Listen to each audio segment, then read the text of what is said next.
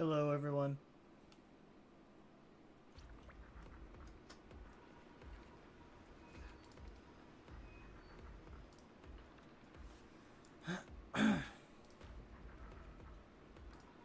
Alright, let's see if my capture will work today.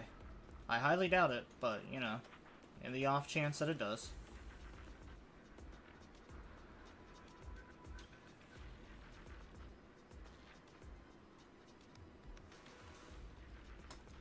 Alright, that would be a negative, Ghost Rider.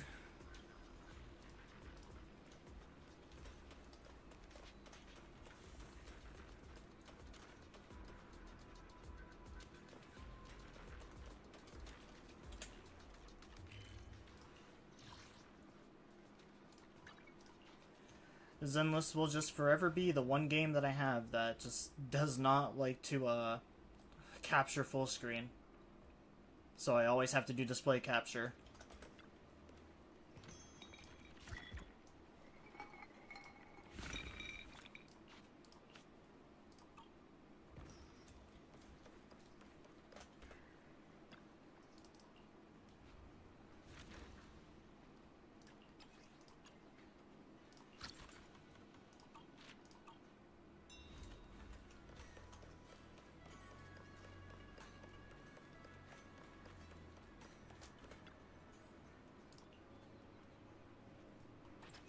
You know, I should probably close my Opera GX.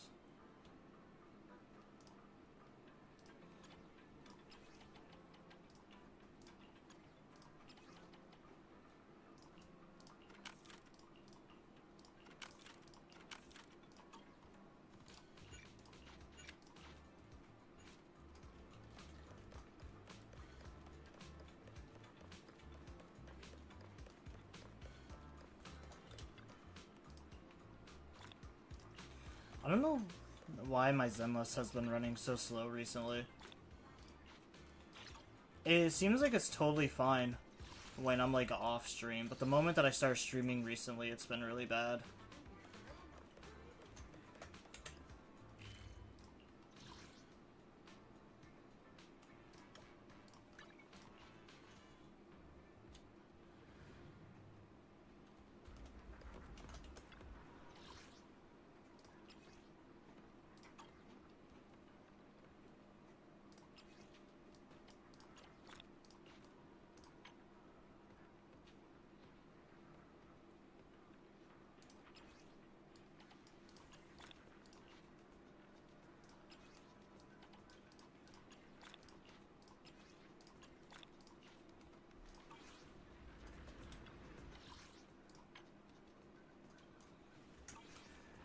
But yeah, I don't really have like a set plan for stream today.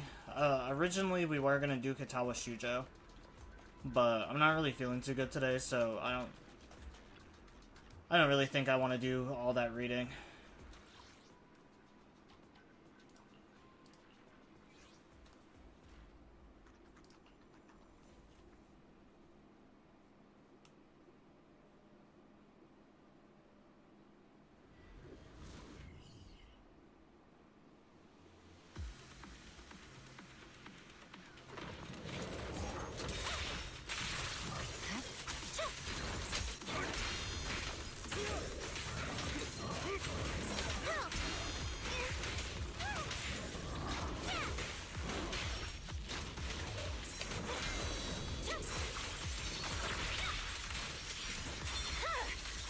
It's over.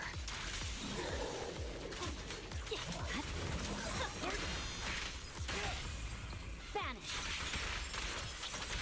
Hey, you wanna play with me?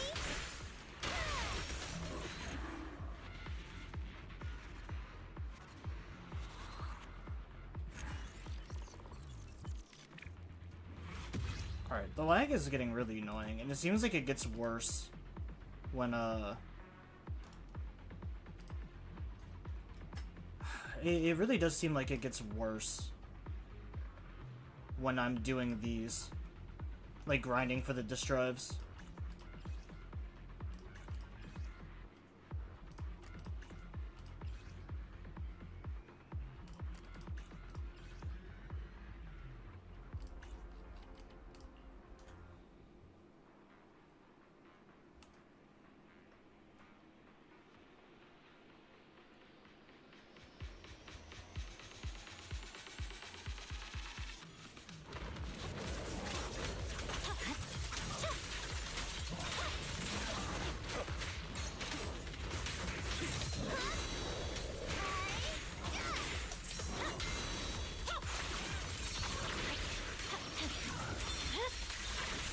healing.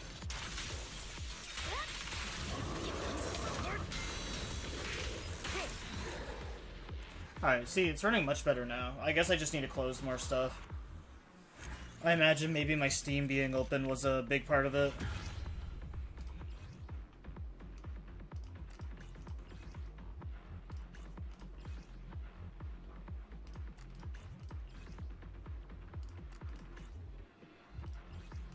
Oh, I just realized the main stat for that was defense.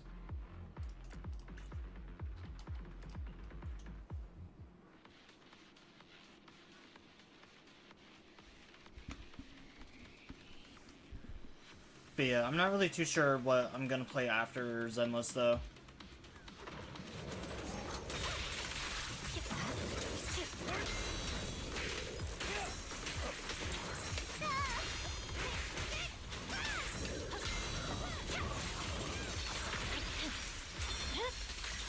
It's over.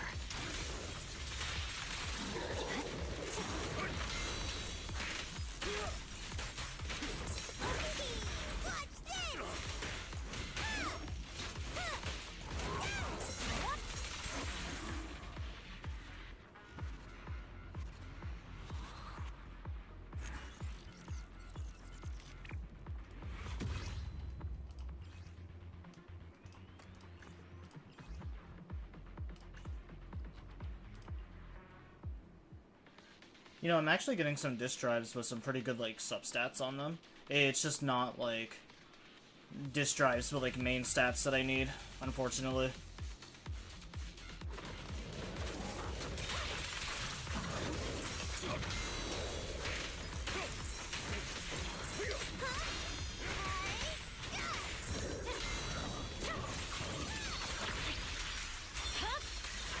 My blade is already healed.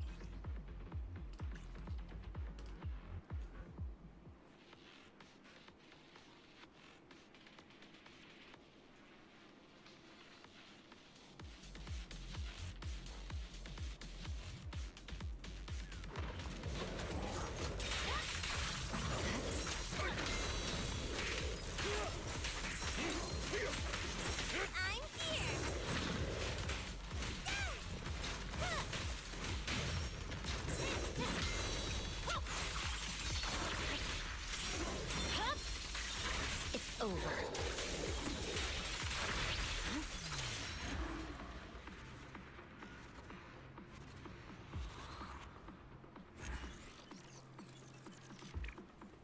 I might just do Persona 4 after. I feel like Persona 4 won't really take too much out of me if I do that.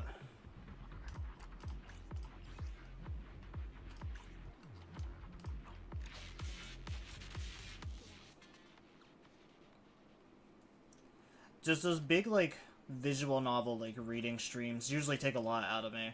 So, I definitely don't really want to do Katawa Shujo today, if that's the case.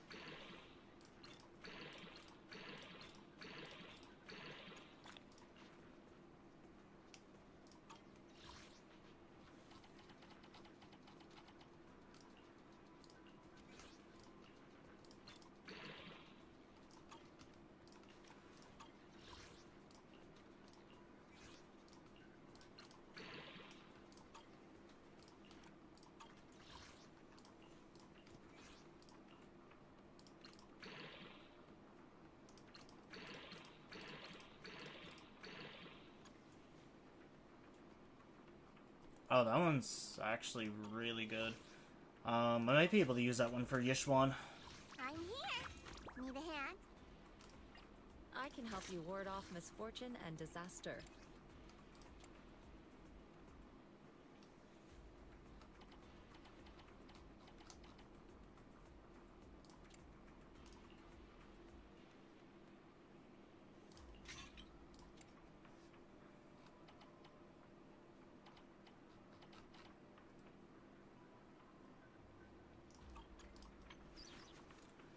Yeah, because, like, one of the issues I had with Yishwan is I need to give her, like, more crit damage and, more HP.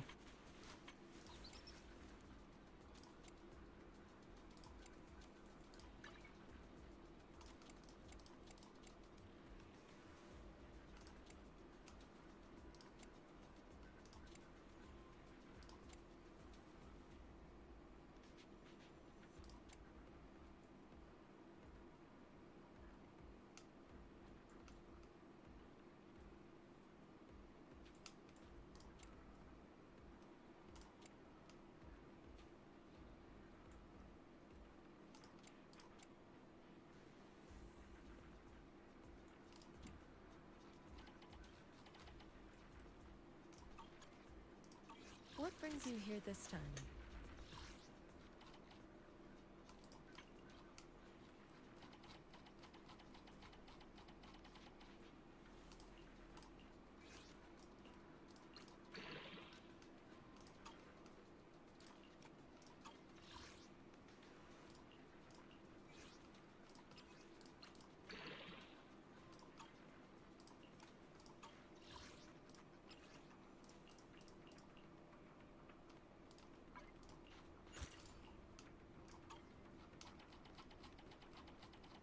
Oh, I guess I forgot one.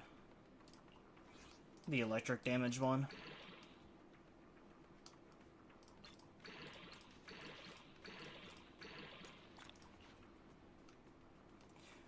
That's not too bad. I don't know if I'll ever need to put this on anyone, but I might as well keep it.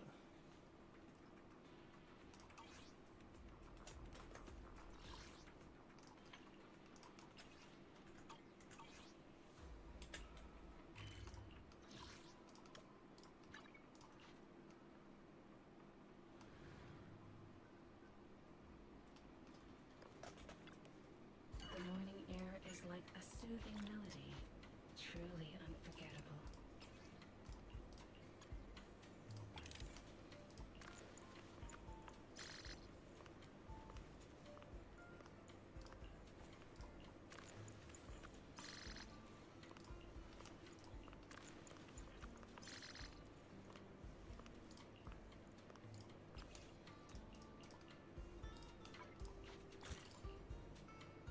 These fragrant melodies will keep me company while I wait for your next visit.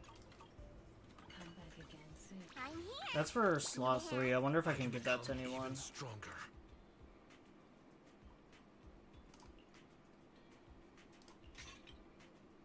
Yeah, I can give that to Monato.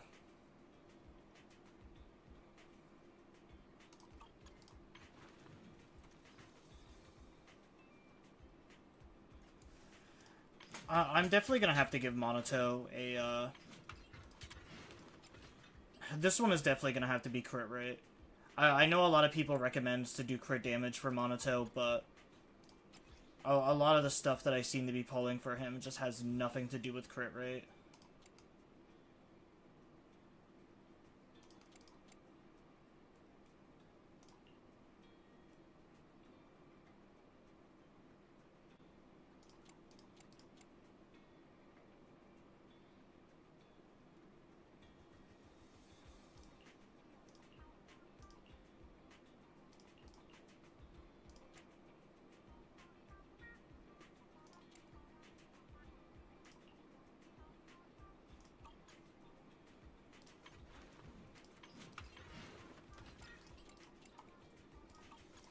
I can become even stronger. Yeah. I really don't know why Monato's been so annoying for me to build. 100 aromas.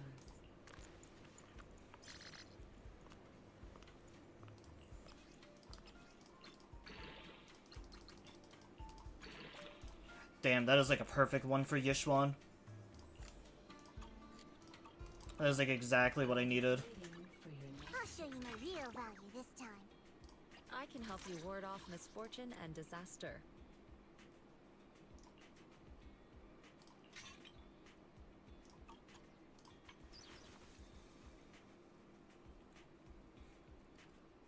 Yeah, she's starting to look so much better already.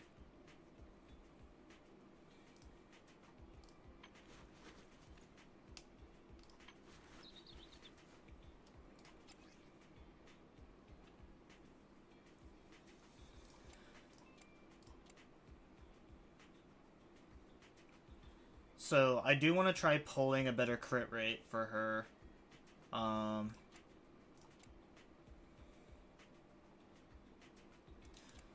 Honestly, kind of like all three of these ones here just need to be completely redone. Better crit rate, better ether damage, and then better HP percentage. But at least she's like slowly starting to get there.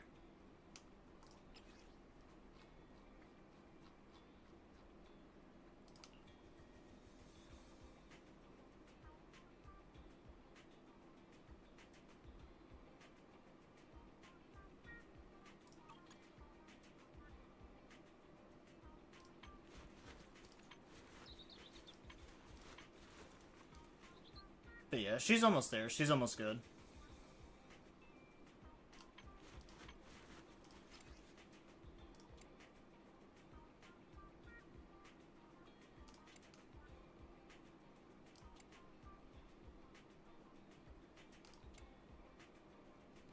But yeah, just all three of the stuff here needs to be redone for her.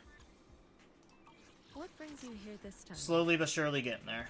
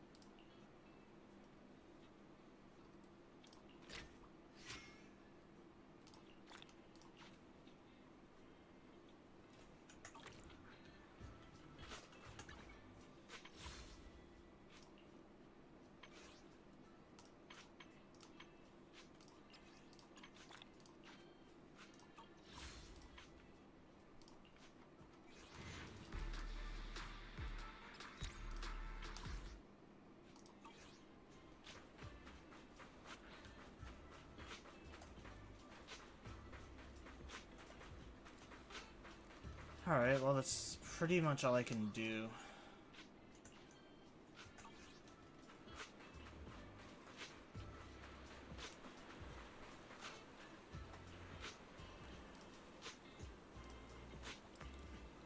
Oh, it really annoys me sometimes that game doesn't fucking screen capture.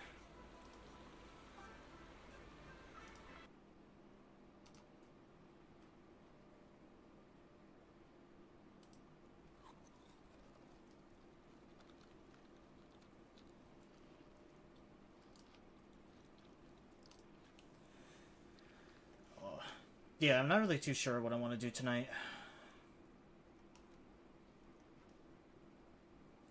Part of me does kind of want to follow the schedule. I've been doing really good at following the schedule for the most part.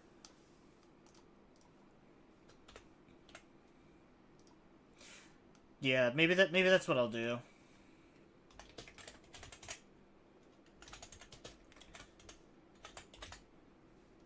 I'll just continue to follow the schedule, I guess.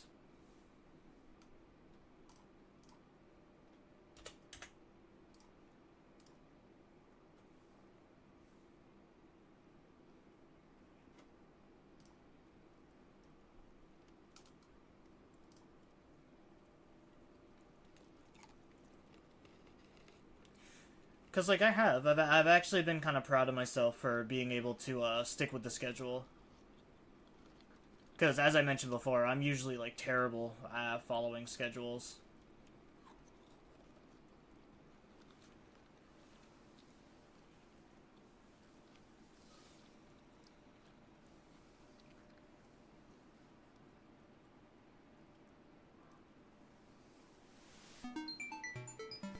And also the biggest issue was I didn't have a game for like our second game nights.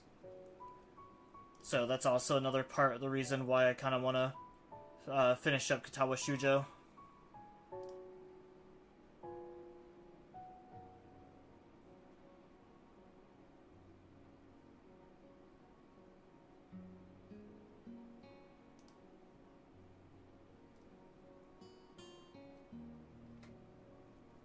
Oh, it's not capturing the window again?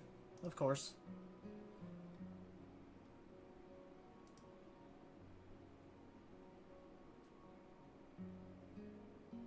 Alright, there we go. I kind of forgot what happened last time.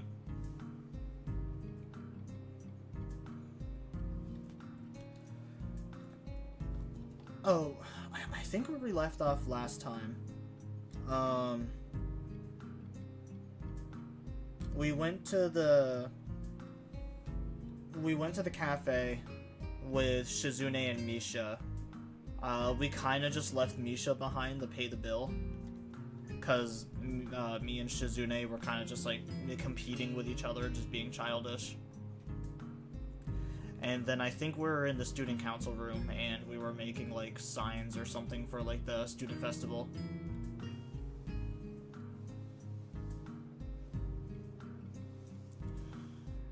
Alright, so I think that's pretty much us, like, caught up. The next day, I wake up feeling lightheaded. It's almost noon already. Sleeping late is fine, since it's a Sunday and there are no classes. Not just a Sunday though, but the festival as well. From my window, I can already see some people at the soba booth slinging noodles onto plates for people with a craving for low-quality foods. I throw back a handful of my morning meds and ponder how to spend the day. There will be a few exams in the coming week, but I don't consider those as ominous as others, so I'm not as worried about them as I probably should be.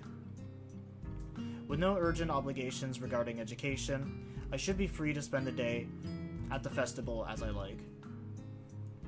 Finishing my morning routine, I exit into the hallway intending to go out and find something to eat. Passing by his door, I decide to see what Kenji's up to today out of impulse. I'm curious if he has any plans, since everyone is doing something.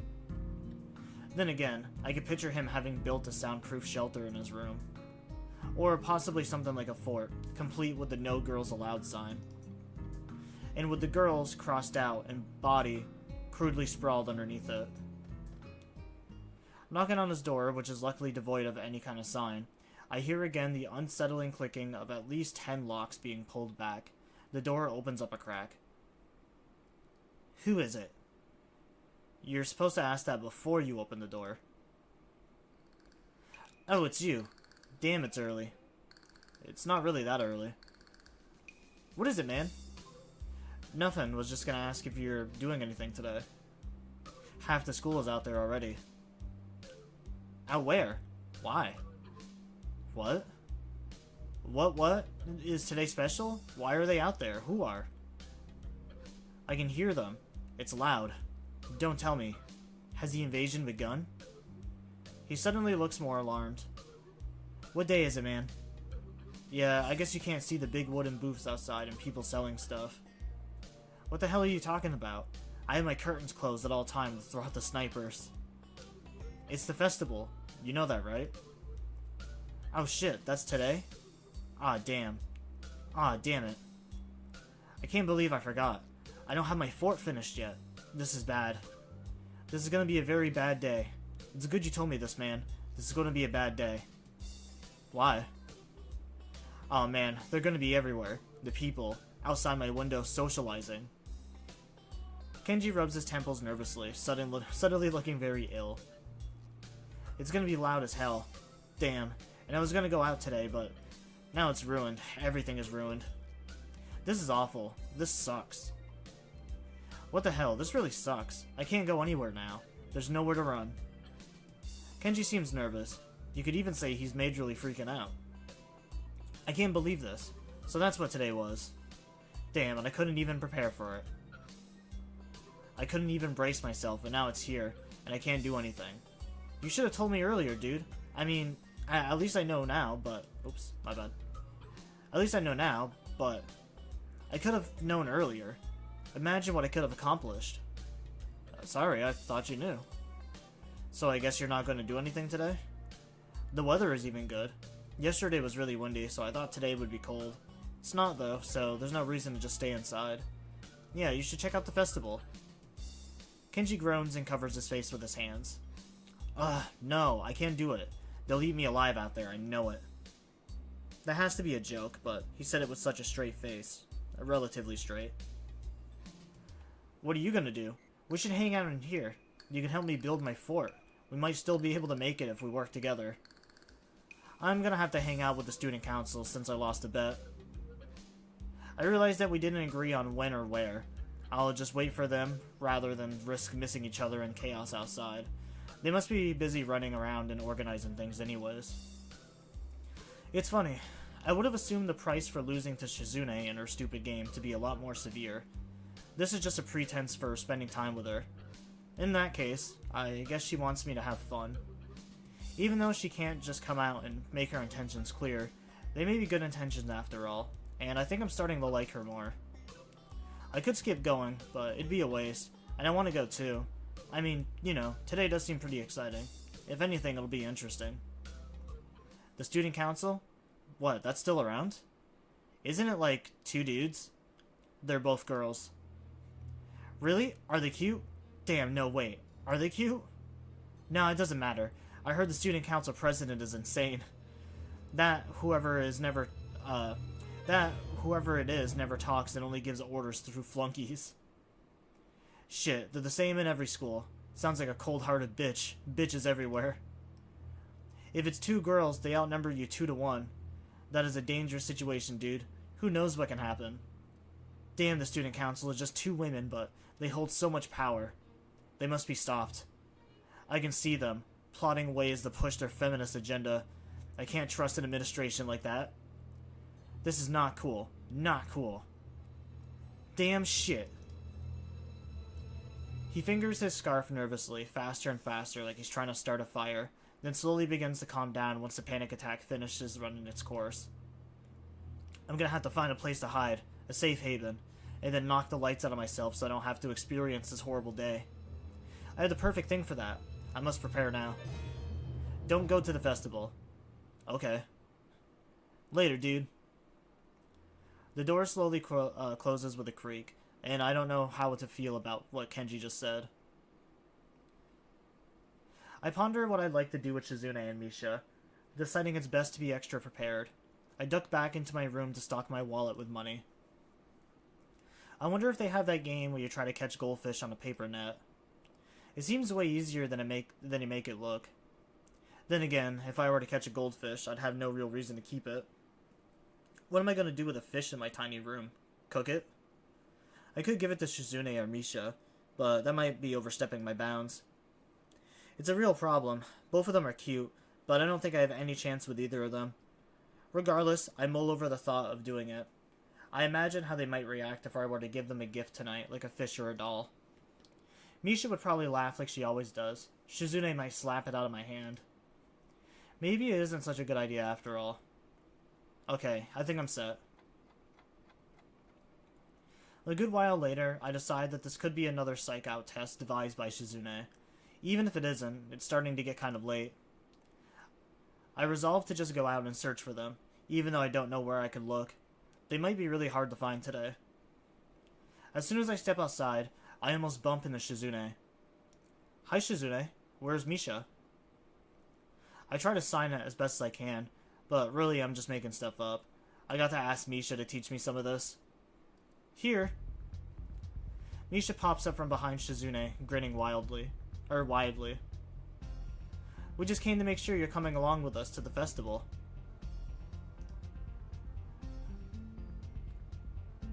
Don't re-age on your promise? I don't think I've ever heard that. I don't think I've ever seen that word before. Promise? I don't think I promised anything. Stop trying to get out of it. Come on, Hick-chan. It'll be fun. You need this anyways, or you'll be a no good person. You don't want to become one of those people who just stay in their dorm rooms all day, being paranoid, do you? I find myself staring over her shoulder at the door to Kenji's room right across from mine. I hope he didn't hear that, but I think Misha wants the opposite. No, of course not. I was just playing around a little and was right about to leave anyways. You two didn't have to come here. Really? Ahahaha, Shik-chan was worried you would try to get out of it somehow. We need you, Hik-chan. Huh? I think my heart just skipped a beat. I don't have the aim to knock the dolls off their pedestals in that one game, and Shik-chan refuses to throw things. Oh. Shizune stares at me, immediately noticing my disappointment. She uncrosses her arms and adjusts her glasses. What did you think we meant? I refuse to throw anything. Why, Shik-chan, that is weird. Well, anyways, Hik-chan, you've thrown a ball before, right? So, you have to come with us. I'm amazed by their logic. I don't know if they're joking or if they're not. I'd feel offended if I didn't know you guys were joking. You're joking, right? It is what it is, Hik-chan. It is what it is, what it is, what it is. Well, that's reassuring. Come on, let's go. The death band is setting up outside your window. Misha grabs me by the hand and tries to pull me out the door, but it's clear that she isn't trying at all. Shizune looks at the both of us, blushing slightly and fiddling with her glasses impatiently. I'm not used to this kind of casual contact, but I have nothing against it. How could I object? It's still light outside, but the sun is getting ready to set behind the trees. It looks like half the school is out here, and I can even see some faculty members standing off to the side, helping themselves to some punch. They're about to empty the entire bowl, to the dismay of the girl working the stall. There are some fortune tellers chatting idly with their friends, while others have already started slinging horoscopes at any who walk within range. I think that kind of tactic is a little too aggressive, but it shows that they're into it. It's refreshing to see, but I don't know if I'll be able to get used to it. I think a lot of that is bullshit. I do like tarot card readings, but obviously, like, even for someone who practices, like, tarot card readings and stuff like that, they tell you straight up to take, like, to basically take all of it with, like, a grain of salt. Obviously, like, it's not supposed to be used as, like, a guide. But, like, to that extent, like, horoscopes and stuff like that, people who can allegedly, like, see into the future and stuff like that, I think all those are malarkey. I think it's bullshit. I don't trust anyone who does shit like that.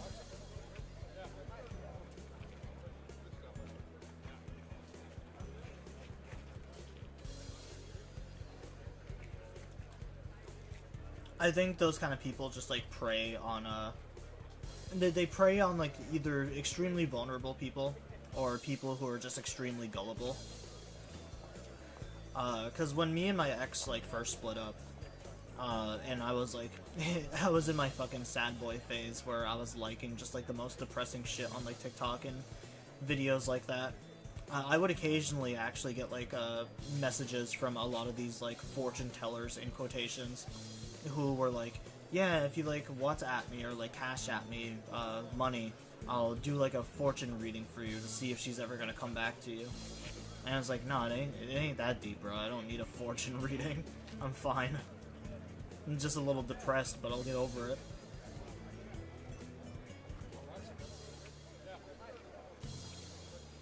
Well, we should get something to eat. Hungry, Hik-chan? Come to think of it, I haven't eaten all day. I don't really want to eat fried noodles. That's okay, there are other fried foods. Are there any foods that aren't fried? Candy, junk food is essential of celebrations. Wahahaha. Come on, I mean, Shik-chan will treat you to one thing. One? Just one. So you can build up energy for your throwing arm. But it doesn't look like all the booths are done setting up yet, so I might not be able to get what you want. I took a look around, surprised by the number of stalls. It's unbelievable. This festival seems larger than the ones you might see in actual towns. Despite what Misha said, it seems like half of the school is already celebrating. The air is humming with the excited chatter of at least half the student body. I can smell food cooking, and it's only making me hungrier by the second. Come on, Hik-chan. The food is already disappearing fast. If you want takoyaki, we need to move now. I could go for some takoyaki. Come on, let's eat that. Alright, I haven't had takoyaki in forever. I'm game. Shizune takes off before Misha can even sigh it back to her, briskly walking towards the takoyaki stand as Misha and I try to catch up. Misha laughs as she skips towards Shizune, who asks for the 3 orders of takoyaki by holding up 3 fingers. I never noticed it before, but for someone who is obsessed with high-class tea, it's a little weird that Shizune is also so into fast food. I take the plate of takoyaki she hands me and wonder if I should dig in. It looks extremely hot. I can see the smoke coming off of it and the oil bubbling on the surface. Shizune and Misha both look at me, as if waiting for me to eat before they can begin. I can't back down, so I spear one on the tiny plastic fork, jauntily sticking up the corner of the plate. However, before I can even put it in my mouth, Shizune and Misha begin eating eagerly. Shizune taking quick but delicate bites out of the takoyaki, while Misha eats with relish like a small child. I guess at the end of the day, both of them are just kids like any other student here. This is kind of nice. I don't think I've had a chance like this in a long time to just hang out with people and enjoy their company. Even before coming here, I've been going through a very busy year. So busy that I hadn't realized what I have been missing out on until recently. Here I feel at peace. This is the soothing atmosphere. I didn't know these kind of festivals still existed. Hick-chan, you aren't going to eat your food? No, I'm going to eat it. I hope you aren't chickening out because it's too hot. That's not it. Even their teasing is beginning to become endearing. I eat quickly before my food can get cold, thinking that the dimly lit paper lanterns glowing warmly against the sunset make for a beautiful sight. Before I can finish my last bite of takoyaki, Shizune steps forward in front of me, standing perfectly straight with her arms rigidly behind her back. I can see she's trying her best to look as serious as possible, but even she can't hide her good mood, as there is a slight smile on her face. Come on, Hick-chan, let's go play some games. Are they even done setting up? No, but it doesn't matter. It doesn't matter. Come on, Hick-chan, before it gets too crowded. Misha puts her hand on my shoulder and laughs very loudly. Come on, the prizes look really great this year. Really, really. Wouldn't you like to win some prizes for 2 cute girls like us? Misha flashes her best cute look, which is admittedly pretty cute. I look at Shizune, expecting her to do the same, but she just looks at me like I'm insane. Misha, stop doing that. Wait, I'm Misha. Hick-chan, hurry up. You've been holding that piece of takoyaki for like 1,000 years. Ha ha ha ha. I like to savor everything that I eat, even this. Without warning, Shizune picks the takoyaki from my hand and plops it into her mouth with a smile. It happened so fast there was no way I could have stopped her. Before I can even fully process what just happened, Misha bursts into laughter, and Shizune smiles at me. Probably the closest I've ever seen to her coming to laughing. Well, that takes care of that. Wahahaha. Shizune grabs my right hand, and Misha grabs my left. You're coming with us. There's a lot to do tonight. You should try harder to enjoy it. Ha ha ha. Running through an already sizable crowd of people, we play the game after game, from ring toss to whack-a-mole to games I've never even heard of. We rarely win, but it's fun nonetheless. Hey, do they have that goldfish scooping game here? Of course. I didn't know you liked that game, Hick-chan. Well, I've always wanted to try it. It doesn't seem too hard. Are you sure about that, Hick-chan? Wahahaha. Okay, okay. We'll see. It should be around here somewhere. But, where are you gonna keep your fish? Do you have a bowl for it? Well, no. Maybe he'll eat it. Ha ha ha ha. Alright, Hick-chan. If we win any fish, we'll give them to you. Oh, really? Another game? Fine then. Shizune pushes me excitedly towards the booth, trying to hide the enthusiasm in her eyes. Fortunately, the two of them fail to catch a single fish, but I don't do any better. I can't help but laugh as immediately afterwards they start tugging me towards a particularly large, colorful stall that I helped build. I remember this one. It had been a real pain in the ass to make.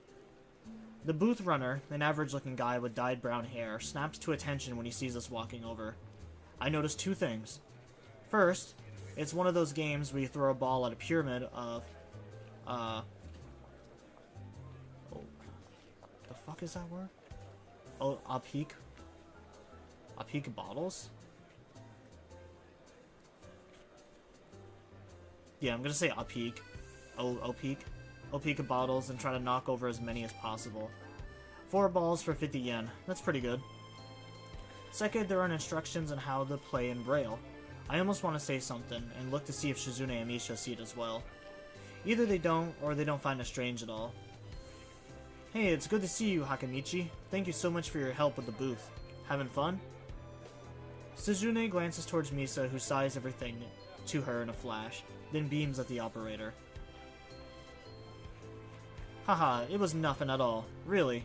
Yeah, this is great. I think the best festival we put together yet. Shiriki, we'd like to play this game. That's okay, right? Of course. It would be really great if you would just give your cute, hard-working student council representatives a prize for all the hours we put into making all these, making all this possible. Haha, no. If anything, Shiriki has balls. Hey, I built this doll. It was a back-breaking job, too. I wasted 2 hours of my life. I think I deserve at least a free round. And me. Me too. Ah. After some hesitation, he eventually gives in and hands each of us 4 balls with a shrug. Barely a second later, Shizune and Misha dump theirs in front of me. What gives? Don't tell me that after making such a big deal out of it, you two aren't actually gonna play?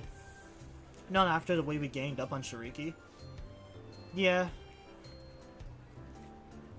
You stay out of this, please. Shizune turns to me and begins waving her hand dismissively. Misha appears torn between translating for her and consoling the booth operator.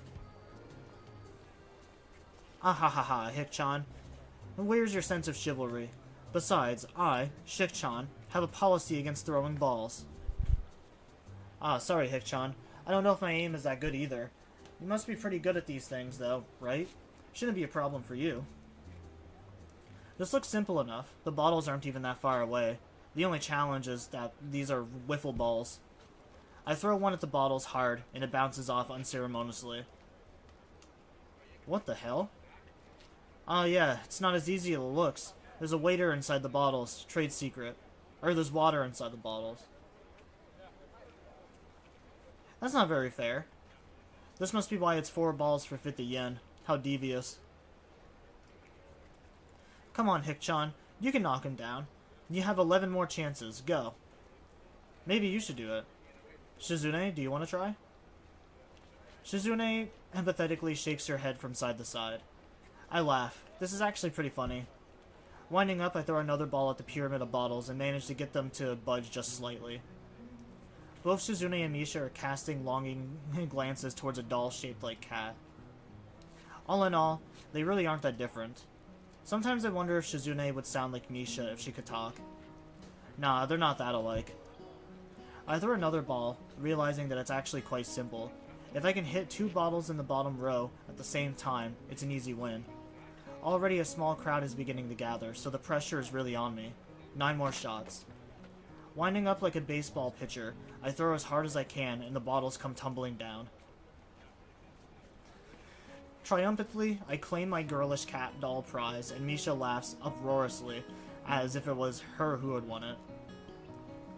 Shizune stares at me with the usual blank expression. It's clear she wants the doll too. Hik-chan, congratulations.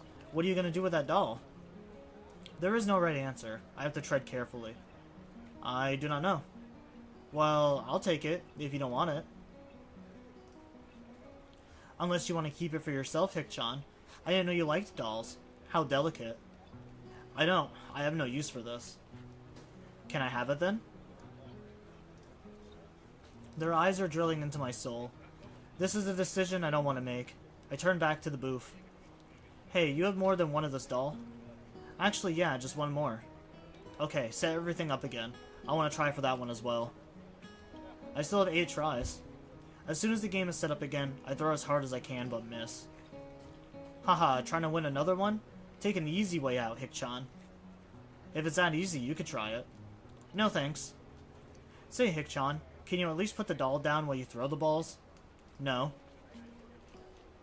There's only one more left. You had better get it. If you fail, I'll kill you. What a clever way to duck out of giving me the doll, though. And by me, I mean me. Ah ha ha ha, just kidding. I can see Misha didn't mean any harm from it, and Shizune seems to be enjoying her joke, smiling at it, but she looks a little depressed afterwards. I decide to hand her the doll, at least while I'm trying to win the other one. It's kind of hard to aim holding a giant cat. Thank you, Hick-chan. Shik-chan seems happy. But you're gonna win one for me too, right? That is what I'm trying to do, isn't it? I throw again, but my aim is way off this time. My arm feels kind of heavy as well, as if blood isn't flowing to it properly. I scold myself mentally, thinking that it's pathetic. I could get tired from something like that. Then I realize maybe it's because of my heart. If it is, then I don't know what to think. It's depressing that even something as small as this is enough to make me realize my own mortality. I guess there won't ever be a time where I'll be able to forget about it. Even today, when I thought I'd be able to just enjoy myself on this beautiful night and in this beautiful place, I can't escape the reason why I'm here. I've never felt so at peace in my life. In this place, which is like nowhere else I've ever been. It's hard now to keep from thinking the unthinkable. That I may just have been sent here to die. These past few days have been some of the best of my life. The first time in a long time that I've ever felt truly alive. But in the end, I'm someone who finds himself reminded every time he climbs too many stairs or throws a ball too hard that he could die at any second. I'll always be limited by this. I feel depressed by that, and angry as well. In the end, I care about my life and I enjoy it, and now it's more transient than ever before. I wonder what it is that will finally do me in. It could be anything. If I'm this weak and pathetic, a bad fall, a punch to the chest, a stray baseball. Now I've lost my will to keep playing this game, but I keep playing anyway. Suddenly, I feel a split-second sensation of pain in my chest, and it comes and goes instantaneously, but it's enough to make me stumble just a bit. Shizune jumps back, startled. She comes closer, staring at me with concern. Misha puts her hand on my shoulder. Hey Hick-chan, are you okay? Yeah, I'm fine. I don't really feel too good right now. I think I'm sick. I don't think I can go on. Misha frowns. Don't strain yourself. If you're that sick, you'll just make yourself sicker. Look, the festival is just getting started, but we've been playing games for a while. We can take a little break if you're tired. Good idea, Shik-chan. I'm feeling a little tired too. I think we're all a little worn out, running all over the school, Hick-chan. I nod. They don't seem to notice anything unusual. That's good. We walk through the sea of people with Misha cheerfully pointing at the faces of everyone she knows. Shizune holds the stuffed cat in her arms, cradling it absent-mindedly. Seems like they're having fun. Suddenly I feel a pang of guilt. Because of my poor health, we all had to stop. Hick-chan, we're both feeling kind of hungry. How about you? I'm not as hungry as I could be, but I do want something to eat. That's good enough, Hick-chan. So what should we get to eat? It doesn't really matter. How about sandwiches then? And we'll need something to drink too. Misha will get everything. What? Shizune looks at me and smiles, and I realize she might be trying to cheer me up with a joke. I laugh. Hick-chan, it's getting kind of crowded, so we might not be able to eat here. It's getting kind of loud too. Maybe we should go eat up on the roof. That's fine with me. It might be a nice view, and there could be a little breeze. Okay then, I guess I should get the food and drinks now, so I'll see the two of you then. Misha gives a clumsy wave and then runs off. Before, I didn't notice how the paper lanterns looked illuminating the dark night, but now that I'm able to see it, it's really an amazing sight. Fireflies float overhead, their soft glow making it look as if it's snowing light in the night sky. This type of thing would be impossible to see in the city. Shizune tugs at my sleeve impatiently and crosses her arms, frowning as if to show displeasure at me for getting distracted. You know I don't know how to read sign language. Come to think of it, Isn't it kind of stupid of me to have said that to a deaf person? She wouldn't have heard it. I shrug, hoping to show her that I don't understand. Shizune shakes her head and dismisses it with a wave of the hand. Maybe I should get around to asking Misha for some lessons on sign language. Climbing up onto the roof, I find myself in awe again at the sheer size of the school. The grounds are so expansive that I can't believe I hadn't realized it before. As I walk across the roof, trailing behind Shizune, I can't help but be taken aback by the stars shining in the sky. Shizune and I sit down on a bench. She seems like she's in a good mood as she smiles softly while the breeze blows through her hair. We look down at the festival, which looks like a sea of glowing amber lanterns and waving paper fans, teeming with people. Some of them festively dressed in yukata. In fact, most of the girls seem to be wearing yukata. I wonder if Shizune and Misha didn't dress up today. Or why Shizune and Misha didn't dress up today. The two of them look nice in yukata. I briefly think about what types they could wear. Shizune would likely go with something traditional. However, Misha is a bit harder to place. Misha arrives, panting as she runs to us, trying to keep the food in her arms from falling. Setting everything on the ground, she lets herself drop backwards. Ahahaha. That took a while. Come on, you two didn't tell me what you wanted, so I got some rice punch, some sandwiches, and some candy too. A little bit of everything. That's great. Let's dig in. Misha takes a bite out of a small triangular sandwich. So, Hikchan, what do you think of the festival? It's nice, isn't it? Yeah. The stars are nice tonight. This couldn't have been a more perfect day. The sound of people talking below us is like faint music alongside the chirping of crickets in the distance.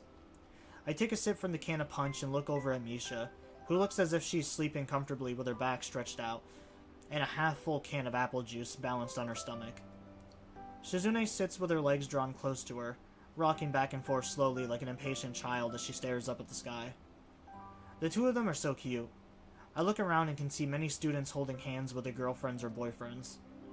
Not too far from us on this roof, there are couples gazing up at the stars or down at the lights of the festival, holding each other's hands. A part of me wants that. Looking at Shizune and Misha, I wonder if maybe I should ask one of them out someday. I wonder if it would be worth the risk. The golden hands moving across the face of the delicate watch on Shizune's wrist catch my eyes, and I see that it's getting kind of late, but the festivities are still going strong. Shizune is still holding the stuffed cat I won by the paw. She notices me looking at her. Offhandedly, she offers it to me. I smile, wanting to ask her what I would do with it, but she wouldn't be able to understand me. I shake my head and try my best to tell her to keep it, hoping she'll understand. As I look out towards the school, I can see before me so many people, all of which are happy and cheerful. Watching them makes me feel content. This really is something. Today was worth it. But I still can't shake the feeling of guilt and melancholy from earlier. They kept hanging on to me, and I can't let them go. Shizune sighs something to me, and I can't understand her. No matter what I say, she won't be able to hear me. I can't understand you, Shizune. Well, whatever. I wonder if we both consider ourselves at fault for this. Anyways, I'm sorry for not being able to understand. You know, I'm almost glad that you tried to coerce me into the coming here. If I attempt to date you, though, I might have to think more about that side of you. No, actually, I'm glad. Today was nice. You would be cuter if you smiled more. You have a nice smile. Frustrated, she stands up, arms behind her back, looking authoritative and confident, and gets the backdrop of the stars. Shizune suddenly throws her arms out towards the open sky, seeming to hold it between her. It's as if she's telling me to look at everything in front of me. The school bathed with the festival glow and lit up with a colorful yukata, the roof illuminated by fireflies, the sky so vast that it imposes the feeling of awe onto you. What does she want? It slowly dawns on me with time. This beautiful scene before me is proof that there are things wonderful enough that spoiling them with a bad mood would be unforgivable. I can feel the weight of Shizune's personality pressing the point further. Thanks, I guess. I look away, but then Shizune grabs me by the shoulder, her watch brushing against my cheek. With her left hand, she points up at the sky.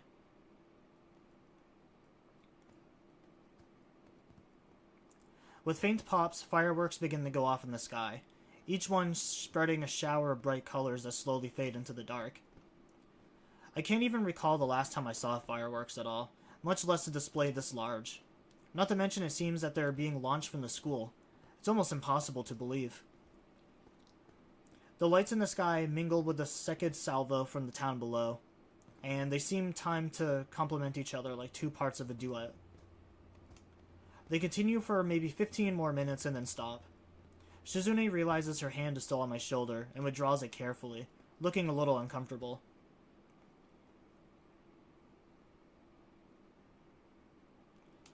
Regaining her composure, she grins, with her hands on her hips and her chest thrust out in front of her. It's in these moments that she seems most like a regular teenage girl, energetic, happy, and carefree. I eat thoughtfully with Shizune, the two of us looking out at the gradually thinning crowds below in silence. She sits leaning forward slightly, her chin resting softly on her hands with a contented look on her face, with just a hint of wistfulness. All the while still gently holding on to the stuffed cat's paw. I start feeling tired, and I tell her that I'll see her and Misha tomorrow, without even realizing that she can't hear me, and then start walking back to the dorms. I feel warm and alive, even in this chilly night air. The image of Shizune standing forcefully before the stars themselves, denying my self-pity, does not leave my mind easily. If it only takes a moment for there to be love, I think I may be falling in love with her. And just a little bit.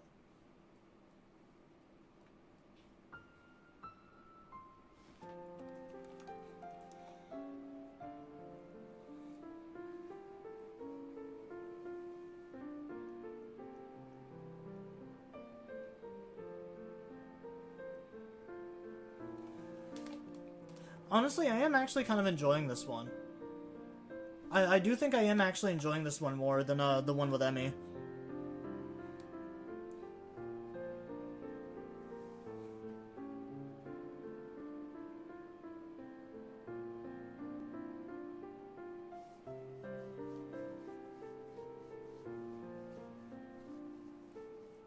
Also, did any of the other stories have an animation like this?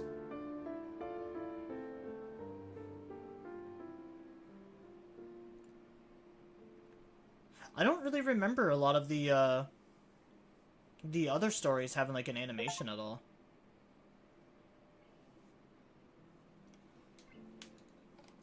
That one was honestly kind of nice, and it definitely gives a hint towards Misha getting jealous of us eventually. The next morning, I recall what a perfect night last night was, so much so that I can't stop thinking about it. It's probably not the most appropriate time to reminisce, since I have a test first period. It's so unfair. How can they do this?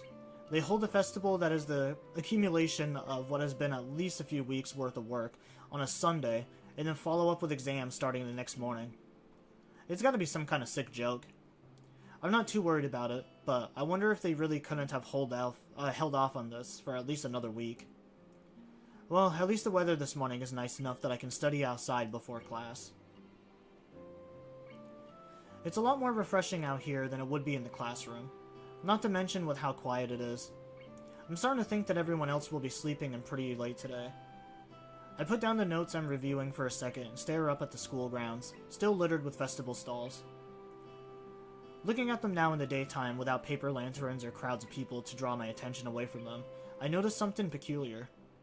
A lot of the stalls that Shizune, Misha, and I visited last night also happened to be the ones that we worked on. That's cute. Did Shizune come up with this? It had to be intentional, especially knowing her. Did she hope that I would catch on and see the fruit of our labor? I hear footsteps crunching the grass behind me and I turn around. I feel slightly paranoid, but all I see is Shizune standing there with an inconspicuous look on her face. Good morning. Why do I keep forgetting that she can't hear me? It's probably because I've gotten so used to Misha translating for the both of us that I haven't actually run into many situations where I was forced to acknowledge Shizune's deafness and the problems that could stem from it. I think yesterday was the first. I gave her a wave anyways. I can't at least do this much, but I'm not even going to pretend for a minute that I could hold up a conversation with her, considering my ignorance of sign language. It would be rude to just go back to my notes. I don't really know what else I could do. Where's Misha? Not just because I can't understand you. You two are always together anyway, so I'm not used to seeing you apart. I know it's silly, but for some reason talking to her makes me feel less awkward. Surprisingly, she doesn't get mad at all. She starts signing, but it's different than usual. Shizune's hands move more slowly, and the gestures are simple. I quickly realize that this isn't sign language at all, but she's still attempting to communicate with me. So is this the sign language equivalent of breaking it down into layman's terms? I'm terrified that if I attempt to gesticulate back, I just look like a total dumbass. The look on Shizune's face tells me that she is starting to think that I'm trying to have any kind of back and forth like this is not exactly the best way to accomplish things. There has to be a better way. Writing on a pad? Well, I do have a paper and pencil. What else, though? Cell phones? I don't really have much use for mine here, so I barely carry it around. And I don't know if Shizune even has one. She takes the initiative, holding up a finger to ask for a pause before pulling out a pad and pen from her bag and writing a single word on it. Hello. I stare blankly at her and receive a similar but somehow more intimidating stare in response. She nudges the pad in my direction forcefully, clearly wanting me to reply. Good morning. Shizune beams with a disproportionate amount of happiness. She starts twirling her pen triumphantly as she thinks about where to go from here. Oh come on, it's not like we just invented fire. Shizune pushes up her glasses curdily, as if she had heard me, and then starts writing at me furiously. Use the notepad, right.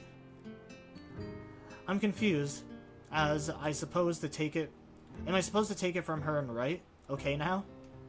This is about the furthest thing I could imagine from a smooth, flowing conversation. It makes me envy the ease at which Misha is able to communicate with Shizune. Are you studying for the test? I'm pretty sure I can get away with answering simple yes or no questions like this with nods. You're here very early. Most people sleep in late after the festival. That means you're abnormal. Is that so? You're here too. Before handing that response back to her though, I remember what I noticed earlier in Ad. Yesterday was fun. I noticed today that I built a lot of the stalls we went to. Maybe that's why they were so familiar. Was this another game? She shakes her head from side to side indignantly. No tricks. I thought that because you had made those stalls, they were the most important ones. We had to visit them because everyone should be able to appreciate the fruit of their labors. I wanted you to be able to see and enjoy what you had done. I'm sort of touched. Still, I have to wonder why she would go so far out of her way, and I ask as much as my response. Because you were depressed. I want to say that I was depressed for days, but stop.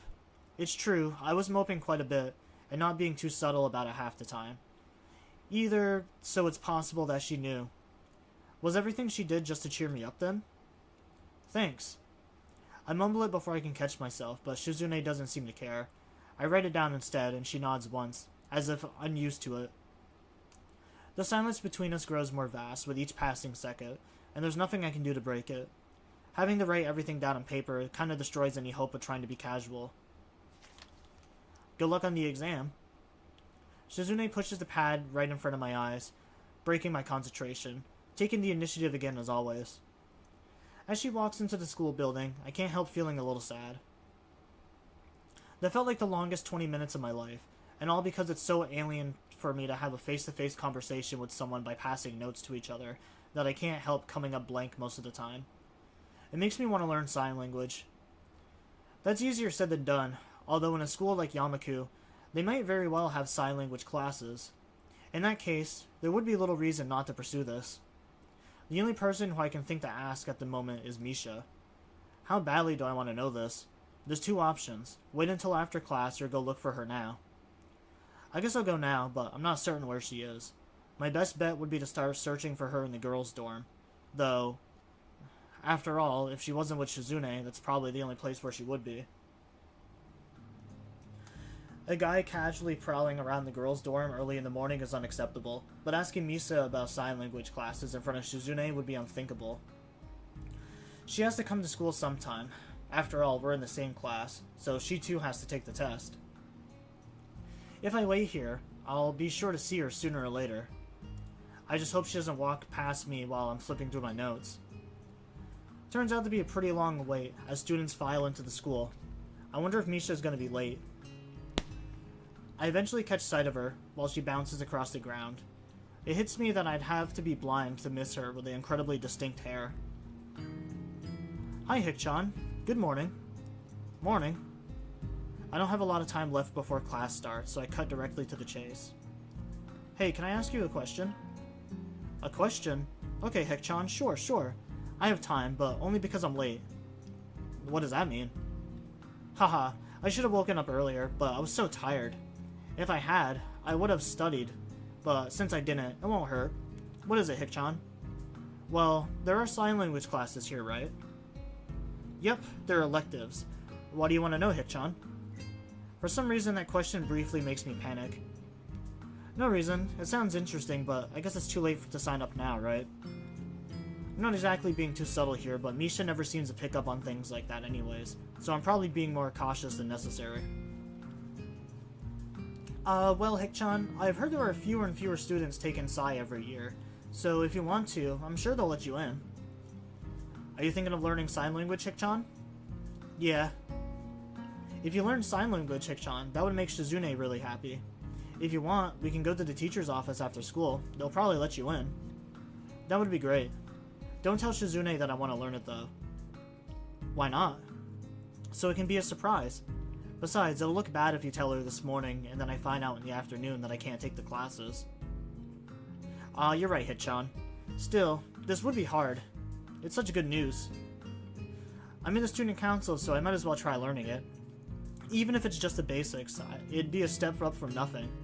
Besides, Shizune and I can't keep relying everything through you as if you were a phone or something, right? Wahahaha. You're right, Hikchan. The bell rings to signal the start of the first period, cutting through our conversation short. I guess I'll just ask the teacher after classes are through. Her reaction was a little strange, but I forgot about it as the days go on.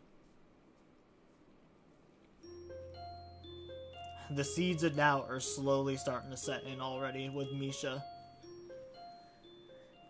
I do genuinely feel bad for Misha. Unfortunately, I already know like what happens with the story.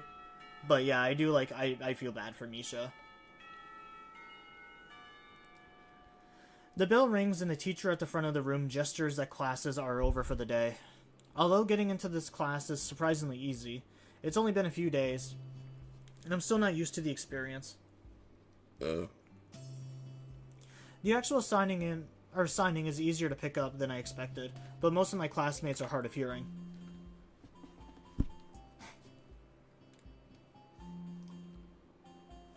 On top of that, the teachers favor immersion. I haven't heard her speak since I asked if I could take the class. It's an alien concept and really unnerving.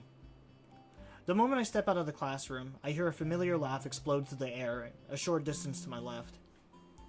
Hi, Hikchan. Misha's not in my sign language class, so this is the first time I've seen her in this context. I still don't know whether or not being in my class is good or bad.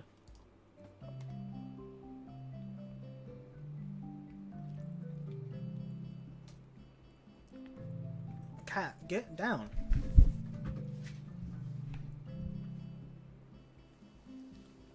She's fucking on it today with just laying right in front of my keyboard. Literally laying in the worst place possible. When there's an entire, like, table to my right side that she can lay on.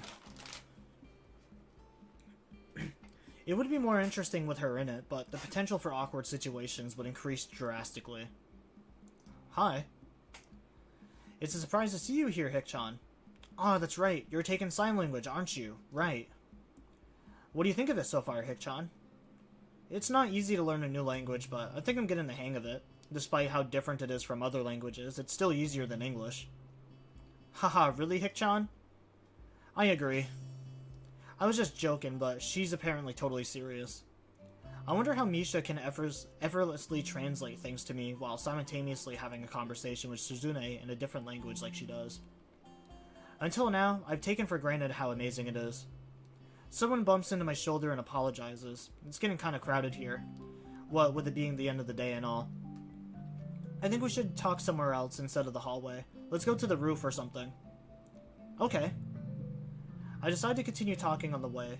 It's surprisingly quiet enough to carry on a conversation while doing so. It's still taking me some time to get used to having to look at the teacher constantly. I guess I took all those years of simply listening to the lectures while I doodled for granted. It makes taking notes a lot more difficult too. The introductory class is small, and I'm already behind. I guess I have a lot of stuff to do. Yeah, this is much better.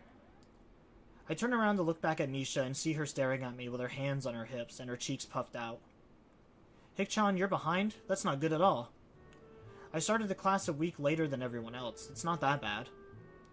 Okay, Hick-chan, let's review what you learned then. I'll tutor you, okay?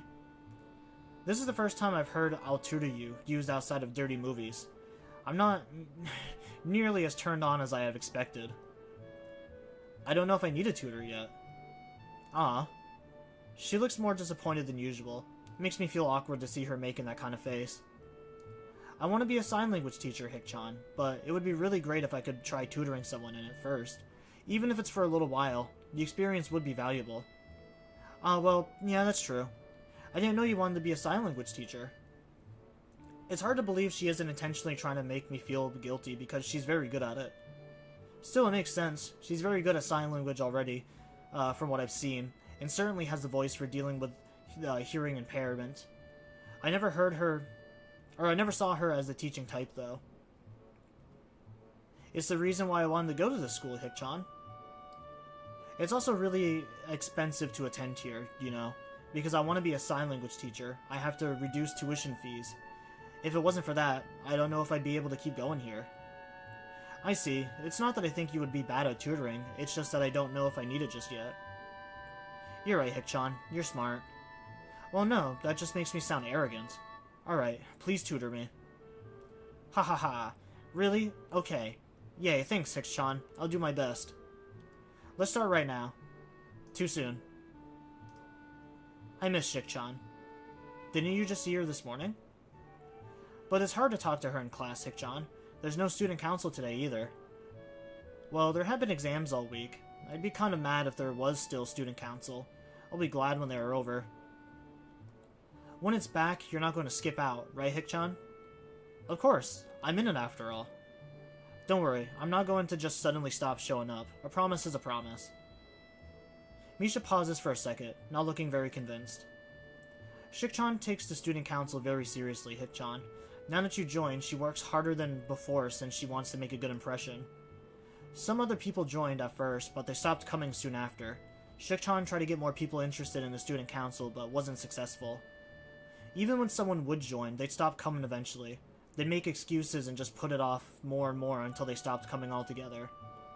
However, I believe that you really mean it, Hick-chan. My eyes stay focused on her hands, tilting and moving aside, or moving almost of their own free will, softly signing everything she is saying to herself as she speaks. When you said you would join, she was really happy. Hick-chan thinks you're interesting. An uninteresting person won't have the drive needed to join. Even if they do, a person that isn't interesting will quit soon after. That's what Hick-chan said. So it's my duty to make sure you keep going. Is that why you want to tutor me? You're kind of sneaky. Really, Hick-chan? That's the first time anyone has said that about me. Wahahaha. There's no chance that I would avoid student council work now. Thinking back over the past few days, I've started to realize that the only reason I joined in the first place was because of Shizune. Her competitiveness and the force of will are alluring. I can't tell Misha that, though. Okay, Hick-chan, let's review what you learned in class today. You don't even know what I learned in class today? You're right, Hick-chan. Okay, let's start with the basics then. I'll just teach you everything from the beginning. You're kidding, right? Huh? You're serious? That's like days of lessons, and we're not even learning on the same level. It's like riding a bike, Hick-chan. You never forget the basics. I don't know how to ride a bike, though. Oh no. Right. I want to be a teacher one day, so of course I know what I'm doing. Okay, we're starting.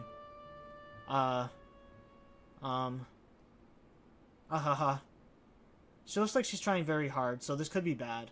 Well, learning a language is vastly different from teaching it, and the first step is usually the hardest. Honestly, I couldn't do any better. Still, Sign language was formally introduced in the 18th century by a Frenchman named, whose name I can't pronounce, and he started the first public school for the deaf in 1755. But the unwritten history of sign language is said to... I don't really know how to start. Sorry, well, what better place to start than the history of sign language, right? No, wait, maybe the alphabet. Okay, the alphabet it is then. Okay, Hick-chan.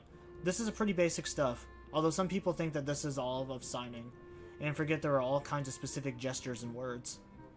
Although you can't really get anywhere else without the basics, this is A. Do you see it? Now you try. I already know this, though. I humor her anyways. Haha, yeah, that's it. Now this is B, this is C. Misha makes one symbol with each hand, without specifying which is which. And now D, E, F, G, H, I, J, K, L, M, N, O, P, Q, R, S, T, U, V, W, X, Y, and Z. Yeah, this is bad. Do you think Shizune wants to do some student council work today anyway? We could go. Of course not, Hick-chan. Come on, I'll do it again. Your turn. So there's really no student council work that needs doing, or anything like that? What are you talking about, Hick-chan? Come on, sign, sign. Like this? No, like this. Like... this. Uh-huh. I wish Hick-chan were here. This would be so much easier with her. Haha, that's how your sign language is taught most of the time. Anyway, with 2 instructors. Did you know that, Hick-chan? No. I let my brain run through what this would be like if Shizune were here. Hick-chan, are you paying attention? Yeah. Hick-chan says that sign language is different from any other, because you have to think about everything before you say it. That means every word has more weight, Hick-chan. Every single one is more important than normal. So pay attention, please. She continues her basic rundown of the basics of sign language. Eventually, she starts talking about stuff I start to recognize. In the end, I'm impressed. It took a bit of stumbling to get there, but as a teacher, she's pretty good when she's serious. After a while, I start to notice that it's getting late, so I thank Misha, bid her goodbye, and go back to my dorm. I learned a lot today.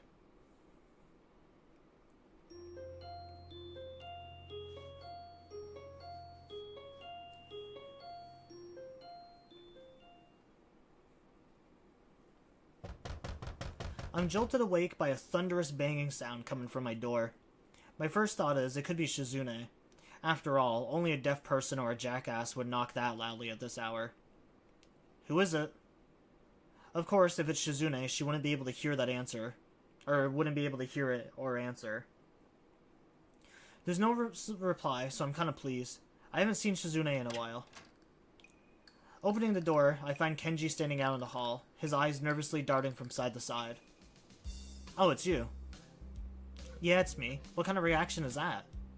Well, I'd be able to give you a more personalized response if you had answered when I asked who it was. Kenji frowns and pushes up his glasses exactly like Shizune. Why are you making that weird face? I wonder how he's able to see me making a face now, yet wasn't able to the millions of other times I reacted to something weird he has said or done. I kinda want to pursue this, but am too tired to actually do so. Shizune pushes her glasses up just like that. You know, the student council president. It's just a little weird. What the hell? What do you mean there's a girl who does the same thing? You mean she touches her glasses? I do that. That's my thing. Who is this bitch? Why are all bitches up in my business, stealing what I do? His character flips from anger to fear in the blink of an eye. Is she trying to replace me? Pod people? No, wait. That's an exact copy. Pod woman. It's like my 2 greatest fears combined. It is! I can't believe he has a point. Hey, you gonna go into town today? Maybe later. Okay, awesome. I have some stuff I want to pick up for me at a post office. Some delicate and secret stuff. He speaks in a whisper, as if talking about his mail, and even a normal tone of his voice will jeopardize it. You can have your mail sent directly here, you know. No, you can't. You could have your mail sent to the school, and then the student council picks it up, and then they give it to you. That's not the same as the mail appearing in your hands. I don't trust the student council. Many dudes don't get their mail here, you know. They probably steal it all. They think that just because it's sent to them, they have a license to steal. I can see them now, elbow deep in mail, fast grabbing all the free swag they can get a hold on. Sickening. Where can I find this mailman who can conjure mail out of thin air and into your hands? I don't know. I bet the student council killed him to preserve their monopoly on all the students' shit. It doesn't work that way. Is that what you wanted, though? Fine, I can pick up your mail for you, but eventually I'm gonna collect on those favors. You already owe me some money. Thanks for reminding me. I'll pay you back after I get my package. Yeah, my bad. I can't really pay you until then. I'm still broke. Then I'm basically doing it for money like a job. What do you need the package first? Is there money in the package? Nah. I'm seriously dumbfounded. Why can't you give it? Because I am going to remodel my room today into a war room. As the days go by, I realize more and more how dangerous feminism is. It really is everywhere, even in places like Iran. You can't tell how far up it goes. When the war begins, if we haven't transcended the concept of nations to fight for our gender, it will be chaos. No one will know who will take what side, and a war against feminism wouldn't just mean World War III, but the end of all life on Earth as we know it. If we lose, all of our supple Japanese women will be raped and enslaved by a bunch of psychopathic lesbian supremacists. Meanwhile, the handful of men that didn't die in the war will be castrated and forced to repair toilets and build massive monuments commemorating the feminist victory. That's crazy. You're crazy. I think you're overthinking this. As the days go by, I realize more and more that you are not ballin'. We've only talked like 4 times. Oh, sorry. Yeah, whatever. I'll get your package. Awesome. I close the door and jump right back into bed. The second my head hits the pillow, a painfully loud ringing assaults my ears, and I realize it's my clock. The alarm going off means that right now is the time I'm supposed to wake up in the first place. On weekdays, at least. I pick it up and throw it without looking up. I get wedged between the bed and the wall, the noise not stopping. In fact, it seems to grow louder. By the time I'm able to pry it out of there, I know I'm not going to be able to go back to sleep. The only thing I can think of doing now is just going into town and just getting Kenji's stupid package, but it's too early for that. After showering, I take my medication. I'm actually very hungry today since I went without dining yesterday, and before that, I just had a very late lunch. I eat the pills, chomping on them like a leg of lamb. They are unbelievably bitter and disgusting. Well, good medicine tastes bad, or something like that. I'm still hungry, and there's a lot of time to kill, so I decide to go into town and find somewhere to have breakfast. You know, my mom used to kind of say the same thing. My mom used to always say that, like, if medicine tastes like shit, that means that it's good for you. Which, I mean, fair enough. That does seem to be how it works.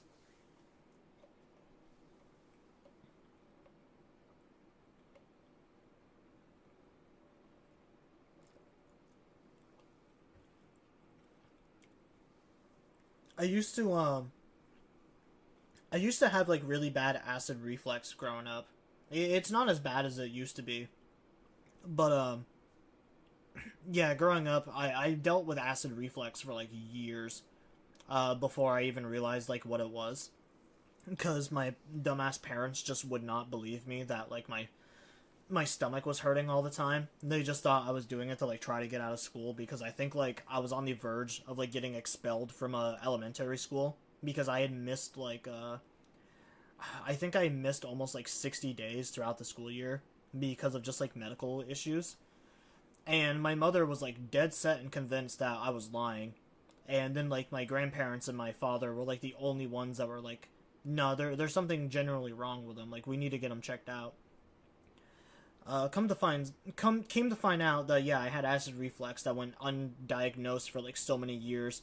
My fucking, like, lungs and my esophagus have, like, so much scar tissue in it from when the acid, and, like, the air and basically, like, the fumes from the acid would, like, travel up into my lungs and throat, because I would basically get that, like, I would get that feeling all the time where you kind of, like, throw up in your mouth, but then you just swallow it back down.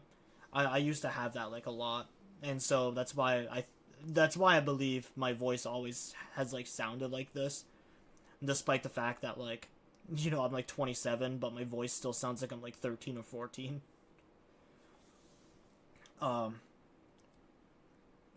But yeah, anyways, going to the actual point, Me and my brother both have acid reflux, but his medicine was this really disgusting, like, chalky shit. We basically had the same tablets that we used for acid reflux, but, like, mine was strawberry flavored, and his was this really disgusting, like, chalk one. But I found that taking his medicine actually worked better for me.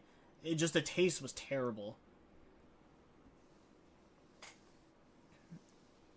That probably made, like, very little sense, but, you know. I guess I just wanted to tell a story there and take a drink real quick. I can't remember the last time I ate out. Besides, the weather is nice, so why not? Yeah. I'm gonna put my sweatshirt on. I'm getting kind of cold.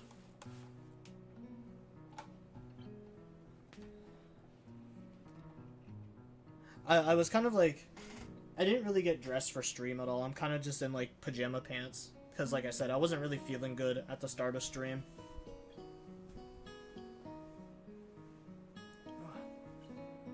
I've had just, like, this really bad headache all day. That's either a headache or a migraine, because it's only on, like, one side of my face that, like, it was really bothering me.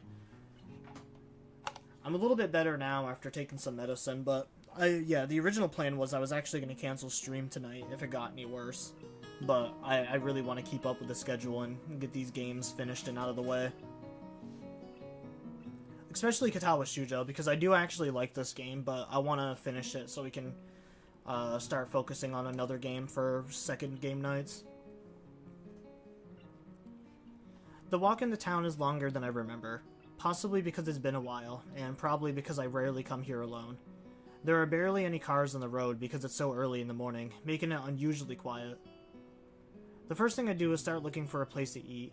Immediately, I think of the Shanghai, but I want something more substantial than sandwiches or cake. Since it's so early, though, I decide to get Kenji's package first. Picking it up at the post office doesn't take very long, but the moment I see it, I'm enraged about what a pain in the ass it'll be to carry this thing all the way back to the school. The box is huge. You need 2 hands to hold it. Insultingly, it's not even very heavy. I was thinking of wandering around for a little while, but with this thing in tow, that's going to be a real problem. I guess the Shanghai is my only option now. Everything else is closed, and the ones that aren't all have about the same menu. That fact also makes me want to throw some more business Yuko's way. Before I can even open the door and enter, someone taps me on the shoulder from behind. I turn around and see Shizune there. Instinctively, I look for Misha, but she doesn't seem to be here. Good morning. Looks like those sign language classes are already starting to pay off. I'm tempted to sigh it right back, but then she might think I know a lot more than I actually do. For now, I just give her a wave and open the door. She's probably here for her morning tea and didn't come here to greet me. It turns out I'm right, as Shizune follows me inside the tea house. It's a total ghost town in here. It's not exactly peak hours, but every other cafe I passed had at least a few customers. Actually, the Shanghai has been fairly empty every time I pass by. How does this business stay in place? Hello, thank you for choosing to patronize our establishment. Yuko bows with the force of a falling axe, and her head collides with a box in my hands, launching it forward to the floor.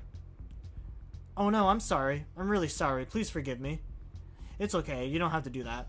Hello, thanks for choosing our shop thing since we know you. But it's part of my job. You're here early. What can I get you? I just want some coffee for now. I wonder what Shizune wants. Without Misha, there's no real way to tell, or any way to even ask. I haven't learned about that yet. She's here, so I'm pretty sure that means that she wants something too. I don't really know what Shizune wants. Does she have a usual? Wait, she might want something else though. Perhaps you should bring us a menu just in case. I look around for one but can't find anything that looks remotely like a menu. Menus, I'll look for one right now. Huh? There are menus, they're just rare. It's only a restaurant menu, not a collector's edition. Weird. Is that what Shizune is saying? Nah, she can't hear you. It's just weird for a cafe to make you have to go out of your way to look for a menu. Weird. Yes, you're right. It's so illogical. There are so many things like, why is it called a Shanghai? This is a Western-style tea house, but the name is Chinese. And the architecture is old-fashioned, but my uniform is so modern and sophisticated. She looks like she's about to pass out. If she does, she'll probably fall forward and make a mess of everything. I can't work here anymore. What a bad place for her circular train of logic to end. No, come on. That kind of stuff is what sets this place apart. There are a lot of cafes around here, you know? I think it's charming, really. Please don't quit. Business is good here, isn't it? Not really. See, I think this is a good job for you. It suits you. You shouldn't quit. I've never had to defuse this kind of crisis before. Eventually, I managed to calm her down and convince her that I'm sure Suzune just wants what she usually orders here. Yuko walks away to get her drinks, and by then, Shizune has already picked a table. There are no other customers, and Yuko isn't the most talkative person, so it's very quiet. It doesn't really bother me, but I wish there was some way we could communicate. There are so few moments when we're alone. Shizune and Misha are almost always together, to the point where sometimes it seems like they are one. Now it's just me and her, and I'm unable to understand her, and have her understand me. It's terrible. You don't have your little notepad today? I know it's the weekend and all, but it's not like you to be unprepared. Oh, that's fine. I don't really like using it anyways. Still, it would come in handy now. Shizune starts signing in short bursts, punctuated by her stopping to take a sip of tea. It's strange how she doesn't make the slightest attempt to change how she normally acts. I'm talking to her for the most part because I'm not used to the long silences. I briefly wonder if it's the same for her. In a way, however, it seems unlikely. I think it's more that she is the type who doesn't change how she acts for anyone. Hey, it seems like Misha joined the student council because of you. That makes two of us, you know? I'm only there because you forced me into it. Well, not really forced, I guess. If it wasn't for you, I wouldn't have joined. That sounds slightly romantic, and I find myself blushing a little. I feel like such an idiot. Although I still don't know why you joined. It should have been the first thing I asked, in retrospect, but I'm really curious. I'll have to remember to ask Misha sometime. It's nice to talk to you, even if you can't understand me. I wonder if it's the same for you. That would be really great. I don't think sign language will ever be as natural for me as Misha makes it look, but it's gotta be a step up from using pen and paper, right? We've both been finished with our drinks for a while, and Shizune's eyes fall upon the box in its own chair by itself. I'm just picking it up for someone. It's not mine. Shizune pulls it closer, intending to open it. My heart almost leaps out of my throat. I quickly try to pull it back by wrapping my legs around the leg of the chair. What the hell? Don't open it. You can't just open other people's mail. That's not legal. No. When she gets going, there is almost no stopping her. Eyes filled with excitement. She looks ready to fight me over this stupid package, and I realize just how fast this could turn into a game of tug-of-war. I am almost out of my seat now and waving my arms like I'm a air traffic controller before she finally settles down. Suzune pouts, not pleased with having her curiosity checked, and gets up to leave. It's about time too, I guess. We've been here a while. I protectively pick up the box before standing up myself. Suddenly she tenses her fingers excitedly and pulls out a marker from her pocket and starts writing on Kenji's box. Hey, what are you doing? I said this isn't mine. Hey. I can't even see her with it blocking my vision. Fine, at least let me put it down first. I have to read whatever she's writing anyways. I'll help you carry it. It doesn't seem like she's finished though, and Shizune draws a fierce line afterwards to signify that there's a catch. But it's a game. The first one to stumble loses, and the loser has to carry the rest of the way by themselves. That's stupid. There's a 50-50% chance I'll end up carrying it myself. Actually, I feel pretty stupid myself right now. I just forgot she can't hear me. I stop talking and shake my head. I can't understand her at all, but she's coming across very forcefully. It's clear that she thinks that this is a game. Well, if she drops a box or something, she'll have to carry it. That would make things a lot easier for me, obviously. The odds are 50-50 then. They're probably higher than they would be for any other plans of hers. Alright, I'll take it. Thinking about it, I'm not sure how we should do this. Then Shizune grabs hold of one end of the box and lifts it up, and I take the side that she isn't holding. Is this even right? It's very uncomfortable to walk this way. We leave the cafe and I find myself hoping that the streets are still devoid of people. Yuko seems confused as to what we are doing, and I imagine it'll only get worse as more people see us. Shizune doesn't seem bothered at all while walking with her arms at this unnatural angle. She just grins confidently and periodically makes some kind of weird gesture. There are people staring at us as time passes, and the usual morning crowd begins to fill the streets. I feel silly, but I'm sure that if I give up, Shizune will take it as a sign of surrender. I can't allow that because I think I'm doing well so far. Initially, I just write Shizune's little hand signals off as preemptively gloating, but I catch on quickly that she's actually signaling where she wants to go. It dawns on me that this isn't a competition. It's not much of a challenge. First of all, and second, it's really more of an exercise in teamwork. It's just that Shizune has made a punishment of failing instead of a reward for doing well. Our fingers touch briefly under the box, and Shizune moves her hand away, almost dropping her side of the box in the process. Well, that's game over for her. She doesn't look very happy. Does she think I did it on purpose to make her lose? If she does, she isn't making a big deal out of it. All's fair in love and war. I feel like I should take it from her and carry it myself, but she pushes me away when I try. She glares at me as if to tell me off, but she can't. With the box in her hand, she is basically gagged. A sad expression flickers across her face for a second, maybe on realizing that and having to acknowledge that there are some limitations that she has to deal with after all. However, she is still as prideful as ever, even when it's her own deterrent. Her own detriment? Deterrent? I think it's deterrent, maybe. Detriment. Maybe it is detriment, I don't know. That's another word I've never seen before. She wouldn't accept letting me off, allow her to skip out on the consequences of her bet. Anything is fair during the game, but the results have been honored to the letter. Shizune is an interesting type of person. The march back to the dorm is uneventful. Shizune passes the trip by shifting the box around occasionally like a giant Rubik's Cube. It looks like another game she has invented to amuse herself. It can't be good for whatever's inside, but I don't care enough to stop her. Maybe this is how she deals with things, by making everything into a game. It's hard to say for sure, though. It seems futile to try to psychoanalyze Shizune. In the short time that we've known each other, I've been surprised on a fair number of occasions. I noticed Shizune shivering. The wind is picking up, and the school is pretty high up. It makes sense that she would be cold. If I gave her my jacket, though, she would reject it. I take off my jacket and drape it across her shoulders before she has a chance to protest. Her shoulders are slim and delicate, so much so that I want to let my hands linger on them.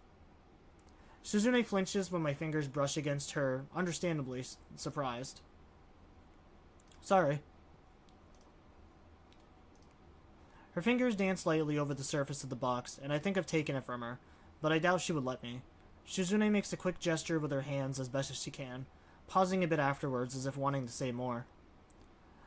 I'm sure that what she meant to say is thank you. I'm glad that I was able to catch it.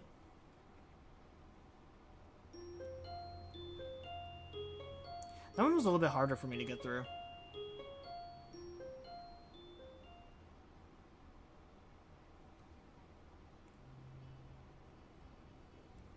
I really need to take another drink.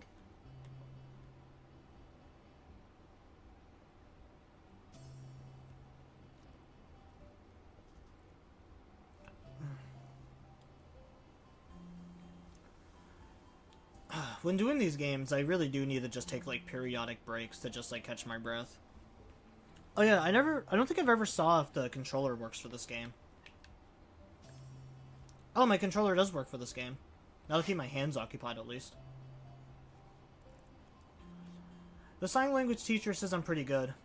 I try not to think about it too much, but the truth is I'm poring over it so much lately that it's hard not to keep coming back to it, at least a couple times a day. I guess I am picking up faster than expected, but still not enough. I understand it's just fine. Understanding it is simple. Well, I have to put my mind to it to read it, but it's easy enough to do it. The signing itself is doable, I just need a little more practice. However, trying to do both at the same time, even at half the speed Misha does, is impossible. Where I'm at now is good for my level, but in order to reach a point where I'll be able to really converse with Shizune, I'll need more work. I'm doing my best to get that point one step at a time by doing as much studying as I can squeeze during lunch. I look up from Introduction to Japanese Sign Language to check if Shizune or Misha are around. Of course, since this has taken up my lunch hour, I have had to avoid them for a few days now. What's more, I'll have to continue doing so if I want to keep Shizune from finding out. My back to the corner, scanning the area every 10 minutes, I feel some kind of criminal trying to evade capture. Every chance she gets, Misha asks me why I want to hide the fact that I'm learning sign language from Shizune. Looking back on it, there really wasn't any reason, but now I think I know. If I want Shizune to be able to treat me as a true equal, sign language is an important step towards that goal. If I want to be able to treat Shizune as an equal, then sign language is an important step towards that goal. Another important step is to make sure she doesn't know, so that when we're able to finally speak on equal terms, I'll be fully ready, able to do it right, not like some, Dolente? Dolteni?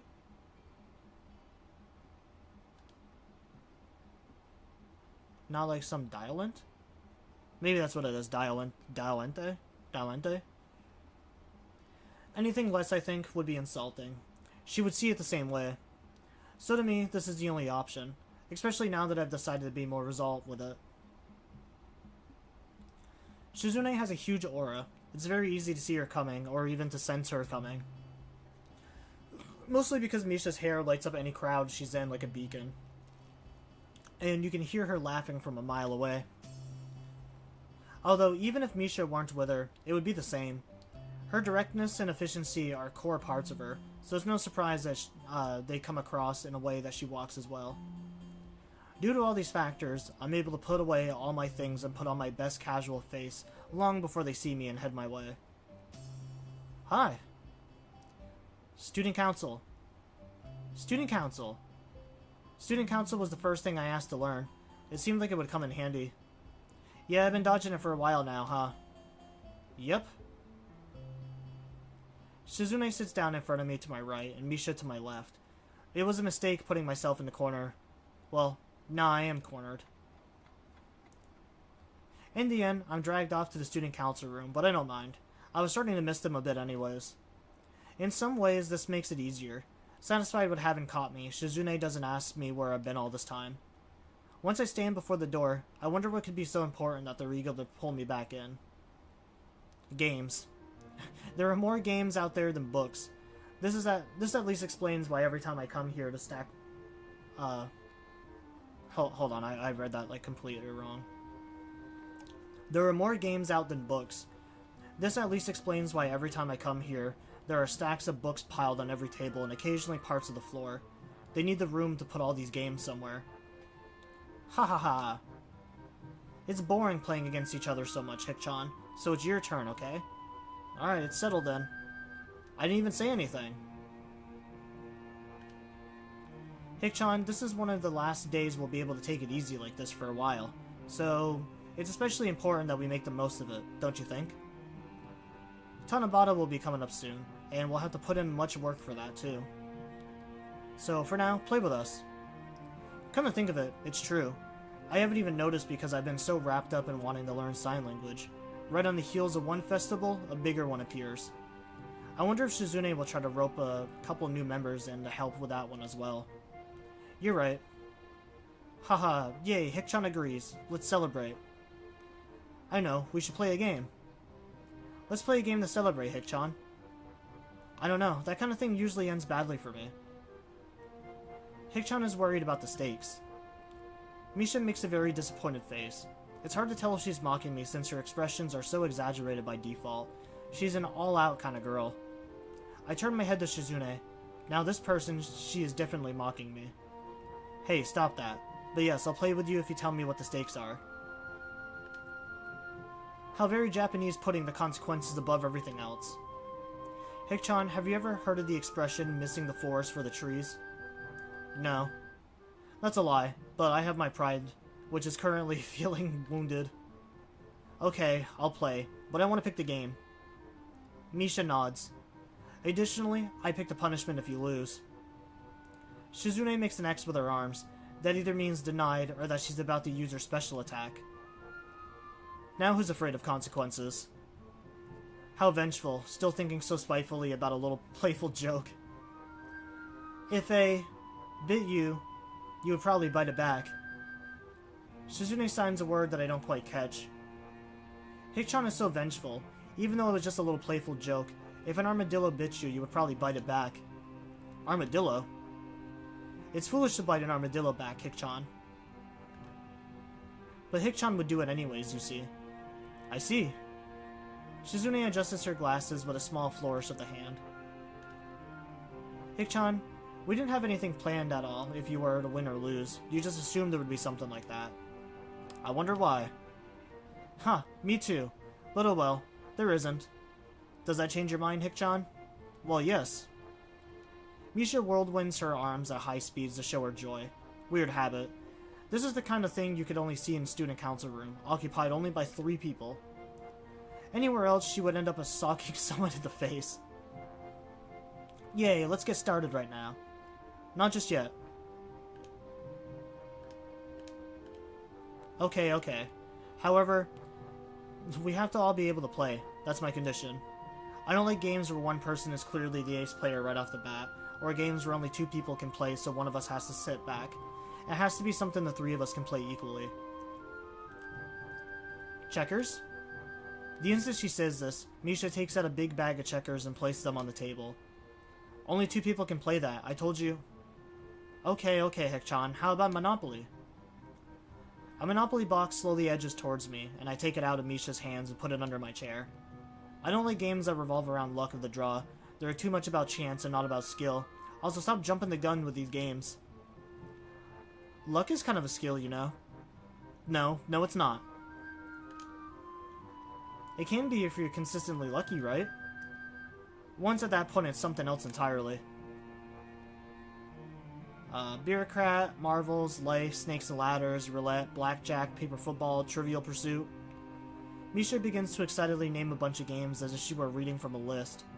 With each suggestion, a new box board and pieces appear around her. A bizarre catalog of games ranging from children's fare to serious, polished-looking gambling instruments that look very out of place in this humble room. 3-way chest? Is that even possible? Let's try. Yes, let's try, definitely.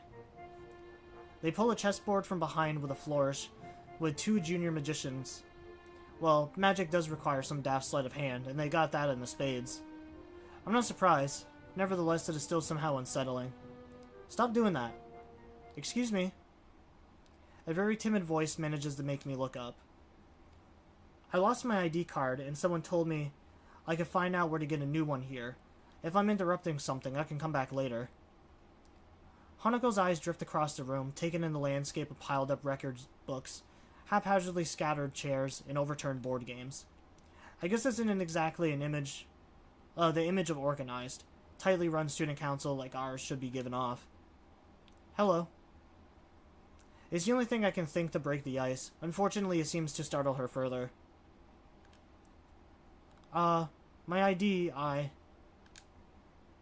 You're in a class, aren't you? Right? So don't be so timid, okay? Come on. Yep, even though we're your seniors, it's not like we'll bite. We're not her seniors, we're in the same class. Still, I am grateful for them for stepping in. What is it you said you wanted? An ID card, right? Yes.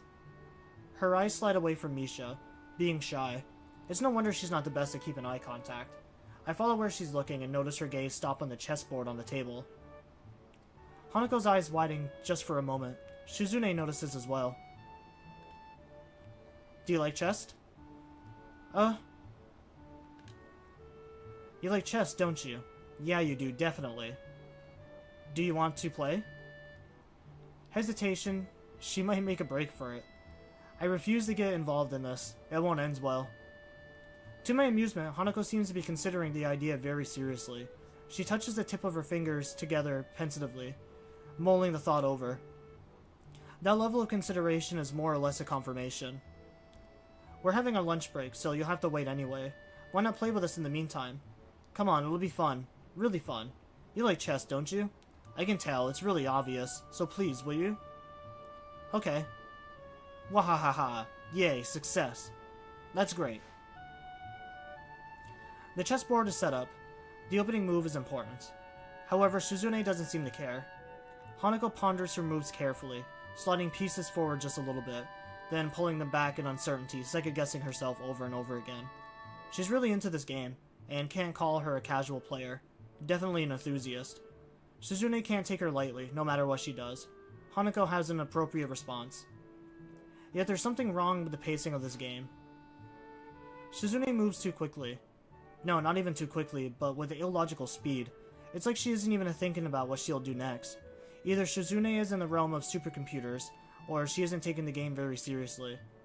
Or maybe Hanako just isn't very good. Shizune forces an exchange of pawns. Hanako turns take increasingly amount of time. Or Hanako's turns take increasing amounts of time as the game goes on, and it hasn't even been on that long. Suddenly it all becomes clear. Shizune has a lot more time to think about her next move because Hanako takes forever to move a piece. Despite that, it's an interesting game. Black Knight to f6, Bishop to d3. Since they're both playing seriously, no one is toying with the other. There is no clearly dominant player, at least for now. Maybe this is helped by the fact that they aren't very close to each other, from what I can see. Shizune is a mysterious opponent to Hanako, and Hanako is an enigma to Shizune. Hanako's furrowed brow shows that she is into the game. She wants to really win, and Shizune always wants to win. Their lack of familiarity is a little depressing, but it is giving life to the game, and allowing them to see each other as competition. Maybe they might even end up being friends over it, or at the very least rivals in chess. It's an optimistic thought. Although, remember in playing Risk against Shizune, she doesn't want to just crush people for the fun of it. The game continues. Shizune plays 12 moves in 4 minutes. What a scary opponent. But Hanako holds her own, even though her king is being chased around the board a bit. Pawn to h6. White knight to e6. The end is near. The game ends.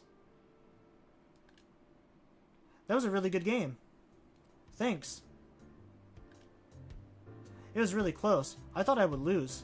You're very skilled. Magnanimous in victory and extending a hand to the defeated. Maybe it's because Hanako has taken her defeat so well. This is a fun game, but it took so long. Almost the whole period. Chess is too formulaic, especially at this level. How about some advanced rules? What? Advanced?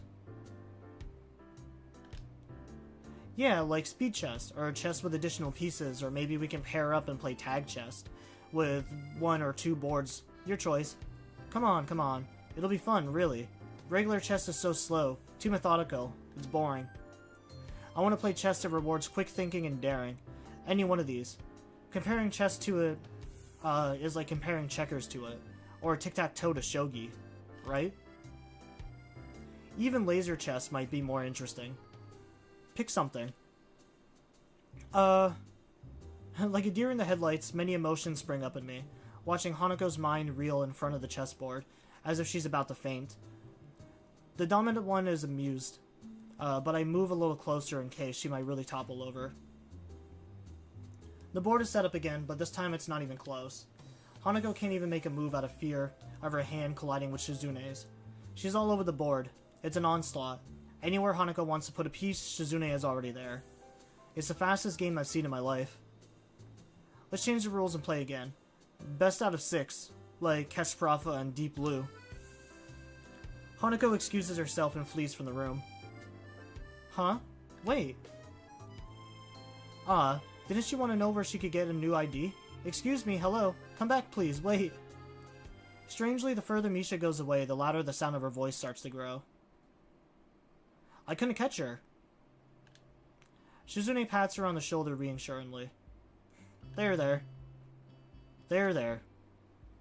You're pretty cheerful for someone who needed a pat on the shoulder. Ah ha ha ha. Hikchan, do you hate games where luck is involved? A question out of nowhere, but it feels like an important one. If it wasn't, why would Shizune be looking at me? Watching for my reaction.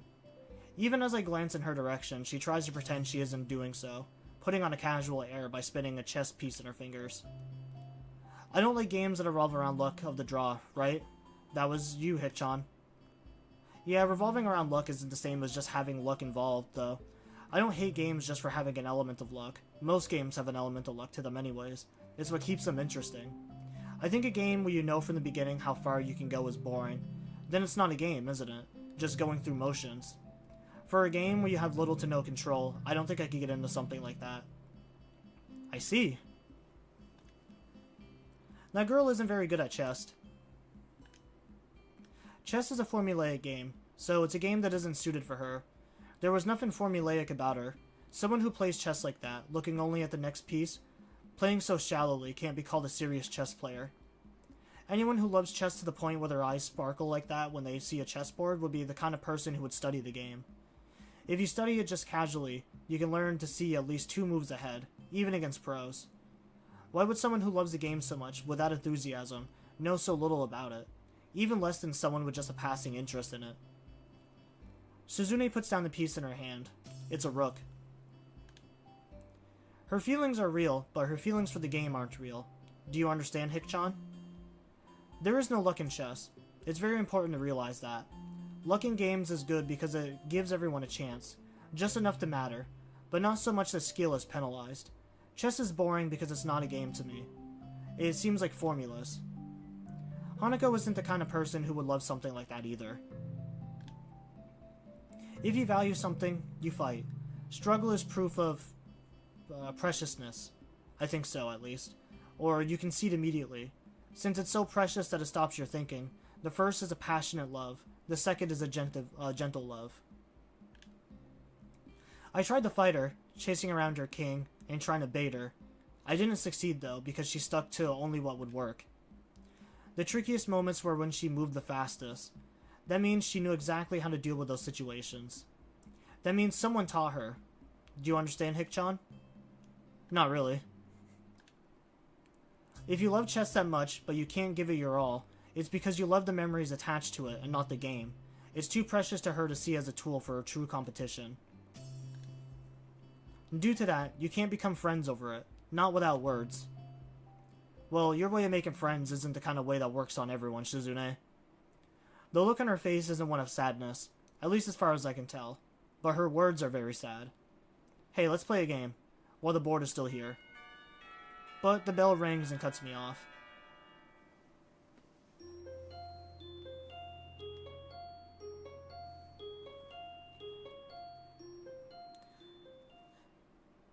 I mean, I guess I kind of fall under that same category. Like, I do like chess, I'm just dog shit at it.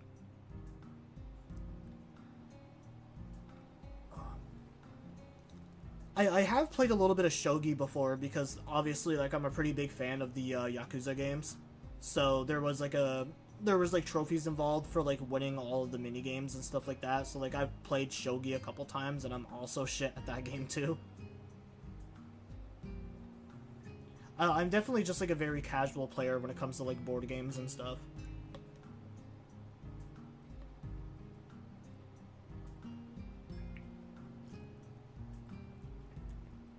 During Christmas, I got my daughter a couple of board games, and one of the ones that she likes the most is Candyland.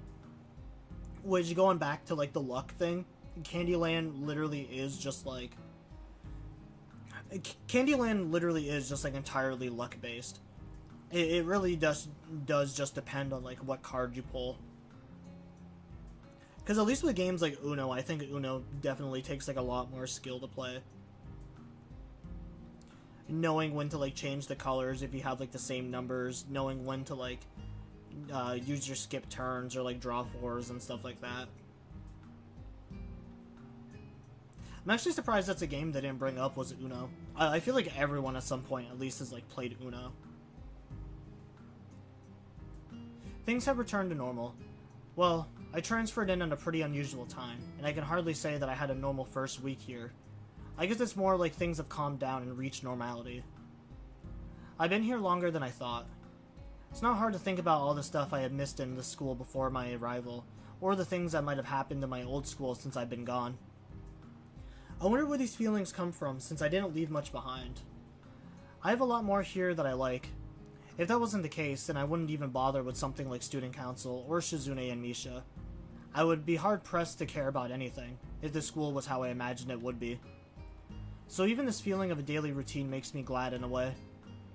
I dread the amount of work that's going to hit me in Student Council after school, enough to want to consider stepping out of my duties. Just this once. Yet it's nice to feel like there is something I can do. Shizune drops a stack of attendance sheets next to me. Thanks again for helping out. Thanks again, Hikchan. Sure is a lot of work, though. I just skip out on sign language class again, but now I'm at a level where I can understand most of Shizune and Misha's conversations with each other, so I'm not too bothered by it. Shizune still doesn't know that, though. I'm determined to keep things that way until I'm very sure of my skills. Perhaps a little childish of me. Tanabata is less than 5 days, but they're only going to start building the stalls tomorrow. Hikchan, we might have to help out with building the stalls again. Why? What was the point of taking them apart? That took days, didn't it? Yep, that's right, even though Hikchan wasn't there for it. I would have helped out if you asked. It wouldn't have made sense to bore you with cleanup duty after you enjoyed the festival so much. It wouldn't have made sense to bore you with making you clean up right after the festival. It would have ruined the fun. Besides, Hikchan is lazy anyways. You would have tried to run away. Shikchan doesn't like Foxhound. That stings. Shizune covers her mouth with her hand and starts shaking. It takes me a second to realize she's laughing, mostly because she's doing completely soundlessly. It's a little strange to see, but more or less the same good-spirited kind as Misha's without being ear-drummingly piercing. That's a good question though, Hikchan. Huh? Stalls.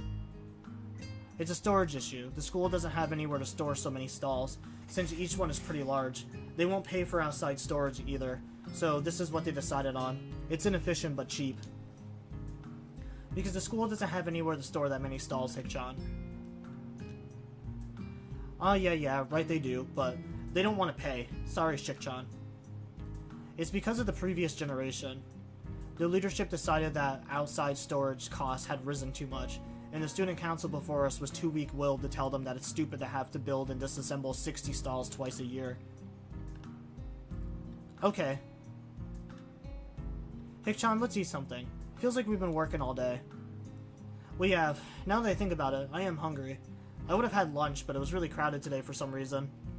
So I decided it wasn't worth the trouble. It was like that today because they had especially interesting things on sale on the side. Like what? No, don't tell me. I guess it doesn't matter since I won't be able to eat them anyways. Shizune looks oddly pleased with herself. I wonder what the context of that could be. I prepared ahead of time for this. Beaming with self-satisfaction, she produces a wide assortment of foods from her bag. I can immediately see that 90% of it, or more, was taken from the lunchroom. There's a lot as well. Isn't there a limit on how much a person can buy? That means these gains are definitely ill-gotten. The veal cutlet bread is always sold out in the first minute of lunch. I'm impressed you managed to obtain one. Thank you. I reach for it quickly, but Shizune immediately makes a grab for it as well. Her hand goes slack for a second when it touches mine, but she immediately pushes forth with redoubled effort, that blazing competitive spirit flashing dangerously in her eyes.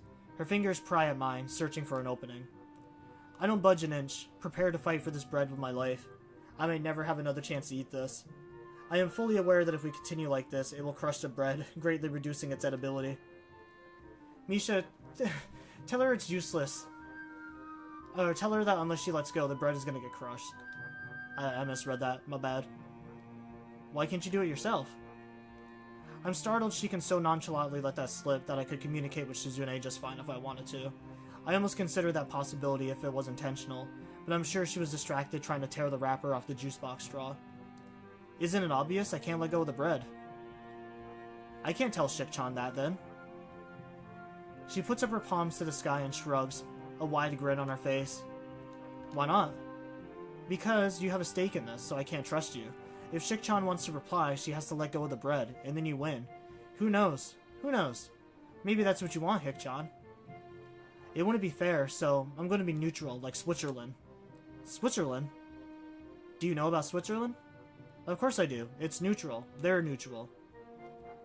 Shizune stares at me cockily, the tip of her tongue sticking out slightly from between her teeth as she continues to tug firmly at the veal cutlet bread between us. So the reason she made this...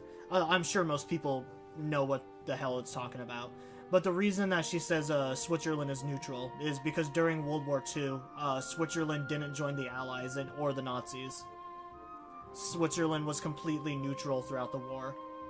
And a large part of that was because whatever like the Nazis stole from like other countries, like I'm sure plenty of people heard about like the Nazi gold and stuff like that. A lot of those were stored in like Swiss banks. So like after World War II, the Switzerland was like loaded with just like a ton of this fucking gold that had just been left behind after the war.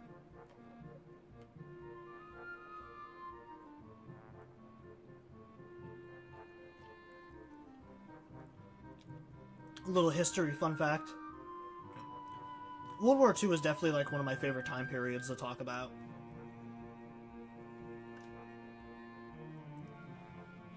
Suddenly she lets go and holds her hands up, palms facing outwards, the universal gesture of peace.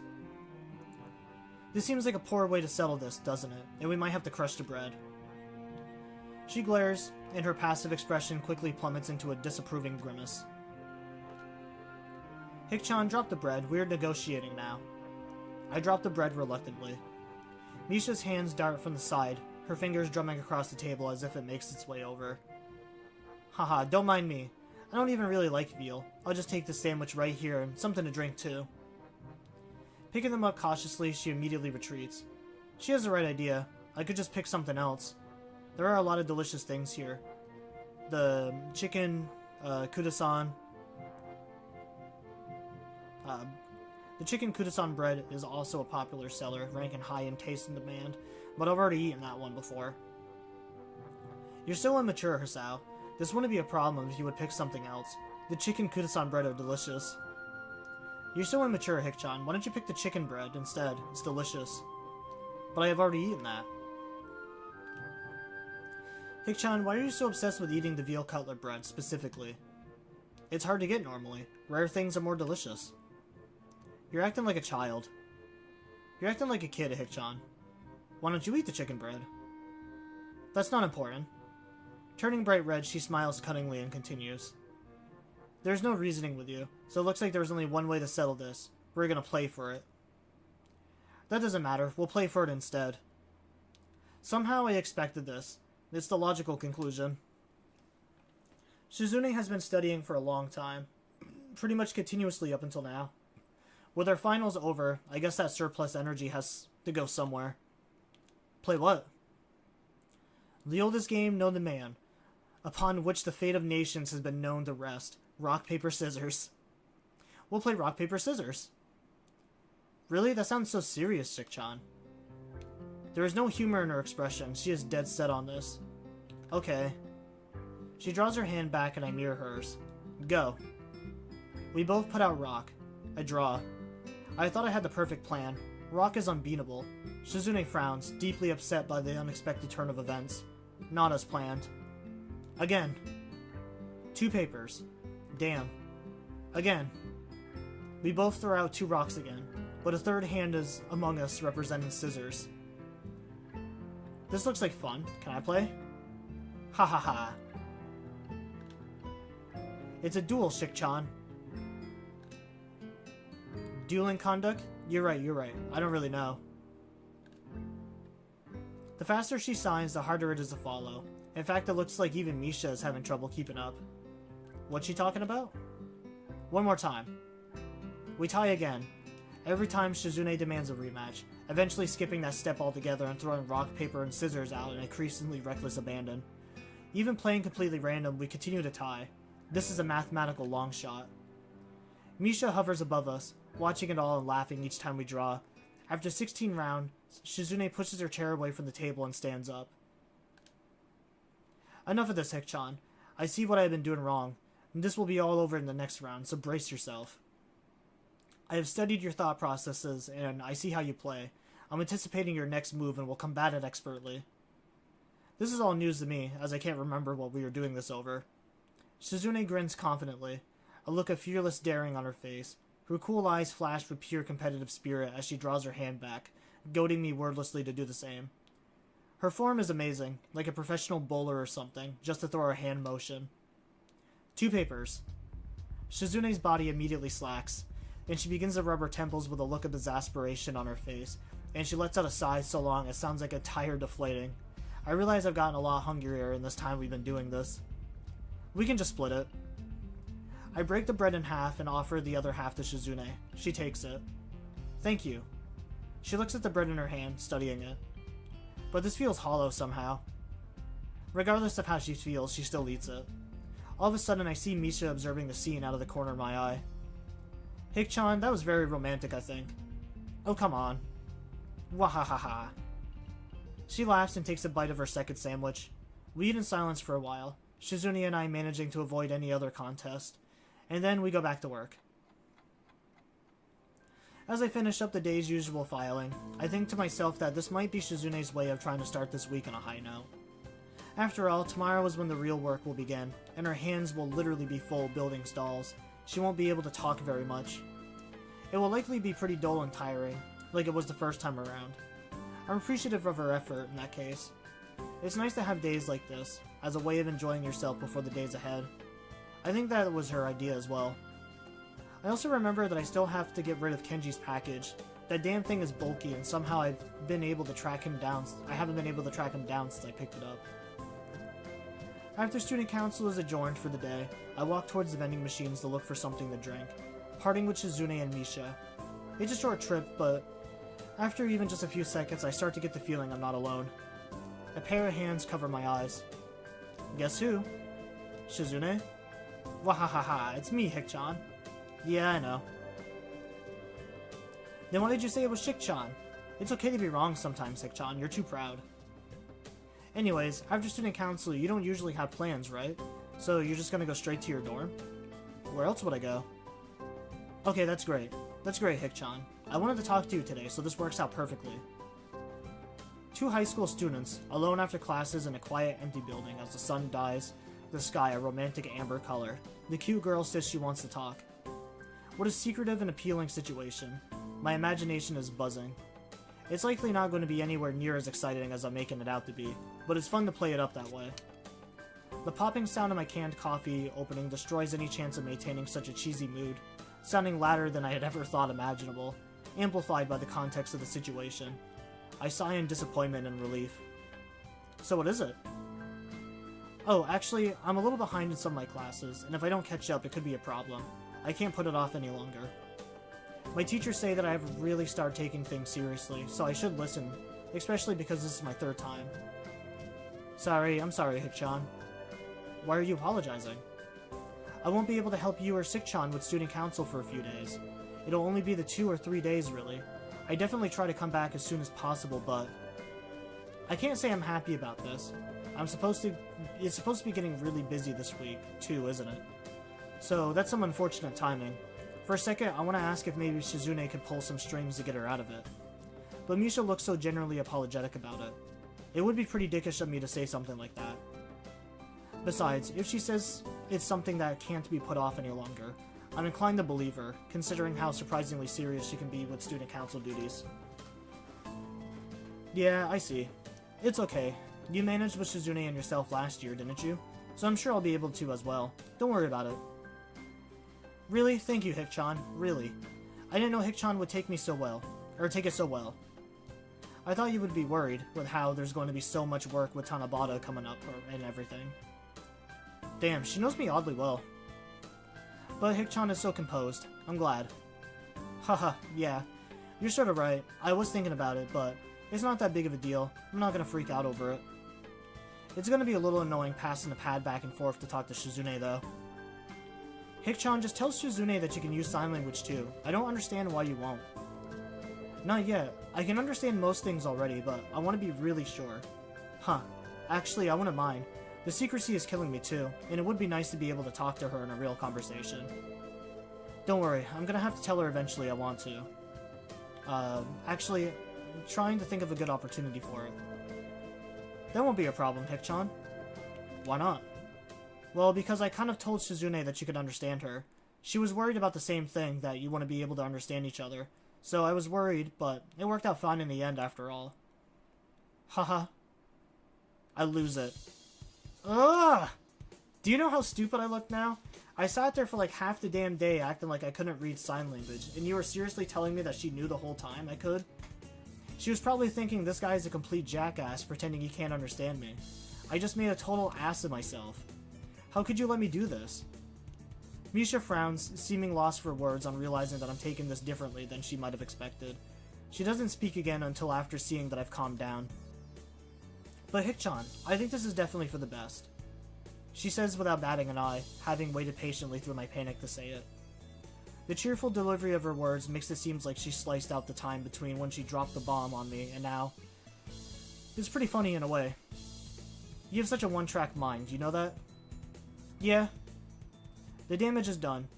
If Misha can believe that things will work out with such unflinching certainty, then maybe it's worth giving it a chance. If things don't work out, I'll run as fast as I possibly can. Then try and make up for it anyway, just in case. She offers to buy me another drink from the vending machine. It's a very small token of apology, but I suppose it's the thought that counts. And her thoughts are sincere. Plus, it's a free drink, so I accept. Amen, brother. I would do the same thing. The only thing I disagree with is there's an entire fucking vending machine of drinks, and you chose the coffee out of it. I'm saying this right now. I'm never gonna choose coffee over soda. I am definitely like a big energy drink and like soda guy first. I will literally only drink coffee if there's no other alternatives.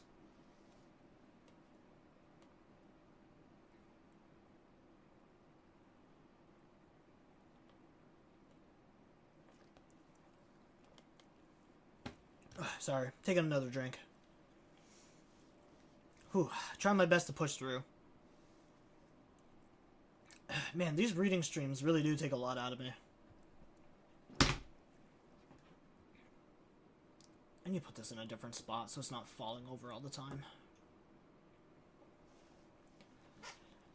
I throw back my daily fistful of pills with a glass of water. After a solid 8 hours of sleep, I really don't know what I was afraid of last night.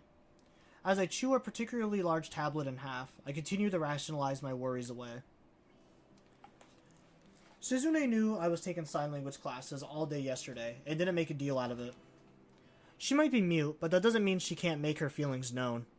No, in fact, it seems like she's all the more direct for it. She doesn't beat around the bush or hold back. She always makes herself clear unapologetically, so that there can be no mistakes. So if she wasn't mad then, it's unlikely that she would be at all. And on top of that, I didn't do anything wrong anyways. But as that fear of mine recedes, the thought of spending a couple of days with Shizune without Misha takes its place. I hadn't really thought about it yesterday, but the idea becomes more and more intimidating. It's true that I can understand sign language pretty well, but I would definitely hesitate to say that I can understand it above a basic level. And if she were to up the speed of her signing, which she does quite a bit, I don't think I could keep up. Signing too is not my strong suit. Doing both at the same time like Misha can is a distant dream. Hikchan! What? Don't forget, you said that you would help out with building the stalls today. Behind the school after classes are over, okay? I know. Last time you helped out, Hikchan, we really appreciated it. This time it's even more important, so skipping out is unforgivable, okay? I want to ask why that is, but there isn't an opportunity to. Besides, Misha is behind in her classes, so it seems like a bad idea to distract her, now that I know that. I can always ask her at lunch, which is what I end up doing. Because, Hikchan, a festival that celebrates a town is exactly what it sounds like. It's to celebrate your home and its history. Tanabata is different. It's for wishes and lovers. That definitely makes it more important, doesn't it? Yeah, naturally it would be. Is that really what it's for, though? Hikchan, you have no sense of fun. She puffs out her cheek in displeasure before blowing the air out like a deflating balloon. You have to appreciate things like that, even if it's just an excuse to eat something interesting and dress up in the end. I'll be disappointed if you don't, okay?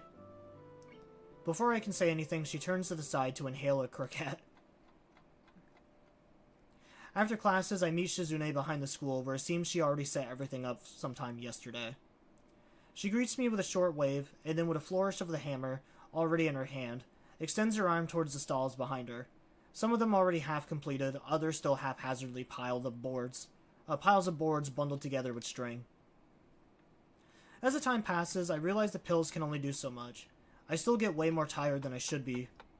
Luckily, Shizune's back is to me, so I can afford to take a lot of breaks without having to worry about her wondering why.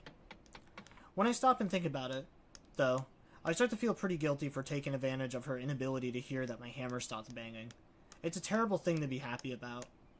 Her work ethic is admirable. It's obvious that it bores her and even annoys her, but she doesn't slacken her pace. When she gets tired nailing a stall together with one arm, she switches to the other. Shizune. I feel like an idiot the second I say her name. I can't tell her what I think. There's a hammer in my hand as well in the end, and I feel like I have to keep up with her. I can't slack off either, especially when it's just the two of us. There's no time to sign, no opportunity, not even for a compliment or a job well done.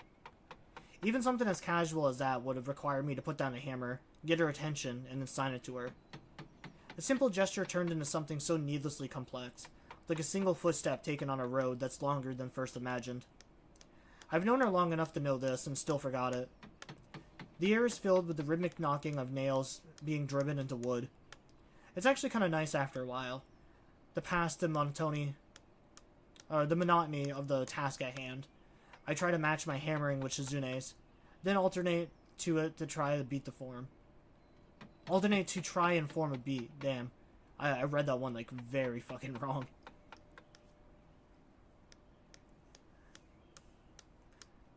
Well, I'm sure people have probably noticed this, but when I struggle to like read a sentence, sometimes I'll like reformat the sentence to like sound better so it's easier for me to say. I've been catching myself doing that so often now that like I'll add shit that's not even in the sentence or just like completely just remove certain words. Really bad habit, but just makes it easier for me to read. Of course she doesn't notice. It makes me wonder, does the lack of sound make this work seem more drawn out and boring to her? It is strange, being unable to hear the results of her actions even as she feels the vibrations through her fingers, or having no concept of sound. Does it bother her at all? Distracted, I don't notice Shizune sneaking up on me until her head pops into view. Taking a break? Yeah, I guess. Okay, let's do that. You can understand sign language?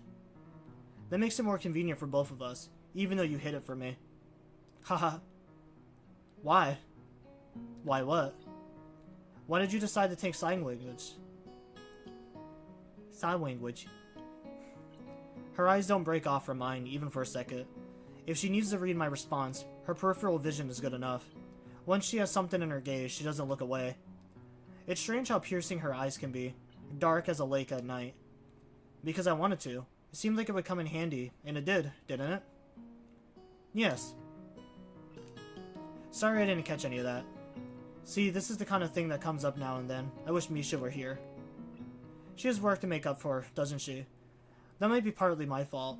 Misha doesn't need supplemental lessons. Her grades aren't the best, but she understands how the decisions she makes affects others. That puts her ahead of many people. Especially certain blondes.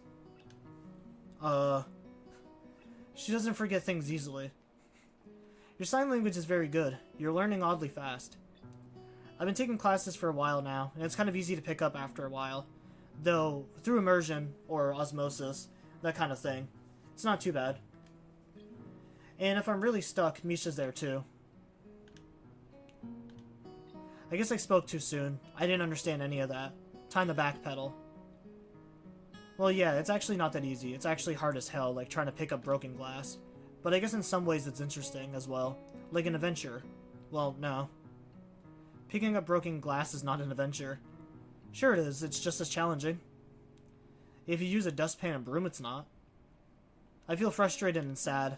When I look up, I notice she has a can of soda in her hand. Where did you get that? I forgot to sign it, but she understands anyways, following my eyes and produces another one from behind her back. She tosses it in my direction, and I catch it with both hands. I brought an extra one for you. She pauses to slide her fingernail under the tab of her can and pop it open before setting it aside for a moment. If you are going to try and help me so much, then I have to look out for you too. It's only natural. If you're going to learn sign language, that is something entirely different. I'm naturally going to be impressed. What separates the two is obligation. I'm very happy. She downs her drink in one go, stretches her arms behind her back, and jumps up to her feet. Okay, back to work.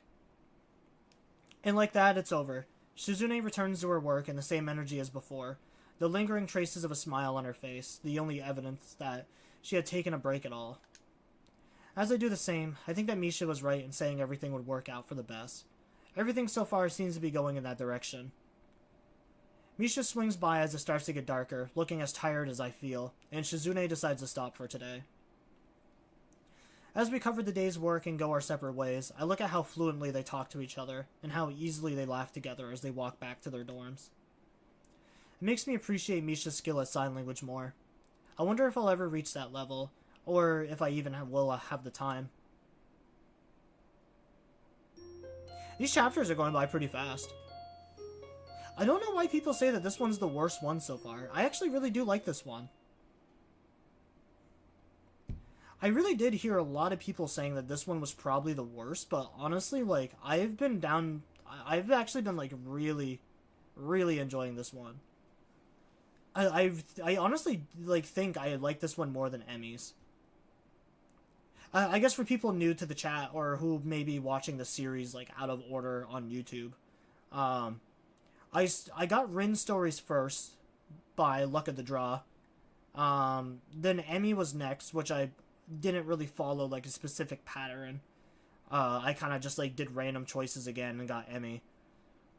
But a lot of people said that Shizune's was the worst. Emmy's story was kind of mid, and then Rin's was definitely, like, hands down the best story of the game from what I've gathered from a lot of people. And so I wanted to play the best, the middle, and the worst story, and a lot of people said this one was the worst, but I'm actually enjoying this one a lot more than Emmy's. This one kind of has, like, a slow burn to it, where it feels like with Emmy, like, the moment that, like, we started a relationship, there was just, like, an entire, like, middle arc of just nothing but just, like, having sex and, like, really stupid humor. Or just, like, talking about things that really didn't matter. I'm definitely enjoying this one a lot more. The first thing I do this morning is trip once again over Kenji's package as I get out of bed, finding myself diving headfirst into the floor before I'm even fully awake. I want to smack this thing with the first blunt object I can find, like I'm going for a home run, but I don't even have the energy for that this morning, and it would likely damage whatever's inside, and that would be mean. I slide it into the hallway. It sails along the smooth floor with a little difficulty and stops with a soft and almost inaudible bump on colliding with Kenji's door. Immediately a dozen locks unbolt in succession like a mounting symphony. "Who is it?" he says as he blindly steps forward into the hallway, somehow stepping over the box in a way that would be uncharacteristically, impressively graceful if it weren't for the fact that I know it was wholly accidental. "It's me. I got your mail. You're standing over it." "I know. Thanks a lot, man." "Yeah, whatever." "So what's in it?" He cringes, instantly turning very defensive and agitated. "It's nothing." "Come on, tell me. I'm curious." And you know, I almost broke my neck falling over it. And before that, I had to carry that stupidly large box around with it blocking my vision, crossing roads with it in front of me. I think you could at least tell me what's inside in return. "It's secret stuff. I can't tell you because then it wouldn't be very secret and shit. It's nothing important." "Well, if it's nothing important, you can tell me." "If it's nothing important, why do you have to know?" "Why is that wrong?" "Why do you have to know?" "Why can't I know?" "Why are you answering my questions with questions?" "Why won't you answer my first question?" "Why won't you answer my last question?" I realize our voices are getting higher with each reply. Down the hall, a door pops open and someone sticks his head out quizzically to see what's going on. We must look like such tools, but I bet I'm the only one out of the two of us with enough shame to realize it. "Fine, you can take it to your grave. I have to get ready for school anyways." "Damn, no. Why are you so hasty to leave? Stick around a little. You want some coffee? It's been a while. You know, I thought you were dead since you were so slow delivering the package." "You're lucky I was willing to do the package delivery in the first place, smartass." "Whoa, calm down, man. You're so confrontational. Is it because of the student council thing? I hear you hang out with them now." "You heard it from me when I told you." "Really?" "Well, yeah, whatever, man. The point is they are terrible." You're the new guy, so of course you wouldn't know. But around here, she's a very decisive figure. Before you came here, she tried to institute a badge policy. It's a long story, so maybe you should sit down. I look around for a chair, but can't find one as we're in the goddamn hallway. I raise a finger and start thinking that maybe I should tell him that, but he's already started talking. Not want to waste the arm movement, I look at my watch instead. It would have been a real reign of terror if it had happened. Wait, you're judging her based on something that didn't even happen? Yes. Anyway, her idea was like merit badges, but there would also be demerit badges. What would those do? I don't know. It never happened. It seemed bad though, so when I heard about it, I didn't leave my room for a few weeks. So you heard there would be a massive change you hid in your room, trying to just ride the change out? Nah, I decided to do something about it. I found the student council office after a while and marched right in there with a list of demands and a bunch of people I grabbed in order to make myself look like I had supporters. Wait, so not only did it not happen, but no one even cared? Kenji doesn't hear me, haven't forgotten a good momentum going. Wrapped up in his energy of his own ranting, he starts to completely flip out and flail his arms, apparently to wildly throw gang signs. I walked up to the desk and said to her, "Hey, you fascist woman, what is this badge idea? How out of touch can you be? Here in your ivory tower, smugly looking down upon us like we're a bunch of idiots. Who do you think you are? Your level of elitism is terrible. You're probably one of those outrageous rich people who have chauffeurs drive them around slums so they can point and laugh. I only drink pricey coffee beans shat out by the last living dinosaur and brewed in a solid gold skull. And how could you? Go open a history book. Don't you know that the Borghese are always thrown in bloody revolutions for shit like this? Stupid. You're an idiot. Sure, the revolutionaries usually end up turning into an utter clusterfuck later on, but a manic is the only kind of person who would create a policy like that. It's like something I would create to make people suffer. Only real and you want to institutionalize it. Where will this... Oh my god. I'm like having a brain aneurysm right now. Where will this desecration of our rights end? We are people. This is not justice.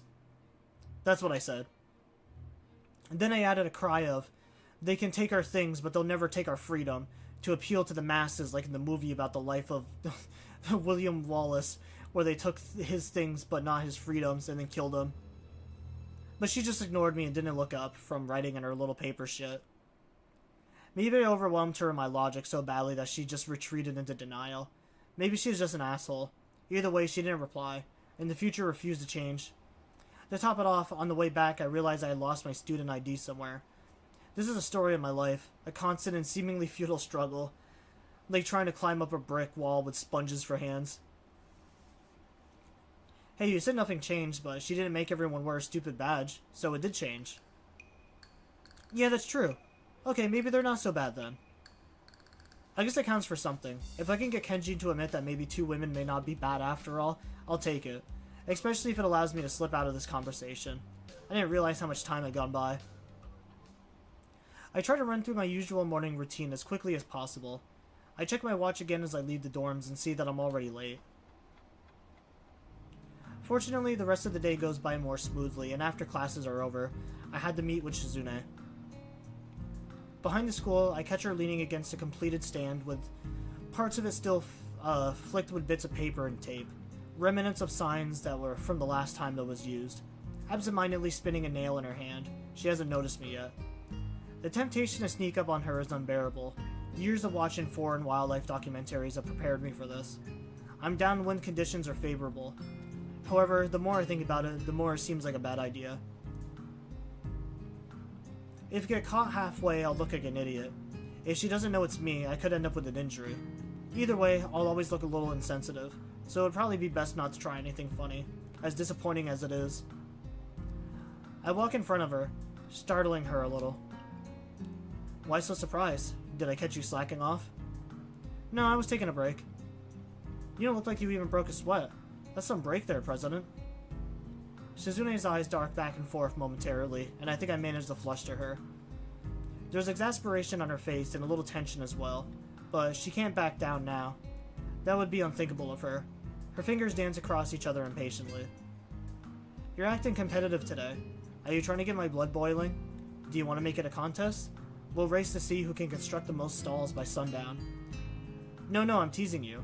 That's okay. It's not a real student council if you can't tease the student council president a little. You agree, don't you? That isn't in the student council charter, so it isn't true. There is no charter. At least I don't think there is. The only thing they pledge loyalty to are a stack of takeout menus. Anyways, it's good that you're finally here, even if you could have been earlier. Pick up a hammer and we'll resume where we left off. As we work assembling the stalls again, I slowly realize that it's really much less work than I would have expected. In fact, according to Shizune, we should be done by the end of the day with a little luck. The last time I did something like this for them, it took her, Misha, and myself almost 4 days to do it. It can't just be my imagination. You know, this doesn't seem like much work. Because it isn't. The answer leaves me wanting a little more. Knowing that it isn't the best, Shizune puts her hammer down to elaborate. It would be impossible for 2 people to do that much work in less than a week. The truth is that I don't dismantle half the stalls. I just store them someplace else, actually. More like I hide them in plain sight. She waggles her finger mischievously. But that's a secret, and it's not proper to reveal the tricks of the trade. You're not a magician? Winking, she takes out 2 plastic containers from her bag, then puts them down on a nearby board before raising her hand slightly as if to say, ta-da! I made lunch today for both of us. You can have this one. The food shifted in my bag, and now some of it is mixed together. She hands me one of the containers. I open it. It looks delicious, if a little simple. She hands me a pair of chopsticks, and as if she had just remembered to, and I eat what looks like grilled beef. It's very tasty. You don't like your food touching other food? I do not. You're very picky. Sometimes I mix my food on my own, but not always, and not everything. I don't like it when it's done for me. What's important is the choice. She points decisively to emphasize it, then breaks her chopsticks apart to eat her own meal. As I continue to eat, I notice 2 things. The first is that almost everything I'm eating besides the rice is fried. Even the vegetables are fried. And there's so much meat. Does she eat this kind of stuff all the time? I wonder how she manages to stay so thin in spite of this. The second thing I notice is that I can't talk to her while eating. Talking with your mouth full is a little rude anyways, but with our hands holding our chopsticks and bowls, communication between us is impossible just like yesterday. Even though we're spending time together, even though I took the time to learn sign language, it feels like I'm talking to her less. Despite that, it also feels like I'm understanding her more. I hear the sound of something tapping against one of the stands and look up to see Lily standing off to the side, feeling her way around with her cane. Hi. I narrowly catch myself before I can say, didn't see you there. Oh, Hisao, is that you? I thought I smelled something delicious cooking and wondered who it might be. What is she saying? It's hard to move my hands in parallel to say something completely different to Lily. This has to be why Misha just signs everything all the time. A bit sillier, but it seems like it would simplify things a lot. Shizune tenses her fingers delightedly at my translation, as if hearing a joke. All of this food was cooked hours ago, but for someone as slow as yourself, who can't even turn a piece of paper without being a week late, I guess your perception of time would be a little different. That's not very nice. A frown crosses Lily's face in response to reply with something she didn't hear. Ah, sorry, I'm just having a late lunch here. Student council president cooked everything. Is the student council president here right now? She's right here. I apologize, I didn't notice. Normally her level of presence is much higher.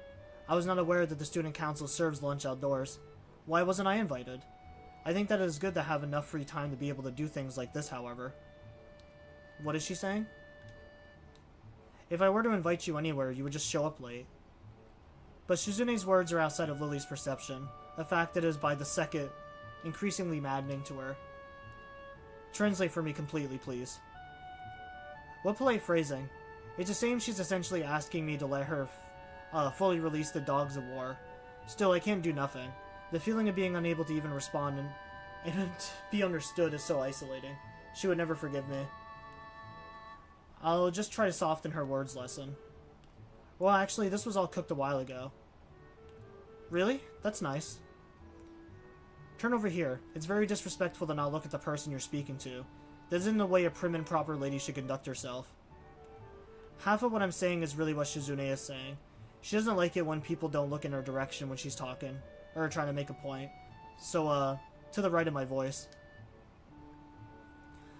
Although in this case, I can understand why Lily wouldn't. This is a very awkward situation, and it's daunting being the sole conduit for dialogue between the two of them. Truthfully, I had forgotten what happened the last time they butted heads like this. It's clear Shizune remembers, and Lily is being pretty hostile towards herself, in her own way. I'm sorry, such formalities slipped my mind completely. I forgot that the student council president is the type of person who would demand such respect and adhere to the rules at all times. I suppose student government requires you to keep a tight ship. Then again, she certainly has time of her own, as well. So that must not be completely true. Student council is not a dictatorship, nor a zero-sum game. Shizune points at Lily with her fingers out, like the barrel of a gun. It snaps her fingers explosively, causing her to flinch and become visibly upset. Is that so? Then that makes it more impressive that you have been a part of it for so long, playing it as though it were one. I admire the fact that you are so tenuous to maintain it all. You must be so responsible as well. Not as much as I would like to be. You can't complain about yourself though, can you? Your very responsible actions, like requesting a deadline to be extended, and then running all the way through the next deadline, that's the very model of responsibility. Shizune is happy to hear that, but apparently you're pretty responsible yourself, she says. Does she really? More or less. Lily doesn't seem very happy. We're not holding a cookout, we're just taking a little lunch break. We're actually out here building stalls for the festival. You wouldn't know since you never go outside. Did you run out of tea? Are you gonna go into town? Shopping? No, as I said before, I was just passing by. In case you did not hear. I would hate to interrupt the student council president. You're not doing anything now, but you must both be very busy. In any case, Hisao, I'm sure that the student council president will be able to find or make work for the both of you if she needs to. I'll devour you. Yeah, very busy. Devour is a hard word. I'm pleased that I can read it. This isn't time to celebrate, though. Not over that. Instead, it looks like they might stop squabbling. I would drink to that. Have a nice day, Hisao. Goodbye, student council president. Thanks, you too. Stay classy. As soon as Lily leaves, Suzune dives into the remains of her food as quickly as possible, as if each bite she shovels away is a means to forgetting any of this ever happened. When she is done, she heads right back to hammering with the same mindset. It's good that she's working off her frustration, but now it doesn't seem like she is in any mood to talk anymore. Alright, hold on. I gotta answer someone back.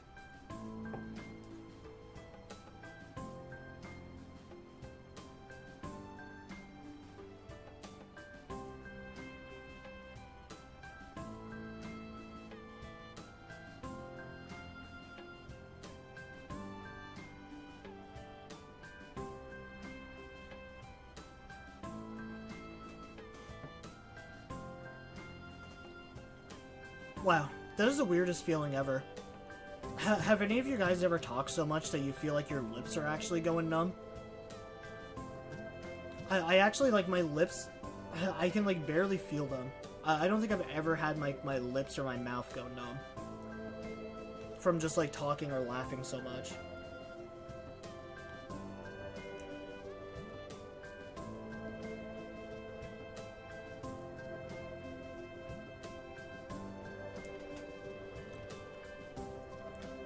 My lips are also, like, insanely dry. I need to put some, like, Vaseline on these bad boys.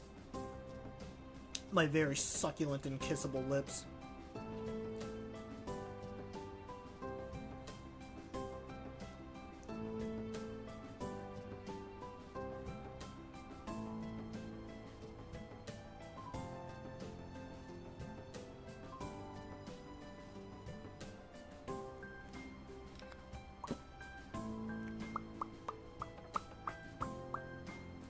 I wonder if those popping sounds even show up on stream, actually.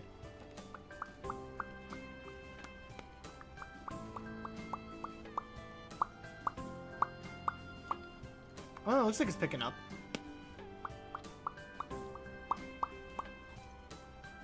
Hee. Pop sounds funny.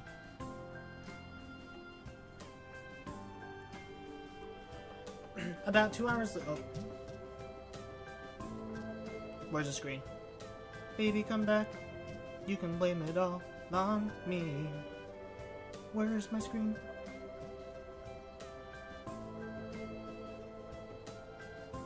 Oh, there it is. About 2 hours later, she stops, having mowed through the rest of the stalls non-stop in that time. It still feels hard to approach her, and I think about how easily a conversation can die after it. It took so long to be able to get her alone and to speak directly to her. It almost hurts. Your translations were good. Really? First class. She punctuates it with a thumbs up. For your level. There aren't many deaf people in the school, and sign language classes have been on the edge of getting cut for a while now. I'm sure you don't have many classmates. Am I right? If you're only learning sign language now, your speed is going to be limited. That is why interest in it wanes, because it takes more effort than normal to just communicate. I imagine it's the same with all languages. In such a situation, conversations in sign language are less than they would inherently be to start with. I don't understand that word. Less what? Spontaneous. Misha is the only person who can really capture it. Yeah, that's definitely true. Her expression changes for a second, and changes back too quickly to digest, but I get the feeling that this isn't meant to be pursued. What I really want to know about is, why do you and Lily fight so much? Tensing a little, and visibly frowning, Shizune tenses her fingers and overlays them repeatedly, as if shuffling an invisible deck of cards. Two fights that you know of aren't worth calling so much. If you had been here last year, you could say that. I heard it was a rough year, something about how you tried to insinuate a badge policy. Haha, surprised? Well, I want to hear more about that later. Definitely, but you don't like Lily very much, do you? Don't dodge my question. I'm not dodging anything. She was part of the student council until last year. We didn't get along very well. She wanted to keep doing things like the old student council did. The old student council was just so unofficial. It was stupid and insulting. I wanted to do more, and we had a fight. A lot of fights. She couldn't do anything on time.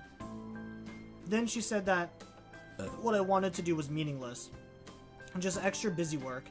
But does this look meaningless busy work to you? Shizune gestures around us. What's really meaningless is a student council that doesn't do anything. Weak, lazy, and boring. Especially boring. I couldn't get excited over sitting in a room with nothing to do. That's just a waste of time. Why would I even be there? It didn't get my blood flowing. Arguing with her does that. If she could have been motivated before, she wouldn't have to put so much dedication into being an enemy. But if she shows that much spirit, it's not a complete loss. At least it's something. That's still exciting. I see. And what about the badge thing? She laughs, covering her mouth with her hand as if to hide it. Her laughter is the only thing she regularly tries to hide. That was just a joke. Having a little fun sometimes is important too. So fucking Kenji just got heated over a joke.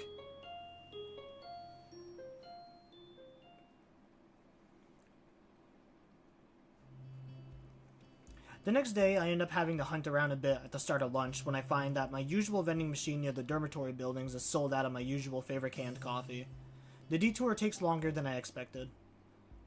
Things have been so hectic lately that it takes some time for me to register why something smells different as I walk through the school gardens back to the cafeteria. The grass has been freshly mowed. The realization makes me pause and watch for a bit. The odd group of students chatting or playing around on the grass and a couple of teachers conversing on the path ahead makes a very idyllic scene. Unfortunately, a feeling of intimate dread starts creeping up on me after a while. The feeling that I'm not alone. Hey Hisao, is that you? Yeah, it's me. I guess I should be happy it's him and not, say, a slasher. Kenji begins to talk as if having a conversation with someone other than me. Knew it. That haircut is unmistakable. No normal person would have a cut like that. Unconsciously, I started touching the back of my head. Once I realize what I'm doing, I feel insulted, yet too surprised to even get indignified about it. Yeah, what are you doing here? Measuring the temperature. Winter will come soon. It will be too cold for women to go out and have their sex in the city-style power lunches, followed by obstructive human wave formations, walks in crowded urban areas. Wow, I have not heard Sex in the City in so long. I mean, I've never seen it, but I have definitely heard of it. When this happens, man will be able to walk the streets unfettered once again and reclaim what is his heritage. In order to prepare for that day, I've been eating nothing but pizzas for the past week to store energy. Okay. That's what bears do. So, there is much we can learn from the bear. Kenji nods, empathetically agreeing with himself. Okay, so check this shit out. I was in town today buying milk. They had a new clerk, some hipster girl with a baseball cap and 2 hockey sticks on it. I call her a hipster hockey baseball hat girl. I noticed the milk didn't have a price tag, so I told her to get over there and label that milk for future generations. He was in town today? He must have cut his morning classes. I want to scold him, but his verbal torrent prevents me from getting a word in. She told me not to bother her because she was sick. Sick?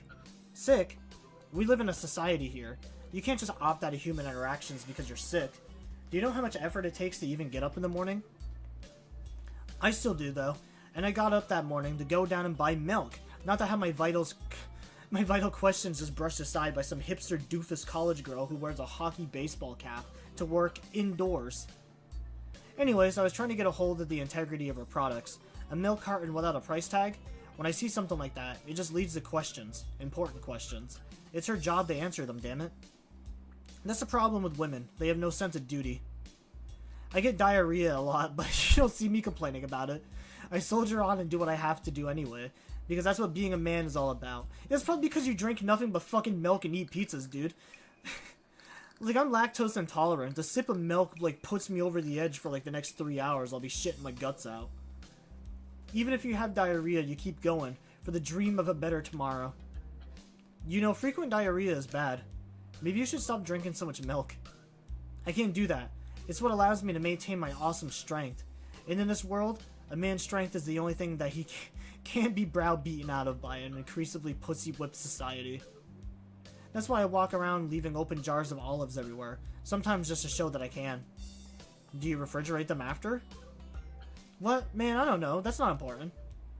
You have to refrigerate them after opening. Even elementary students know that.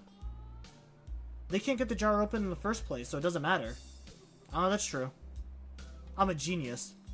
He self-assertively rubs his chin, which is something I imagine scientists did, until I met Muto and was tremendously let down.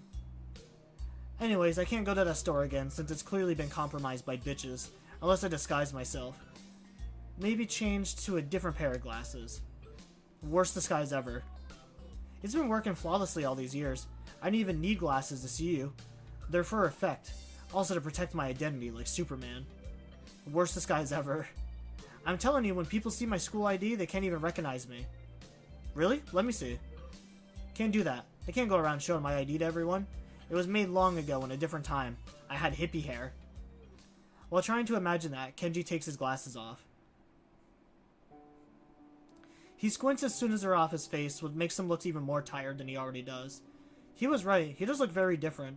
Kind of like he hasn't slept in years. Not different enough for it to be a good disguise, though. You need more sleep. Nah. You look like you need it. No way. These are just the eyes of a man who has seen things. A shaman's eyes. Terrible things that I can't imagine. Why are people fucking messaging me all of a sudden now?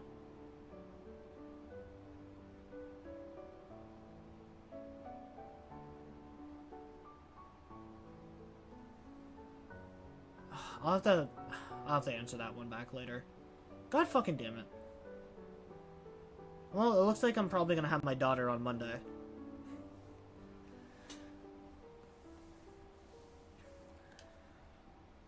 Like when I made a ship in a bottle and my mom sat on it. There was blood and shreds of floral print everywhere. That's what life experiences. Kenji doesn't seem very horrified, even though I think this is actually the first time he told me about himself that could have been legitimately traumatic. He's also talking about 30 degrees to my left, so I guess his blindness is real. Wait for the ham in front of him anyways. Too little effect. Man, I hope you realize I'm just joking. I laugh, pretending that I did. Somehow looking him in the eyes is difficult than usual. Want some trivia? People with small eyes wear big glasses. I read that somewhere. It's because it makes your eyes look less beady. Really? I didn't know that. He puts his glasses back on. I feel oddly relieved for a moment until I remember that I still have to deal with them, glasses or not. Well, anyways, the artist girl wanted to paint my portrait once, I think. I had to talk to her like 5 times before she started making sense. Must have been Rin, I suppose. What'd she look like? I don't know, a woman with sandals? I was hoping he'd say something more specific, like she had no arms. Rin does wear sandals, but I feel like the chances of there being another free-spirited female artist student wearing sandals besides her is reasonably high. I was thinking, sure, someday after I burn all documentation that exists, it might be okay to leave a portrait behind so that people can look at it and remember the savior of mankind. They'll need it for when they model the statues. And then I thought about it some more and had to turn her down. It was tempting, but she wanted it for some school thing. It would be displayed. People would ask who I was, only I haven't saved society yet, so it would be pointless. And then someone would recognize me. I'd have to explain. That's already a chain of events I don't want to deal with.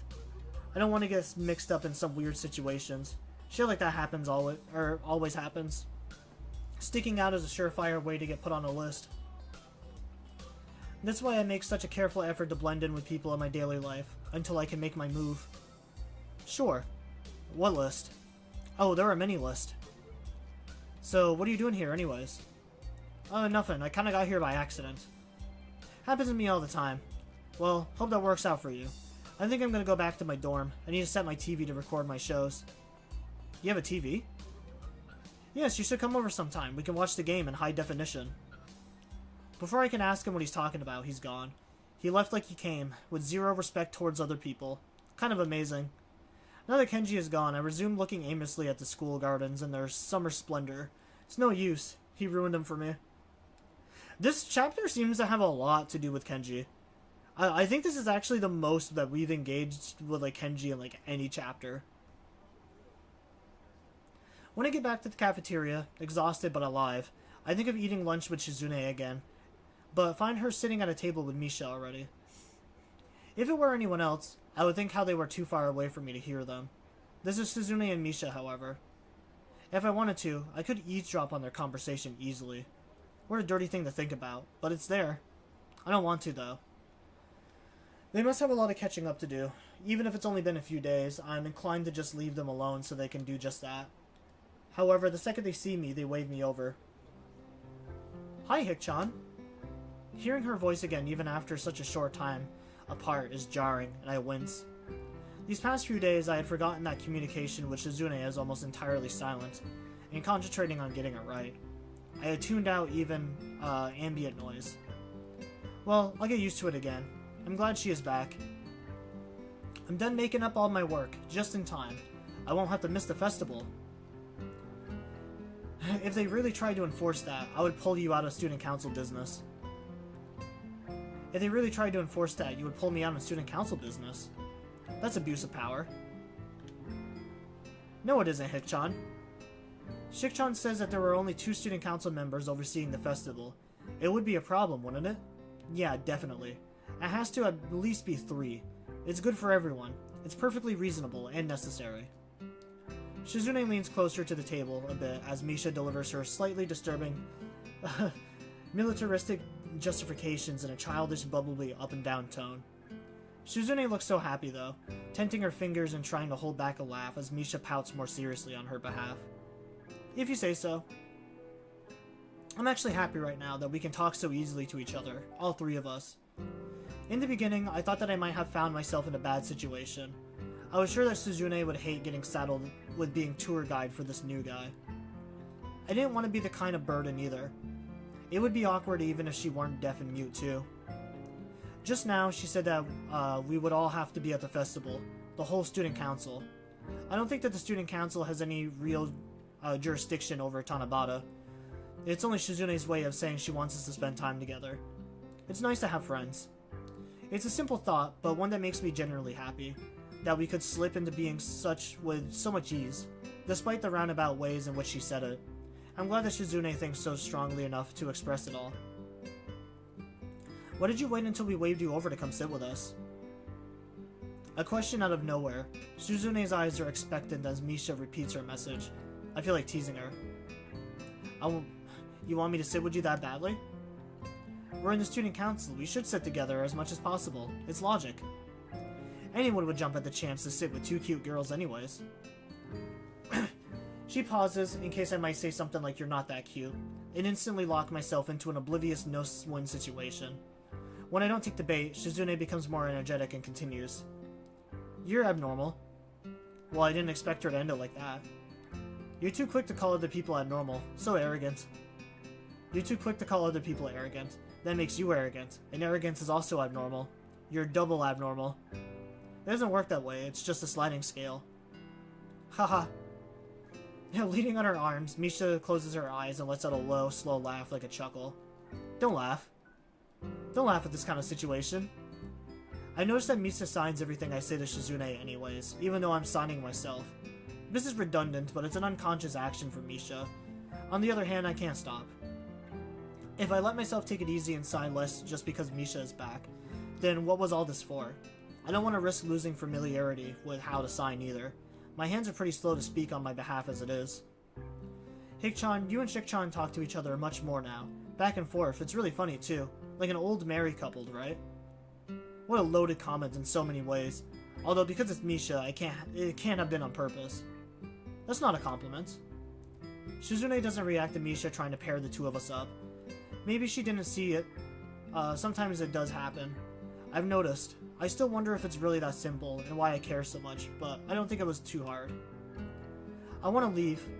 I keep thinking that I'm hogging Misha's time with Shizune, and it could be that Misha cut in just now on purpose. Feeling that way too. I doubt that either of them will let me leave though. In some ways they're too nice.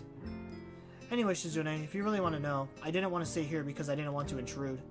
I thought that because of Misha being away for supplementary lessons or whatever, you two would have a lot to talk about, and I should just leave you alone to catch up. That's why I thought I would just hang back. Don't worry, Misha, I'm not trying to monopolize Shizune. Hikchan, it's not like that. You're so considerate, Hikchan. Shikchan is sorry and apologizes. I don't really think it's worth apologizing over, so don't worry about it. Hey, don't you both think since Misha's back, we should go celebrate somehow? I think so. Hikchan, usually having the makeup work isn't something to celebrate over. No, that's a good idea. The timing is perfect, and Shizune said the student council should have a little fun sometimes too. You probably heard that too, right, Misha? It should be fine. Actually, wait a sec. Didn't you have to make up work because you were missing so many classes to begin with? So skipping out to celebrate would kinda be stupid. Maybe the timing isn't perfect, like I said, but we could go after school. Where should we go? Misha speaks Shizune's question to her aloud before she even stops to think it over. And both of them completely ignored me. Hey, listen to me. Two-man short-sighted student council team. Hikchan, you're part of this team too. Yeah, I guess I am. Yeah, you are, Hikchan. So forgetful and troublesome. I feel sorry for the girl who falls in love with you. So, where do you think we should go? I'm laughing in spite of myself, wanting to point out how Misha seems enthusiastic now, when she was the one with the most apprehensive about this a few seconds ago, for whatever reason. I can't bring myself to do it, but this is okay too. After a short discussion on where to go, it seems like the only place all three of us know are willing to travel to is the Shanghai. A tea house doesn't look like a bad place to celebrate, especially because I'm sure they sell cake there, and cake is the most celebratory food. I haven't seen Yuko in a while either, and neither have the girls. For all these reasons, plus the fact that it's so close, I end up standing in front of the little tea shop with Shizune and Misha before I know it. Welcome! It's been a while since I've heard Yuko's voice, so I'm surprised all over again by the energy she puts into her greetings. Kind of like an extremely nervous Misha. Hi, but you don't have to do that all the time, it's just us. Yes, I do. But... okay, if you say so, Yuko. I take this moment to glance around the tea house and notice that it is empty as ever. It's lunchtime. Essentially the peak hour for an establishment of this type. And yet, it's as barren as ever. I don't understand. There has to be a reason for this. Shizune gently taps my arm to get my attention. What do you want to get? Yuko looks a little agitated after Misha automatically relays the question. No, I'm supposed to ask that. Is there anything that I can do for you? Just some coffee for now, I guess. Thanks. The dedication Yuko has towards waitressing duties is sort of admirable. So is the speed at which she whisks slices of cake and her drinks to her table when it's ordered. Then again, we're the only customers here, so who knows what it would be like with a full house. Shizune and Misha immediately dig into their cake with gusto, probably because they can't talk with utensils in their hands. The whole point of sharing a meal with friends like this is being able to talk over it after all. It makes sense that it would be the same with them. I'm barely halfway through my cake when I hear their forks clinking as they set them down on their empty plates. It's not healthy to inhale your food. Hikchan sounds like an old man. I cringe and instinctively feel like I've been punched. Are you going to wear a yukata tomorrow, Hikchan? No, I don't even have one. Well, even if I did, I'm not the kind of guy who does stuff like that. What about you? Are you two going to dress up? Of course. What do you mean, of course? You didn't dress up last time. One time is not a trend. It's a completely different situation anyways. Aside from not being Tanabata, the festival was on school grounds. Students should wear their uniforms on school grounds. Clearly a joke, but her delivery isn't any different from the usual. That isn't normal, but her sense of humor never was. I'm used to it. I guess her way of saying outrageous things seriously is a little better than if she were to say serious things outrageously. What's more troubling in any case is that I've started to associate a voice with her signing, and it's clashing with how Misha says out loud everything Shizune says. I feel disoriented. I'll dress up this time. You'll see, Hikchan. Not just Shikchan, but me too. Maybe I'll change my hairstyle too. Don't do that. I can't really imagine you looking different. Shizune wags a finger and smiles. Such a quick and firm disapproval. What if I were to change my hairstyle? Maybe you should grow your hair out and make it look like drills. She looks unamused. Luckily, I see Yuko making her way over, likely to curl up her plates and ask if we need anything from her. Yuko, are you doing anything for Tanabata? Huh? It's like she's practicing how to most smoothly ask if I need a refill of coffee while walking over, but she has no idea what to do having been asked a question first. I feel bad. Yes, I'm working. Yuko, they make you work on holidays? We have the most business on holidays, and sometimes tourists. I don't mind. I have to do my best. I understand completely. So admirable.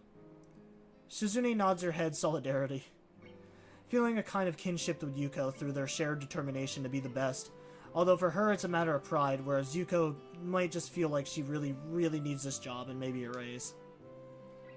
The most business, huh? So how many people on an average during a holiday? Well... Yuko walks away and starts cleaning up a cup with swizzle sticks. That isn't polite. This is not a proper waitress would do. Nevertheless, I sorta got my answer anyways. Clearly business is scarce at best. I start to wonder again how the Shanghai remains open all the time. Maybe this, Alatic style of tea house is a trend that was outrageously successful before I got here, but isn't anymore. And they're just keeping it like this, while they retool. Ooh, I need a drink. You know, my brother asked me if I wanted to play games with him, and I asked him what Call of Duty game that he wanted me to install, because I was talking about how I've been going back and playing the old Call of Duty games.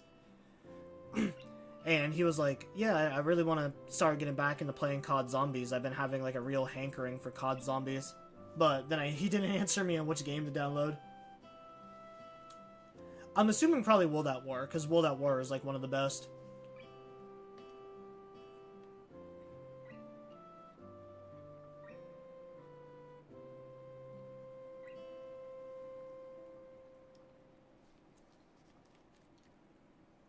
Or maybe even one of the Black Ops games, since, what, is it Black Ops... Is it Black Ops 2 that has all the DLC maps in it?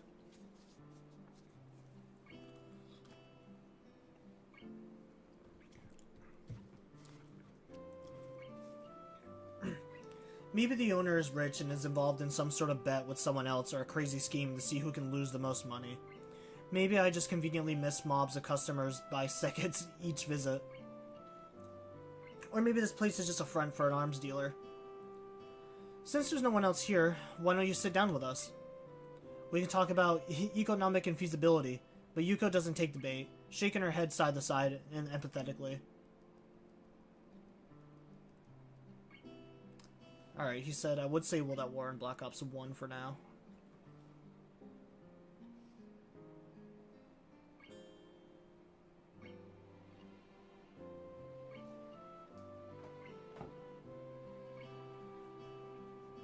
I've never really celebrated Tanabata before, or dressed up for anything like this. I'll finally be able to wear my yukata. What do you mean never? What about last year? Last year, Shik-chan, me, and the 3-2 class rep ran a stall for the festival. It was a soba stall, I think. Yeah, it was. The blind class rep of 3-2 must be Lily. I'm surprised they're able to work together on anything. But Misha would likely be the best possible buffer for that kind of thing, with how innocent she is. Shik-chan cooked and Lily took the orders, and I translated for them. Shik-chan kept saying, "It's so inefficient, Misha. Why do we have to be the middleman? As in, why is there a middleman in the first place? Huh? It would be fine if I did the cooking and you took orders. It doesn't make sense at all." But I think everyone had fun in the end, right, Shik-chan? Shizune adjusts her glasses grudgingly, causing Misha to break into laughter. It was the old student council's idea, that's why. So what was the last student council like then? Shizune finally decides to step in again, or it's more like she can't stop herself. Terrible. That was blunt. She ends with a chopping motion, as if passing judgment on them. I hope she's going to elaborate a little. At universities and some private schools, student councils can have control over millions of yen to budget and distribute as needed. Wow, really millions? Alright, they are much more involved in school activities too, Hik-chan. From Misha's tone, it seems like this is newer to her than it is to me. This school's student council was like a joke in comparison. Don't give people positions of power if they don't have any power at all. What's the point? So, I wanted us to have more and more work. It was hard to convince the school and the other student council members to allow it. Actually, a lot of the work you've seen us do is work that I took on, which is what Lily was talking about. If it wasn't for Shik-chan, the student council would just file attendance reports day in and day out. Would you prefer that, Hik-chan? Of course, Hik-chan, as soon as the workload started going up, most of the student councils stopped coming. Wahahaha. Shizune fingers fold over each other carefully. It looks like she wants to add something, but she can't bring herself to it. Like she said, sign language gives you a little more time to think about what you say. I guess she feels like you can't talk about this. That was then, and this is now. Let's just have fun tomorrow. That is what she finally settles for. Yeah. Okay, then student council is adjourned for today. Has to be adjourned excitedly, because today was a good day. School seems to be over by the time we leave the tea house, as I can see students coming down from the road as we walk up the road towards it. A couple of people wearing our school uniforms look at Shizune as she walks by, and I wonder if they recognize her as a student council president, or if their eyes are being drawn to Misha's head. It's impossible not to overhear the chatter in the air, and the topic is more often than not plans for Tanabata. I wonder how many of them will be using or going to the stalls that I reassembled. It makes me feel a little pride, an emotion I've never felt doing something for school. Maybe this is how Shizune feels as well. I almost want to ask, but it seems stupid to want to do so. So I just hold on to the thought as the three of us walk onto the campus and then separate. Shizune to the student council room and Misha and me to our dorms. It isn't until they are gone that I realize again I didn't ask when and where they wanted to meet up tomorrow.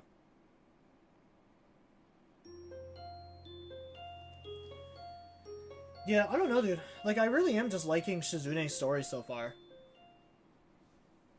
I really do think people might have just been wrong about this one.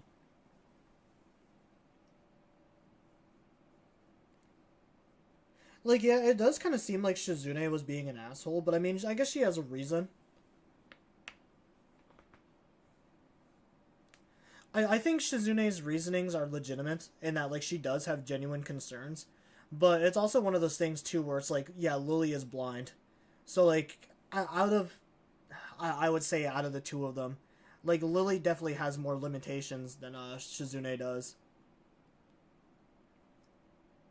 Because at least there's workarounds with Shizune, like writing on like a notepad and stuff like that. Whereas with Lily, there really isn't, like, Lily can't see. Like, she physically just, like, she physically just like can't do certain actions at all, unless like practice like with the tea and stuff like that, which I'm sure took her like a very long time to establish. So like I get Shizune's point, but at the same time I do think that Shizune is a little bit like overbearing isn't the word. Maybe eccentric. She's a little bit too eccentric. Even though it is a holiday, I wake up at the same time as usual, on a day when everyone else is likely sleeping in for another 6 hours. I take my morning regimen of pills for the first time in a few days. Admittedly, I let my medication slip my mind. Looking at the rows of bottles in front of me, I don't know how I managed to. 17 different medications. I feel full enough to skip breakfast after taking all of them. I'm already up, so I might as well take a walk. The weather looks nice outside, giving off an idyllic atmosphere I'd often dreamt of. It's always been kind of romantic notion of me to be able to meander around in the countryside, taking in the fresh air. Now that opportunity to do just that is here. I can't resist, even though I know it must seem silly. I stop at the main building in order to buy a drink, and then decide to enter it, and maybe hang around on the roof a little bit. The view might be pretty cool at this time, and I'm sure that no one else will be up there either, and I've never been up there myself. The school is quiet today, deserted. My footsteps echoing in the staircase to the roof are unnervingly loud. It shouldn't bother me due to how much time I've spent in sign language classes in the near total silence, or working so much with Shizune lately, but it still does. It makes the smallest noise that I wouldn't have even noticed before seem boomingly loud. It feels like I'm sneaking around someplace I shouldn't be. I wonder why I'm getting that vibe. Maybe the school is haunted or something. When I open the door to the roof, I see I'm not alone. Misha leans against the fence looking over the school grounds, not having noticed me at all. Instantly, I know what I have to do. I have to put my hands over her eyes and say, "Guess who?" It's the only option. Halfway, I start thinking of how bad this would look if Shizune suddenly popped up, having left for just a second to get some sandwiches and saw me sneaking up on Misha like this.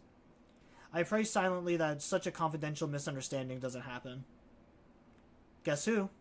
"Hick-chan," she says without hesitation for a second, without deviating even slightly from her normal tone. My fun was over before it started. "Hi, Hick-chan. Good morning." She reflectively tries to move her hands to form a greeting and entangles them in the fence. "Good morning. I didn't expect to find you here. What are you doing so early?" "I could ask you the same thing, Hick-chan. What are you doing up so early? I didn't expect you to be here." "I asked you first." "You're right. You sound like Shik-chan." "No, I don't."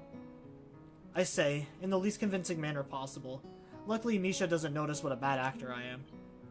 "Are you looking forward to tonight?" "Of course, Hick-chan. I don't like celebrations, or maybe not as much as Shik-chan does, but Tanabata stands always have interesting things to buy, and all kinds of seasonal foods. And I want to wear a yukata." Her choice of words is a little strange. It sounds like she's saying that she doesn't like celebrations, but likes doing everything involved with them. I don't know if it's worth pursuing, though, and it could just be that I misunderstood. "What about you, Hick-chan?" "I am, or else I'd just stay home, wouldn't I? That's a logical step." "Hick-chan, you're not that logical, so that's really surprising." "Okay, though. I was just making sure, because you didn't look like you were having a lot of fun last time. Me and Shik-chan were a little worried because of that." "Hey, I had fun. I guess I ended up appreciating it more than I expected." "Really, Hick-chan? Wahaha. What part of it? Tell me." "Well, there were fireworks at the end. They were really nice. I think you slept through them." I always fall asleep early, but I won't sleep through them this year. I'll definitely stay awake." "I don't think they have fireworks during Tanabata. It's a different mood entirely. Maybe you can get Shizune to petition them to have them, and move the fireworks to an earlier time." "Maybe I will. That's a great idea, Hick-chan." "Oh, no, it's not. Don't do that. I wasn't being serious. Although it would annoy Shizune." "Wahaha, you make it sound like you like that, Hick-chan." "Hick-chan, do you like Shik-chan?" I can't say yes or no, and sitting down like I am, I can't even smoothly leave. "Don't be silly. The one I like is you." "Really, Hick-chan? Nah, you're kidding, right? You must like Shik-chan more." "Misha, you jump to conclusions too much." "But you almost called her Shik-chan, so I am right? It's because you call her Shik-chan all the time. It got stuck in my head. Osmosing language is common, you know. Besides, it's one little slip-up, and by your logic, you should like her more than me. And are you making fun of me or something? Wahahaha. Maybe. I'm hungry. Did you eat breakfast, Hikchan? No, just medicine. Misha twirls her finger lazily in the air to keep her hands busy while she thinks. We should eat something then. Do you think they will be serving breakfast today? That's really the kind of thing a member of the student council should know. I can't say that though. I'm on the student council and don't know. It didn't seem like anyone was working in the kitchen when I entered the building, but I don't know for sure. Hey Hikchan, have you ever heard about those vending machines that you can get food from, like burgers, soups, and even pizza? Wouldn't it be great if we had some of those at our school? I don't know, I always thought those machines were kind of weird. Imagine how cool it would be if we had machines like that at our school, Hikchan. It would almost be like magic, wouldn't it? Hot food coming out of a vending machine? That's so amazing. I could never imagine that. Seeing one of those machines would be like a dream. We don't have machines like that in the whole town, though. It's too early to even go into town. I won't be able to eat breakfast, Hikchan. This is the most important meal of the day. Everyone says so. I want to eat. You're really silly. If it bothers you so much, I'll buy you a soda. Misha puffs out her cheeks and puts on her serious face. Hikchan, a soda is not a breakfast. It's like water. It's not like water. It's a liquid. Water isn't food. Liquid can be food. Now who sounds like Shizune Misha? I want to say it. Even her tone reminds me of Shizune's unblinking matter-of-fact way of stating the ridiculous. If I did say that, though, I would be the one who sounds like Shizune again. It's terrible. Her competitiveness is really rubbing off on me. Let's look for something to eat, then. Okay. Predictably, our search for the food in an empty school building this early in the morning leads only to failure. Misha decides to go off on her own after we both decide to give up for now, vowing to eat breakfast even though by now it's closer to the time for brunch. I go back to my dorm, the following hours tick by slowly, and I pass the time by catching up on my reading. Some of these books I haven't touched since I was in the hospital. Thinking back on it, it wasn't that long ago, even though it definitely feels like it was. A free day, and I can't think of anything to do. I take a short nap, and as I change for the second time today, I realize that I never actually confirmed with Shizune or Misha when and where we would meet up. I guess that eventually they would come looking for me, but I would look pretty stupid if it came to that. It's already evening, so I should make an effort to find them first.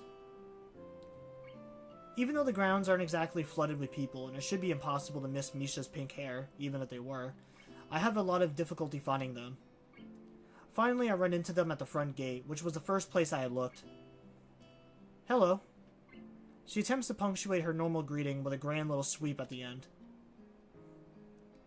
Hikchan, how are you? It's strange seeing them in Yukata, though. I've been seeing Yukata in general all night. Shizune's is simple and tasteful, which seems obvious for her retrospect. For all her grand flourish and over-the-top behavior, I think she would rather die than dress the part. What draws my eyes is the hairpin she's wearing, a pearl flower that gleams softly in the moonlight.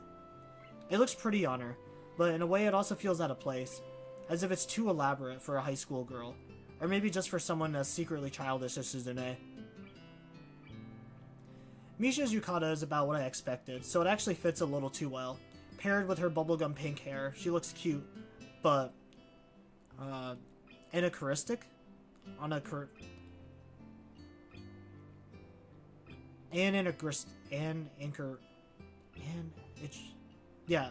probably got it right the first time, and I'm just being a fucking idiot. You two look nice. Thanks, Hikchan. Hikchan, you're a little late. We were waiting here for a while for you. Did you forget the time or the place? Oh well, let's get going, Hikchan. Misha dropping this line of discussion saves me from what could potentially be a pretty embarrassing thing to own up to. Specifically, that I had been looking for them for at least an hour. Seeing Shizune and Misha looking so cheerful, it's hard not to want to fall into the atmosphere and enjoy a nice night out. What bothers me is that I'm having some trouble reading Shizune's signing tonight. I haven't been to sign language class in almost a week, so I'm not surprised. I guess having lost focus for a while, I'm slipping. It certainly wouldn't be the first time. Hold on, where are we going? In the town? Yes. That doesn't make any sense. We haven't even checked out what's on the grounds, unless you two decided to have fun while I wasn't looking. We're going to come back. We'll be working our way up. Either way, Hikchan, we have to walk into town and then come back up if we want to see everything. So this way, after we're done, we'll be right by the dorms when we're tired. It works out perfectly. That is admittedly logical. Shizune doesn't give me much time to argue anyways, grabbing me by the arm and lightly trying to pull me along. The streets illuminated only by the light of the moon and low lanterns tinted in tissue paper put me at ease. Now that we're in town, Shizune moves a bit more slowly in order to see the sights. So I decide to walk more briskly in order to mess with her, but she quickly readjusts her speed to match, letting out a soundless laugh before quickly signing to Misha with her offhand. What do you want to do first, Hikchan? How about some games if there are any? I thought you didn't like games, Hikchan. I don't mind. For the second time today, I feel her slim fingers wrapping around mine. It feels like all this time I've been pulled along by Shizune's will. Occasionally it's quite tiring, but I think that for the most part, I want to say that I hate it. It's just the quality of some people to drag others into their lives like a storm. That word fits Shizune sometimes, I think. Although I didn't want to tell Misha earlier today, I do like her. Hikchan, you're gonna win a doll for me too this time, right? You're still thinking about that? Okay, I will. The time passes by faster, and I thought I could as we run around, trying to do as much frivolous things as possible. Snow cones, Hikchan. Do you want one? Misha runs towards the stand, not even waiting to hear my answer. They look delicious. I want one too. We'll play rock, paper, scissors to see who can pay for them all. Or we could pay for our own. Hikchan, what flavor do you want? The blue one. Blue is not a flavor. I knew that. Ordering something based on color is childish. You're childish. What are you getting at? Are you getting strawberry? That's such a childish flavor. Only children eat strawberries. You should get plain, the most mature flavor of all. I want to know where her personality comes from. I wonder if I would think that way if she hadn't been the first student I ended up having a conversation with on my first day here. It's entirely possible that I missed the parts of her that kept drawing me in. If I didn't know that she couldn't hear me, and that she was so competitive, and just so focused with getting me into the join the student council, and so alternatively playful and sharp. With all these constant new facets to keep me interested in her, would I have grown to like her so much? It's likely I'm overthinking it. Aren't you going to make a wish? Shuk-chan never makes wishes, Hikchan. Oh really? Not even on New Year's? Why's that? Shizune tenses her fingers and smiles, but won't answers. It's a secret. I know. Hikchan, do you want me to tell you? Yes. Shizune alternates between as many forceful iterations of no as she can think. I'll tell you later, okay? Actually, I feel tired. I think I'm gonna go to bed early. Really? It doesn't feel like it's been that long. Time flies when you're having fun. But it has, Hikchan. Maybe I could visit Yuko first, then go back. Or, I don't know. Well, it doesn't matter. Have fun without me, okay? We're gonna go back to school soon anyways, Misha. Misha doesn't want to hear it and leaves anyways. Shizune starts to wonder why just as soon as I do. But while I keep it in my head, she signs it, seeming to want to discuss the possible reasons. After we're both done seeing all there is to see, I check the time, and I find that it's pretty late. My energy is starting to wear off, and it's a miracle that I managed to have even done so much. I think what it is Misha is, yeah, she's getting extremely jealous. You know, especially since me and Shizune were like, I mean, I guess Hisao wasn't the one that did it, but, you know, like the fact that they basically were just like holding hands. I think it's increasingly starting to get like more and more obvious to, it's definitely getting more and more obvious to Misha that there is something there.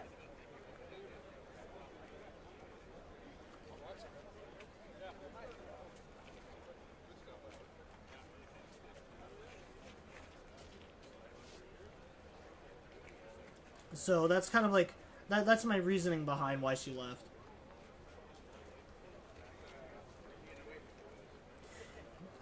Like I said earlier, I do like, I do actually feel really bad for Misha, but at the same time, like, it is kind of one of those things where, like, you can't really force someone to, like, be in love with you, you know?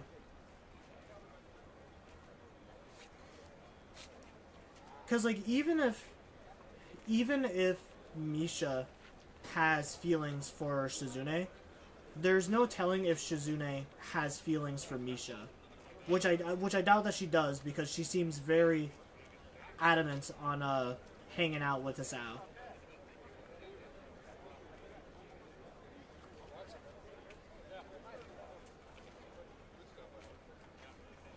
So yeah, like, I do generally feel like really bad for her, but at the same time, like, there really isn't anything that, like, you can do about it, unfortunately.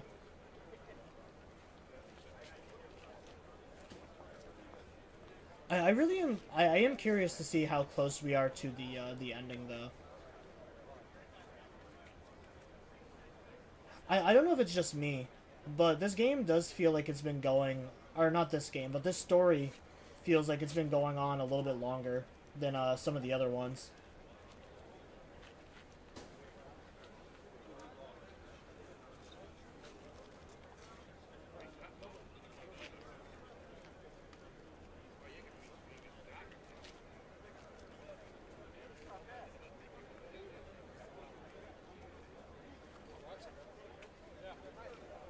Sorry, I was trying to download the,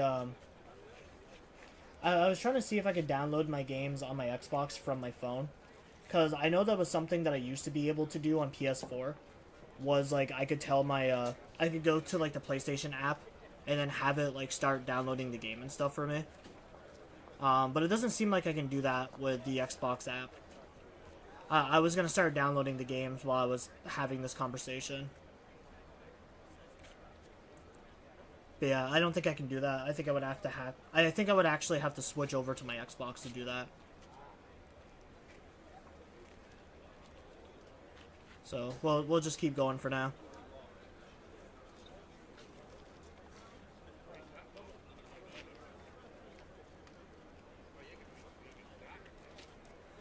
I mean, I probably won't be able to play with them tonight anyways. I gotta wake up early tomorrow.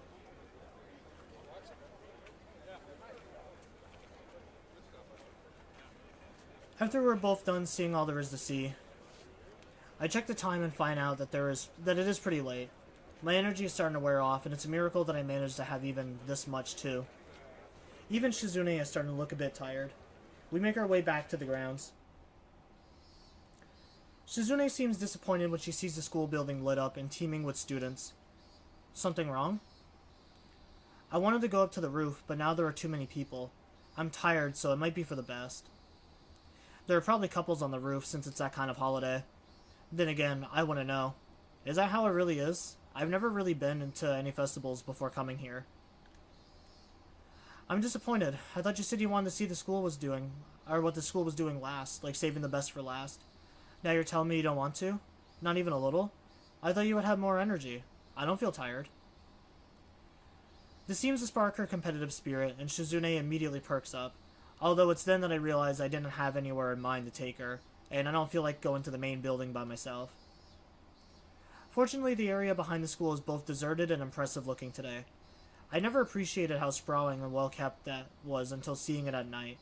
Almost seems to go on forever in the moonlight. It's very pretty, even though it's just a field. I thought earlier she was too immature to pull off the old-fashioned clothes she is wearing tonight. But right now, she's quite beautiful in them. Makes me think back to that day, the other festival that I went with her. She had looked the same way back then. I want to tell her that I like her, decisively in one go, but even thinking about it is just so awkward. And the more I like her, the more awkward and afraid I am of telling her how I feel. Even now, when I could do so if I wanted without having to go through another person. Not to mention, what if what happened last time happens again? If it does, I might not get off so easily with a months-long hospital stay. I don't even want to think about it. I try to shove the thoughts out of my mind any way possible. I try to dismiss them as unlikely fears. Still, the first time I had seen all my pills, I'd imagined them cascading before me, enough to choke me. I still think about it from time to time. I can't say that it's not a legitimate concern. Times like this are nice enough that I can't forget them. My favorite thing about this school is that it's on top of a mountain. Is it because it's much closer to the sky? Yes. I like it too, but more because of the fresh air. You're so competitive. Too competitive. If a whale bit you, you would bite it back. That makes her laugh, and she winks. Would that be so bad? Her smile is contagious. Yes. It's true. I'm terrible. A little. But if I can make people happy, I'm not entirely terrible, am I? Then it's okay. I have many examples in my defense. Maybe even this moment is kind of a game to her. That's right. This is a romantic moment. I don't know if such a chance might come up again, and I feel compelled to say something awkward and stupid. If I think about it too much, I doubt my hands will listen to me. Do you want to be my girlfriend? I hope that I signed it properly. I feel nervous as I want to break into a run, yet I'm rooted to the spot. I couldn't hear a thing just a minute ago. Now I'm picking up every little ambient noise. I really am nervous, and I wonder if it shows. Before hours passed like seconds, now the seconds pass like eons. Then I see Shizune moving unsteadily before her, fumbling over each other, stopping halfway through the gestures. It's like she said, sign language gives you an opportunity to think your words through, and she is trying very hard to do that right now. A situation that she doesn't know how to respond to. It must be unthinkable. As stoic as Shizune tries to be, she can't hide her reddening cheeks, and she's very cute and feminine like this, and it puts me at ease to know that she is as nervous as I am. The thought is yet another way in which I found myself competing with her. Okay. That's a simple reply, but as soon as I think that, Shizune takes a step forward and embraces me. An unsure and careful embrace, as if I are made of eggshells, and as if she doesn't know how to hug someone. Although to be honest, it's not just a subject I'm familiar with either. Her yukata is cool and silky under my fingers, but I can feel also Shizune's warmth. In the end, she thought this was the best gesture to show how she felt.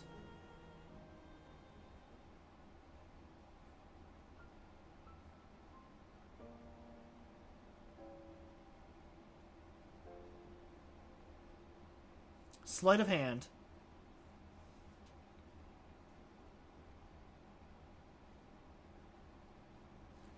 Alright, I do get a message from my brother back real quick.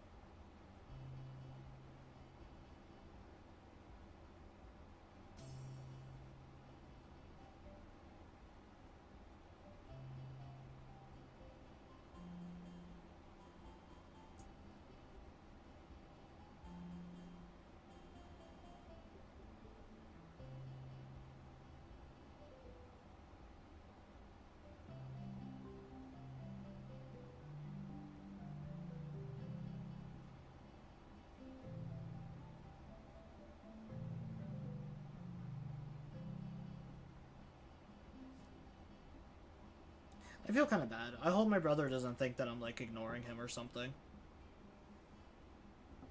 I really do want to play games with him, but I've just been so busy lately. The following days pass uneventfully and with surprising quickness.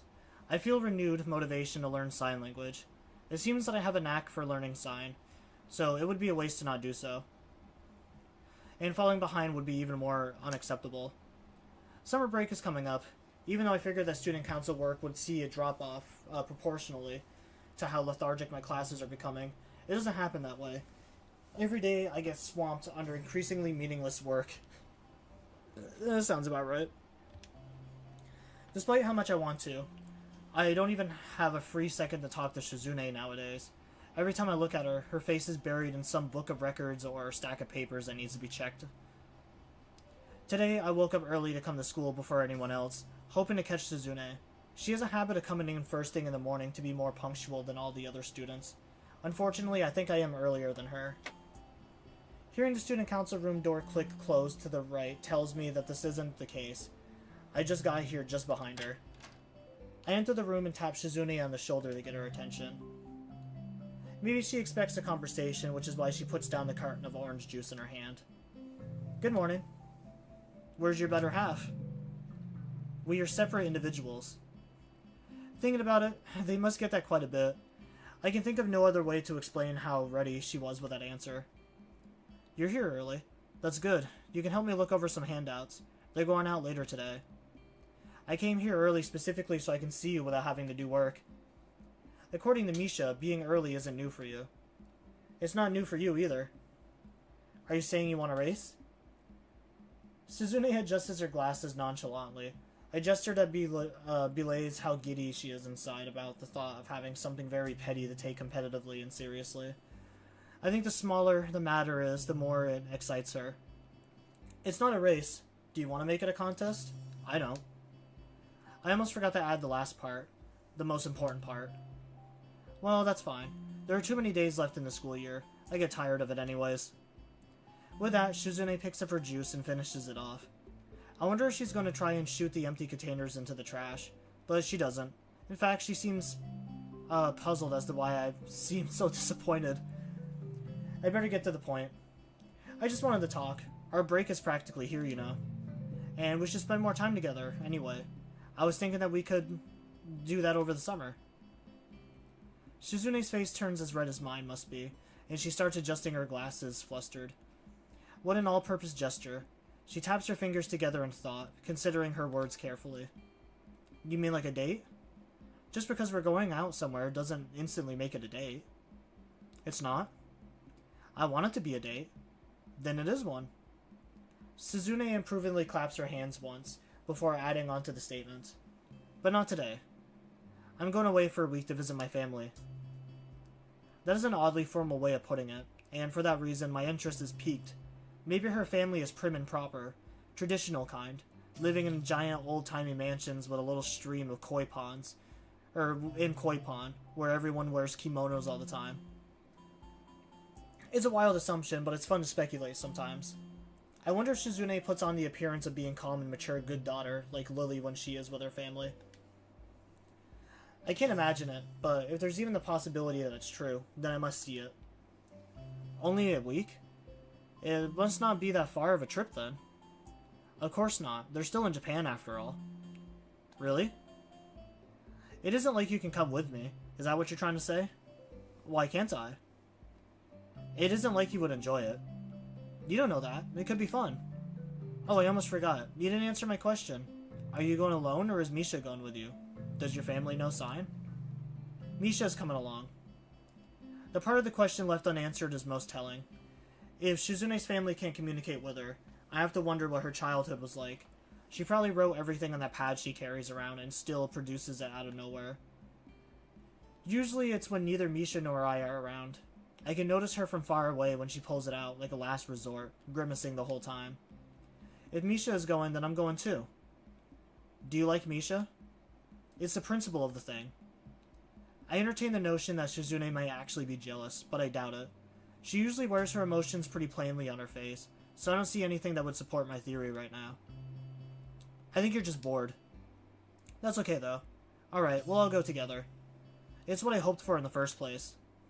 You can't skip out on student council today to pack your bags, just because you're coming with us on such short notice. It's no excuse. It's okay. I hardly have anything to pack anyways. Shizune pauses, tenting her fingers thoughtfully. You must have come to the school on very short notice.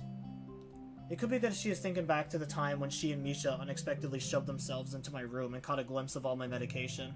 That was an awkward moment I'd like to forget, and I don't like revisiting it. The way she tiptoes around the issue, even now, only makes me feel uncomfortable. I did. It was kind of an on-the-spot decision. It worked out better than expected, though. I hope Shizune won't pursue the matter, and to my relief she doesn't. My home is in a particularly beautiful part of Saitama. We'll be leaving early in the morning, so be ready. Let's talk about it more later, okay? For now, those handouts won't look over themselves, and you're gonna help me for now. As Shizune dives into her work, pulling me along with her, I think that she seems almost, but not quite, excited to go.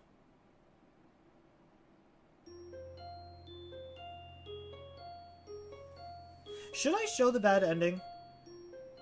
Usually I've been trying to go for just like the good endings, like right off. But I do kind of want to show Misha's side on... I mean, I can't show Misha's side on stream, obviously, because there's like, you know, there's like tits and shit in it.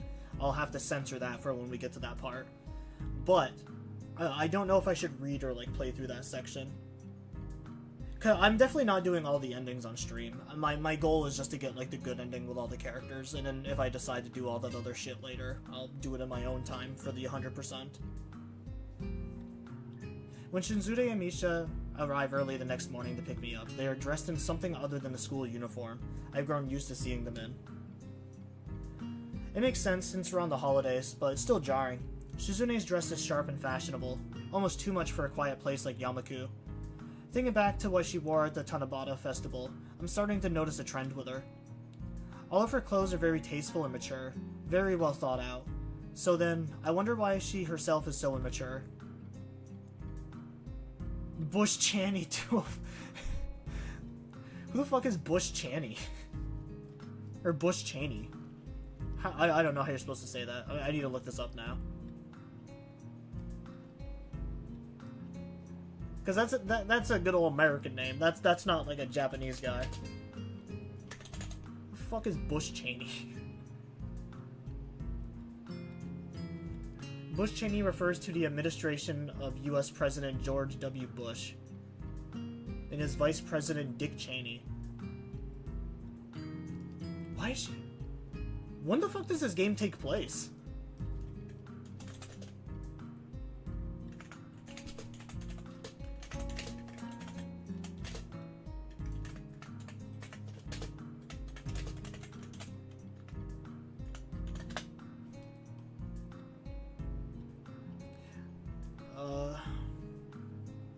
Alright, so the game was officially released January 4th, 2012. From this Reddit post, it says, I believe it was Hanako's birthday, for which they mentioned the day of the week, and it matched up with either 2007 or 2012. Yeah, so I imagine maybe they made the game based around the year that it came out. I mean, maybe that sure does make sense, because I'm pretty sure George Bush had like 2 terms as president.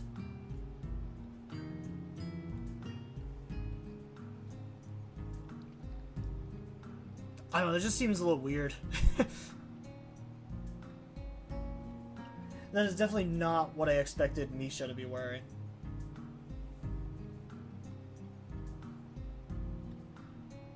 Oh shit, I gotta wait for the screen to load up again.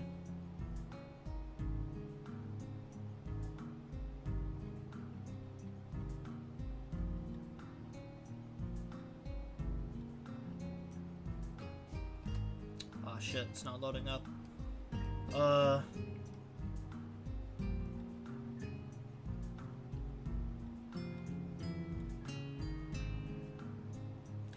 Yeah, this is supposed to take place in Japan, right? It just seems so weird for her to be wearing a Bush shirt. I mean, I guess Misha's not really, like, Misha's not a very Japanese name at all. I mean, neither is Lily. You're bringing so little? I said I would. I said there wasn't much to pack. Shizune pouts and rocks her own, rather large collection of luggage with her foot, as if embarrassed. Misha only has one suitcase with her, but it's almost larger than she is. She looks self-conscious about it as well. God, that suitcase is as big as a compact car. The pea green color is unsettling. It's something used to transport bodies. The way they look right now makes me want to tease them a little. Aw, that's bad luck for you and Misha, isn't it? Having to carry those huge bags. Gotta pack light next time like me. Everything fits into one little suitcase. Like James Bond. Yeah, exactly like James Bond. Suzune gently tugs her glasses in concentration. We should split the amount we carry equally. Wow, this is a great idea, Shik-chan. What? No. It would benefit us all. Yep. Wahahaha. I'm gonna have to say no. You're outvoted. She almost lunges forth and signs it. Terrifying. Oh well, I was just kidding.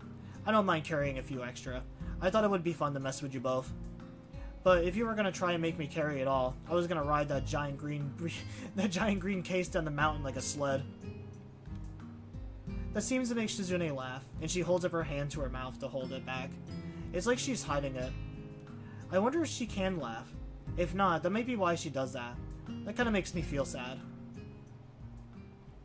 With that taken care of, we head to the train station, and a very uneventful ride follows. Shizune and Misha manage to fall asleep almost instantly, but I find myself unable to. That's never happened before. Maybe it's my medication. When we arrive at Shizune's house, it's quite a bit larger than I had envisioned it would be. I don't think huge would be much of an overstatement. You live in a mansion? Shizune instinctively stands on her toes so that we're eye level, and frowns deeply, having had my comment translated to her by Misha. It's as if she's saying, how can you even suggest such a thing? This is just a normal house. Nothing as ostensive as a mansion? Ostentious? Yeah, I think it's ostentious as a mansion. I believe our definition of those terms are quite different then. Hik-chan, are you surprised? Do you want me to point out where you'll be staying? I think we have a guest room, but I'm not sure if we have to. I'll check. It's no problem though, Hik-chan. Shik-chan and I can share a room if we have to. Well, unless hers is being used for something else now. Not sure. I'm starting to think Shizune doesn't spend a lot of time at home. Before I can make a joke at her expense, Shizune vanishes into the house, and Misha goes with her, leaving me alone on the grounds. I don't want to follow them inside just yet. I put my bag down on the front door and take the opportunity to look around the grounds. I'm just making a quick lap around the house. Even though it takes just a few minutes, when I get back, the first thing I notice is that my bag is gone and a tiny girl is in its place. She looks a lot like Shizune, although Shizune wouldn't wear red shorts and stars and moon stockings. Hi, are you Shizune's little sister or something? No, I'm her little brother. My name is, I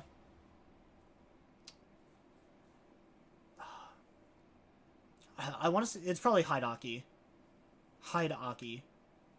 It's nice to meet you.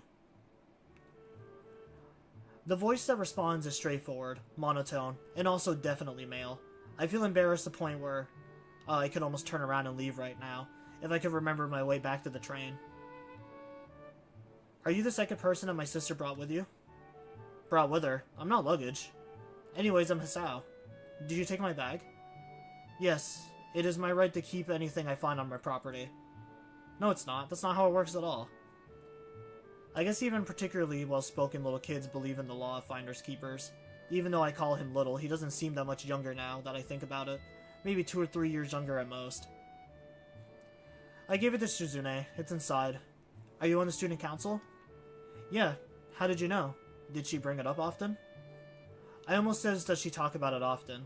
That could have been bad. Yes, all the time. Do you get along with her? Get along? Well, that's a weird question.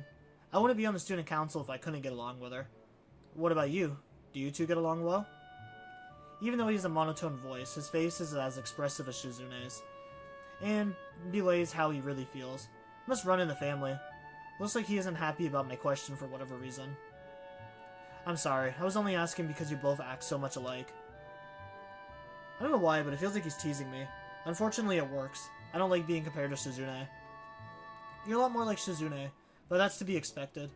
I mistook you for her little sister, even. If you don't want people to make that mistake, you should dress more appropriately. I don't understand. My clothes are perfectly seasonal. What's with the stockings? They are cool. You act like my sister. Eventually people will start mistaking you for her. I guess my comment hit him harder than I thought. That would explain his attempt at turning it around. I hate being compared to other people. Shizune doesn't like it when she is compared to others either.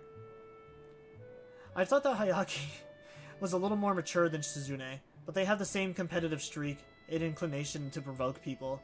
I wonder if he's like this because of Shizune, or if it's the other way around. And neither do you, right? Okay, I get it. I shouldn't be so petty. Especially the little kids. Hidaki seems to appreciate this as an acknowledgement of defeat, which is something that I feel like I can't let go of. Nevertheless, I'll just have to let it go while I have the chance. I can hear Misha's laughter bouncing through the halls the moment I step through the door of the house, to follow it into what I could guess is the living room. It holds more people than expected. Among them I spot a distinctive and familiar blonde ponytail. I'm more confused by why Lily is here than surprised. Shizune seems to be just as surprised. Lily doesn't look ecstatic about this chance meeting either. Sitting next to Lily is a tall, androgynous-looking woman in a sharp suit. I'd like to assume that it's her older sister, but I don't want to risk it. I didn't expect that you would arrive so early. At first I think she's talking to me, but it turns out that she's referring to Shizune. I don't think Lily even notices my presence. I've clearly walked in on the mid-conversation, and it looks like her focus is on Shizune. She couldn't hear me. I should have rearranged my entire schedule for you. Shik-chan says I should have rearranged my entire schedule just for you. That would have been nice, but I wouldn't expect you to do such a thing. Oh, hi Hik-chan. You're finally here. Yeah, hello Lily. Oh, Hisao. This is quite a surprise. Akiri, this is Hisao, the schoolmate. Hisao, this is Akiri, my sister. Yo. She holds up her hand in a brief and quiet casual gesture of greetings. So she is the older sister, after all. I hope you're not messing up any of your plans. Since we're only going to be here for one more day, Lily and I thought she may as well come with me. Akiri turns to me, like she feels compelled to explain. I'm grateful for that. I suppose my position here would be best described as a babysitter. Akiri ruffles Hidaki's hair as he carries on with his pastimes of looking displeased. That is demeaning. Really? Maybe I'll change my title once I get a few more years on you. Or at least a few centimeters. They make an interesting pair, although Akiri looks more like a lawyer than a babysitter. I'm still not really sure why both she and Lily are here, though. Taking a glance around the room, there are tennis rackets, golf clubs, and even a stack of fishing poles and tackle boxes secreted here and there. Behind every chair and every corner and every table, there is some piece of outdoor hobbyist equipment. I pick up one of the fishing rods to play with it. This is a nice house. Shizune, it looks like your dad has a lot of hobbies. For a moment, I forgot to sigh what I was saying, but Misha already in the process of interpreting what I say for her. I'm still a little impressed at how automatic interpreting is for Misha. Do you fish? Nah, I don't know how. I kinda want to learn, as I heard it's relaxing. There is a river only a short drive away. My whole family knows how to fish, if you want. We could go there sometime. You and Hidaki can fish? I didn't expect people your age to know, considering it always seems like a hobby for old men. You know, Lily is great at cooking, if we had some fresh fish. It's not hard to follow Akiri's train of thoughts. If you want to eat fish, we could go to the store. Lily's voice sounds slightly more authoritative than usual. She really doesn't seem to share her sister's enthusiasm of the idea. It's more fun to go fishing. We can even make it like a game and try to see who catches the biggest one. That would be exciting, right? Yeah, Hik-chan, what do you think? Sounds fun, doesn't it? It definitely could be. Sounds like a plan. I don't know how to fish either, so now's as good a time as any to learn. Her eyes shift towards Lily, who remains unmoved. This sours Akiri's smile a bit, and makes me wonder why Lily is being so abstinent about this. I don't think we have enough fishing equipment for everyone. We can take turns. It'll be like a team battle. What is she saying? We can take turns. She also wants to make a contest. Come on, Lily. We might as well make the most of it. So is this going to be a competition to see who can catch the biggest fish or the most? Looks like the older sister understands better as always. Shik-chan says that she supposes Lily would prefer to go to the store, right? It's much less work, so it's natural that she would. Going fishing would be more fun though and save money. Akiri, you have the right idea. Akiri gives a gracious, if slightly stilted smile. Shizune's praise wasn't her goal, after all. Isn't the river quite far away? I don't think it's that far, and I can drive if we have to. I'm okay with it, as long as you can catch something. Can your car fit this many people and a whole lot of fishing gear on top of that? She purses her lips as her fingers suddenly move, counting up the amount of passengers and the required cargo. If we're going to be taking me, Shizune, Misha, Lily, Akiri, and Hayaki. 6 people. Damn, my car can only take 5. Actually, if Hayaki sat on my lap, we could. I'm not sitting on your lap. Shik-chan says that her father's car would be big enough. What? The Fuga? If he doesn't mind us taking it, then I guess we have no other choice. Feels kind of bad forsaking my car, considering I won't have it for much longer. Despite Lily's obstinance and Hayaki's questions of whether or not we'd prefer to eat first than bet on the fish dinner, that might fail to materialize. There's no way to dissuade Akiri and Shizune as they agree on the transport plans. My expectations of a somewhat relaxing drive through the countryside are fulfilled. Ayaki's driving is smooth and peaceful as the surroundings, to the point where Misha falls asleep during the trip. I thought this trip would have been rather too slow-paced for Shizune's liking, but she seems to be genuinely enjoying it. Even with Hayaki awkwardly sandwiched between her and the door, just keeps looking out the window and smiling. The area surrounding the river is quite beautiful. Akiri and Shizune head off for the river so quickly that we have no choice but to chase them. It would be left in the dust otherwise. I can see Hayaki and Lily are just humoring their siblings, Lily being the more unenthusiastic of the two. Misha seems as happy as ever, though. Looks like she managed to latch on to some of Shizune and Akiri's excitement. As for myself, I'd rather eat now, but the thought of fresh fish prepared by Lily is appealing. The river is larger than I imagined, although very scenic and peaceful. Other than a small pier apparently built just to fish off of, this place looks untouched by civilization. It makes me realize how much greenery I've seen lately. Shizune pulls Misha away so that they can explain how to fish to Akiri. Lily and Hayaki are talking between themselves, so I decide to join the enthusiastic trio. So which one of these lures should I use? Can I cast this cute little one? Wait, this is a contest. We need to pick teams first. Shik-chan and I will be on one team, of course. Hik-chan, you're going to be on our team too, won't you? We can be the student council team. Okay. Alright then, that makes me, Hayaki, and Lily on the other team. Lily, what should we call ourselves? I don't really see why it matters. I don't think it matters. Team No Enthusiasm it is. Yet again, Akiri's best efforts are rebuffed. Shizune and Misha, on the other hand, have no lack of enthusiasm whatsoever. Hisao, you can be our point man. Please try hard to catch as many or the biggest fish possible. Why me? No one's even taught me how to fish yet. We can do that now. After a quick tutorial, Shizune immediately tries to draw us into a discussion about the strategy of a tag team fishing competition. Somehow, competition doesn't seem particularly applicable to a sport where you spend hours sitting down and hoping a fish bites a worm. It looks like Hayaki got stuck with the spare rod. You know it's just a string tied to a bamboo pole, right? That means when deciding the order, you should go against him. Wait, why me? You had the least experience here, Hik-chan. Yeah, so who's the best here? Shizune? Hayaki is your brother. Or is her brother. He's probably just as good. He probably fishes all the time, since he lives closer to the lake. He might even be better. Watching you three makes my head hurt. You know I'm only hearing 2/3 of a conversation, right? What's this about? Picking our lineup. Akiri makes a troubled face. She's getting impatient, which probably isn't too unreasonable.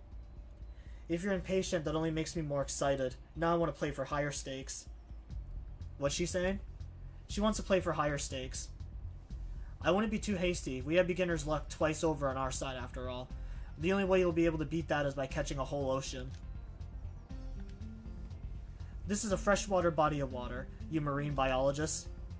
A weird insult delivered with unblinking and innocent good cheer. Akiri doesn't seem bothered. She laughs it off, and Shizune looks like her usual mischievous self again. I'm glad they get along. So, are you gonna pick teams or what? I'm getting kind of hungry. Hisao, Misha, and I are on a team.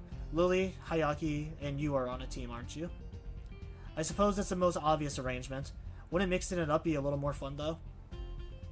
You don't want to fish with your own sister? Well, neither of us know how to fish, so putting both of us on the same team is kinda... Well, it sounds like I've heard something kinda dangerous. I try to change the subject before Shizune can turn that incredulous look on her face into anything more. So I guess you and Shizune know each other? Sure do. We go way back. Akiri throws a knowing grin at Shizune. It's not until Misha finished translating what she said that Shizune gets a troubled face. Akiri sure is different from Lily. Aside from how they look, she's much more informal and laid back. I expected Lily's family to be all proper and formal like her, so this is a surprise. But I feel like she's easy to talk to. As much as I like talking about catching fish, we should probably actually do something. Would you suggest that there should be a lineup of like a baseball team, or should it be everyone at once, or a tag style battle? Can everyone sit wherever they want, or do teams have to stick together? Do we call where we fish? What size fish will we be counting? Seeing Akiri groan after Misha dutifully translates for her, Shizune rubs her glasses, laughing silently. Never mind, let's just fish then. It can be an individual contest. I sit down, ready to fish, although I'm not feeling very confident. Everyone else is already sitting except Akiri, who takes a seat next to me and throws her line out after taking her suit jacket and rolls up her sleeves. Misha and Hayaki end up sitting on top of the shore fishing together, as there's not enough room on the pier for everyone.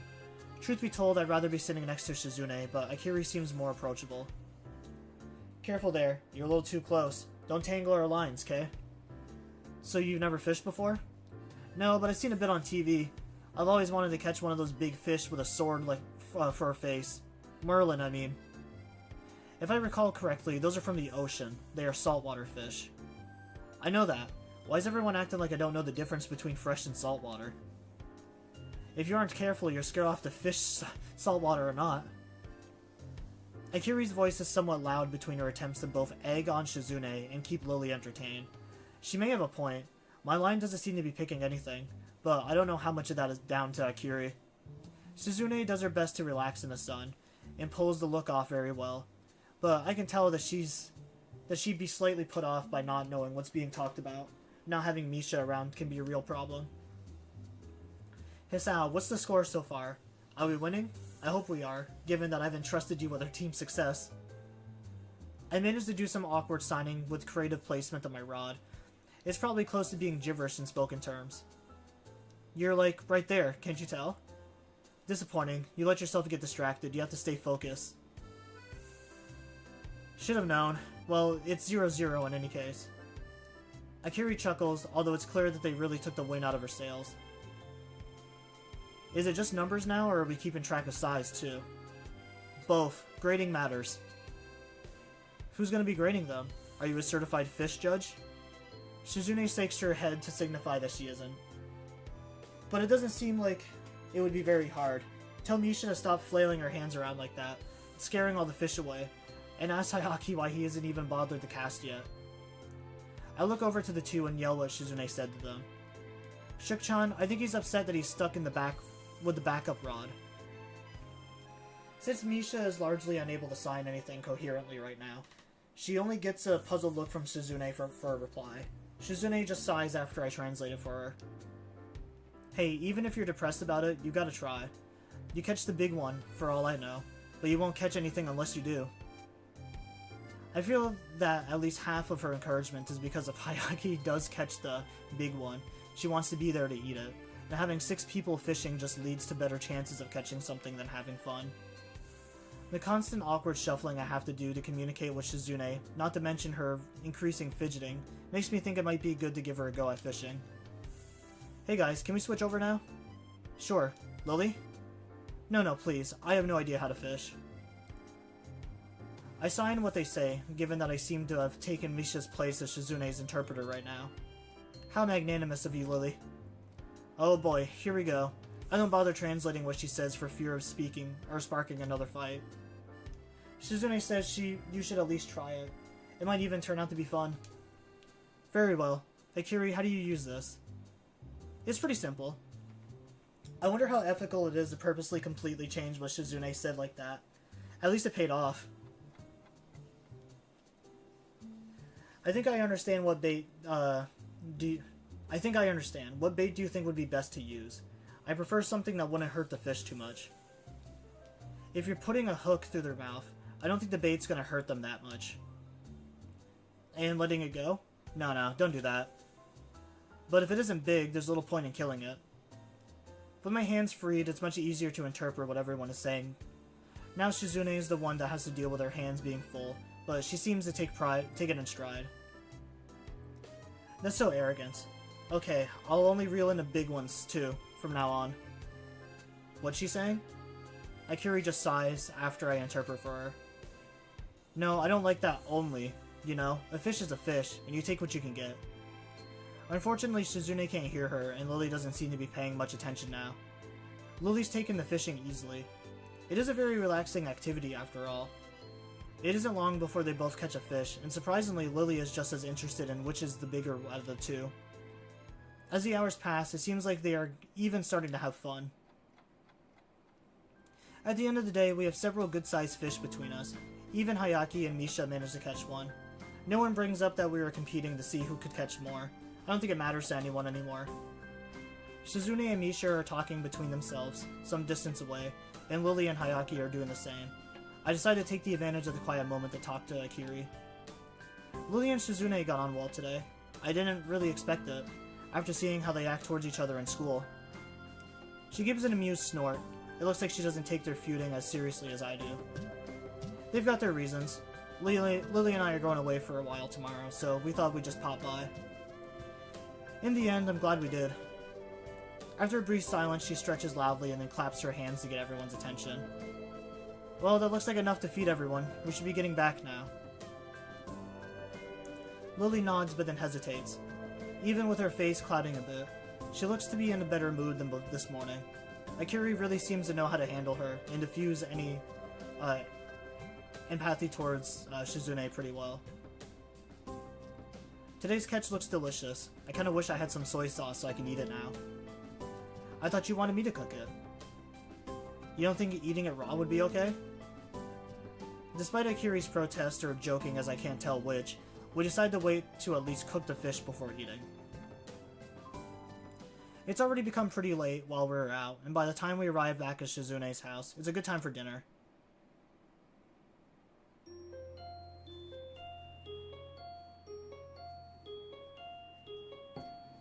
I feel like we're definitely pretty close to the ending of this story, which is why I'm trying to push through it.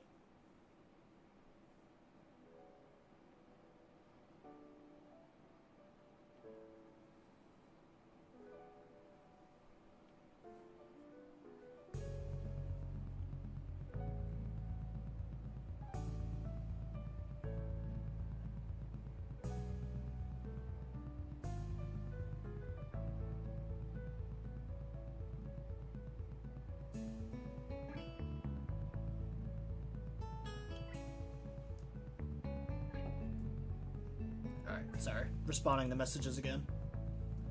Some of my pills spilled out all over the bottom of my bag, which I didn't realize until minutes before I was set to go to bed last night. I spent quite a bit of time scraping them out of my luggage. By the time I get them, I'm already starting the day with a migraine from the combination of trouble falling asleep and waking up late. When I step into the living room, Hayaki is there finishing up his breakfast, his fork raised midway to his mouth. He seems unsure whether he should continue eating or greet me. Maybe I should back out of the room. Good morning. Morning. What do you think we should have for breakfast? We? Aren't you eating breakfast right now? Yes, everyone else ate already. Despite that, he repeats his question again. He's just trying to be nice. It's an odd way to show it, but I appreciate it nonetheless. And I am feeling pretty hungry. I try to make some conversation with him while getting my breakfast to fill in the silence. The fishing trip yesterday was fun. Do the Hakamichis and Sataos often get together like this? Not really. I see. I don't really. There's a brief pause before Hidaki,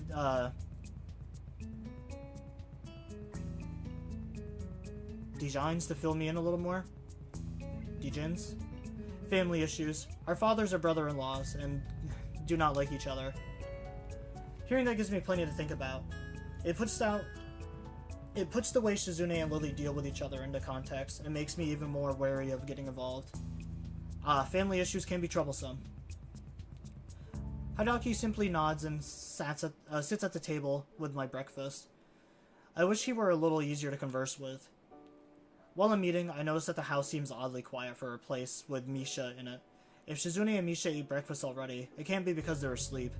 I ask Hayaki where they are. Shizune and Misha left to run errands for our dad. The local business people love dealing with Misha, so he insisted. Well, she's got a nice and cheerful personality. I can see why they would.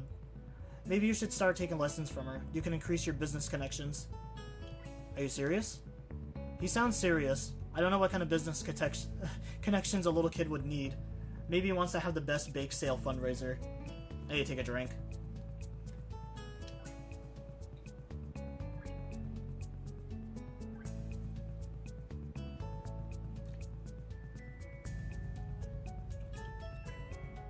It's a shame I'll eventually have to leave here and won't be around to see whatever he's planning. I wonder what kind of person Shizune's dad is again. Other than relatively outdoorsy, what I know so far is that he asked his business partners and friends of his daughters to do favors for him. I'm assuming he's extremely shy or extremely lazy. Maybe it's a rude call to make so early, but it would certainly explain a large chunk of Shizune's personality. Do you want to go anywhere? Not really. Why, do you? I thought there might be somewhere you want to go. You don't want to do more sightseeing or eat at a specific restaurant? I don't know. I've never been here before. I see. I was just about to ask him about what Shizune likes when she was younger, but he manages to sidetrack me with just one question. This appears to be as awkward of a conversation for him as it is for me. You're so eager to please today. Why are you being so nice? Are you showing your secret nice side now that your sister isn't around? You're sort of right. Shizune wanted me to keep you company today.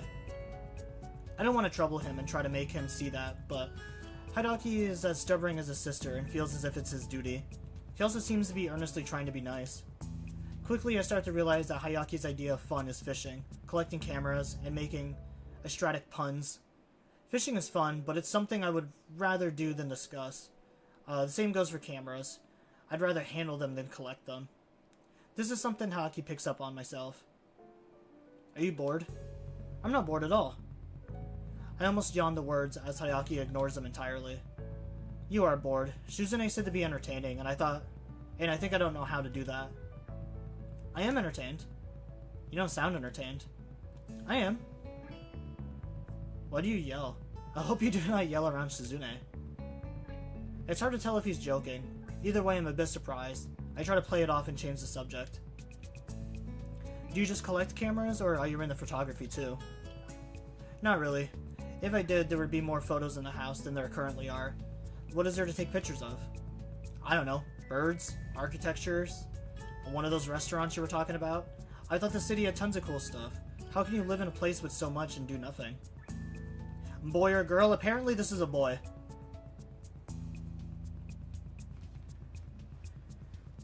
It's just a boy who apparently really likes to wear shorts and stockings.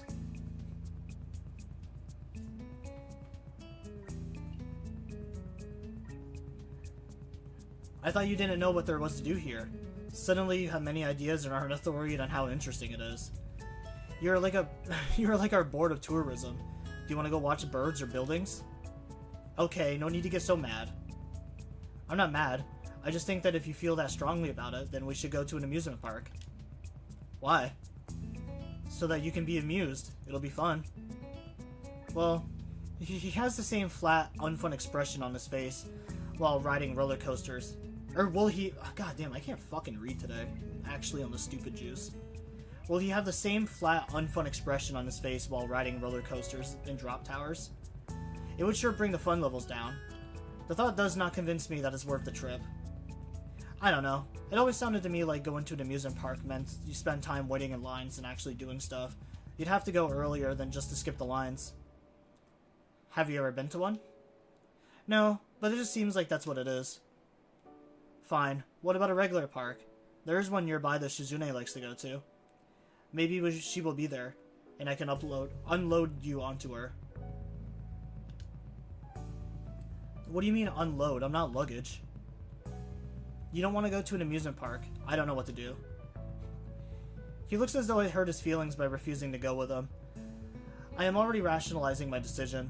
I don't like waiting in lines. It would take too much like a date. I'd rather go with Shizune. It would be tiring. It's nothing personal. It's just that I kind of wanted Shizune to show me around town instead. And I don't think that my condition going to an amusement park would really be such a hot idea. The park is close enough to their property that it could almost be considered an extension of it. Both it and Shizune's backyard look exactly the same, except for the park has benches and more people. That said, it's quite nice. There are even people out walking their dogs and children, flying kites that can be seen lazily drifting back and forth over the trees in the distance. I could sit in a relaxing and scenic place like this forever. Hidaki, on the other hand, looks like he's extremely bored. I want to poke him to see if he's still alive. But how would he react either way? So, actually, I do have a complaint about this chapter so far. I know I was saying that I actually like this chapter over Emmy's. I think my major issue with this chapter that I'm now realizing, there is no decision making. I actually didn't even think about that till now. It has been strictly just reading. There hasn't been a single decision making ever since chapter, like, Act 1. Where we were basically, like, choosing the path that we want to go down. I am only now just realizing that, because Rin's was filled with decisions.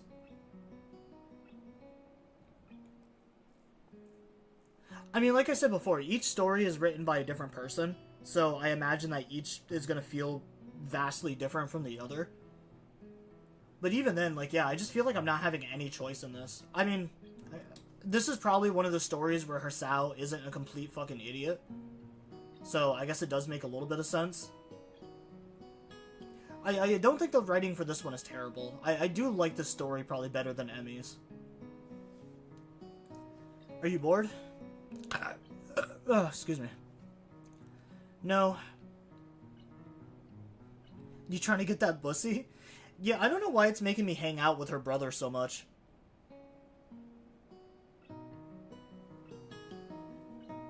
All I'm trying to do is just hang out with my deaf girlfriend. And, you know, possibly bunk in the same room. I'm here visiting her family. Like, goddammit, we should be able to sleep in the same room. Are you gonna go jog or play frisbee with the dogs like everyone else? Is that what people do in parks? Well, you go to parks to get back to nature and enjoy the atmosphere. That's why you jog in the park instead of just on the sidewalk or something. You can jog anywhere. I can't believe I'm having this conversation. How can you not know this? You shouldn't have brought that up. It's too weird. Haven't you ever heard of children should be seen, not heard? Yes. I lied. I'm bored. Would you like to play a game? I groan audibly enough to hope that he understands that I don't want to. He doesn't care, in fact. He's already toying with a deck of playing cards. Why are you upset? That is why we are here.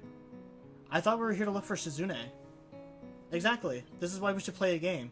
It's a Shizune trap. You can trap anything, including people. If we compete against each other in the spirit of competition, in a sportsmanlike manner, she will be drawn here to challenge the winner like a shark. Then I will defeat her like a safari hunter, then take a photo of the reward ceremony. Sharks do not go around challenging people to games of chance of, like, dojo breakers. When did you bring that camera anyway? Nah, I get enough games hanging out with your sister. No, come on, it'll be fun.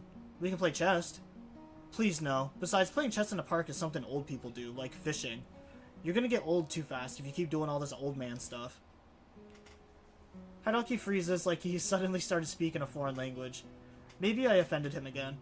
Maybe he's secretly 50 years old and has aged incredibly well. Him being Shizune's brother could be a cover story. What about checkers or Go? Or even, Backgammon? Backgammon is fine. Even though I don't like it.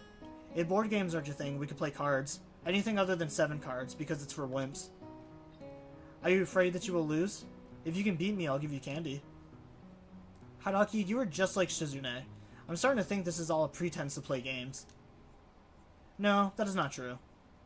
You are. I bet that competitive streak is genetic. I'll sell you to science. No one can own a human being. How about I teach you some sign language instead? When Shizune asked me if I wanted to come here, we talked a little. It seemed like you and your dad don't use sign language. I'm guessing, but if you don't, I could teach you some. I'm not a master at it, though. I think it might be good for you to move your arms more anyways. He barely moves his arms. Most of the time, they're just hanging limply at his sides. How unnerving. It's been bothering me that Shizune's entire family apparently doesn't know how to sign.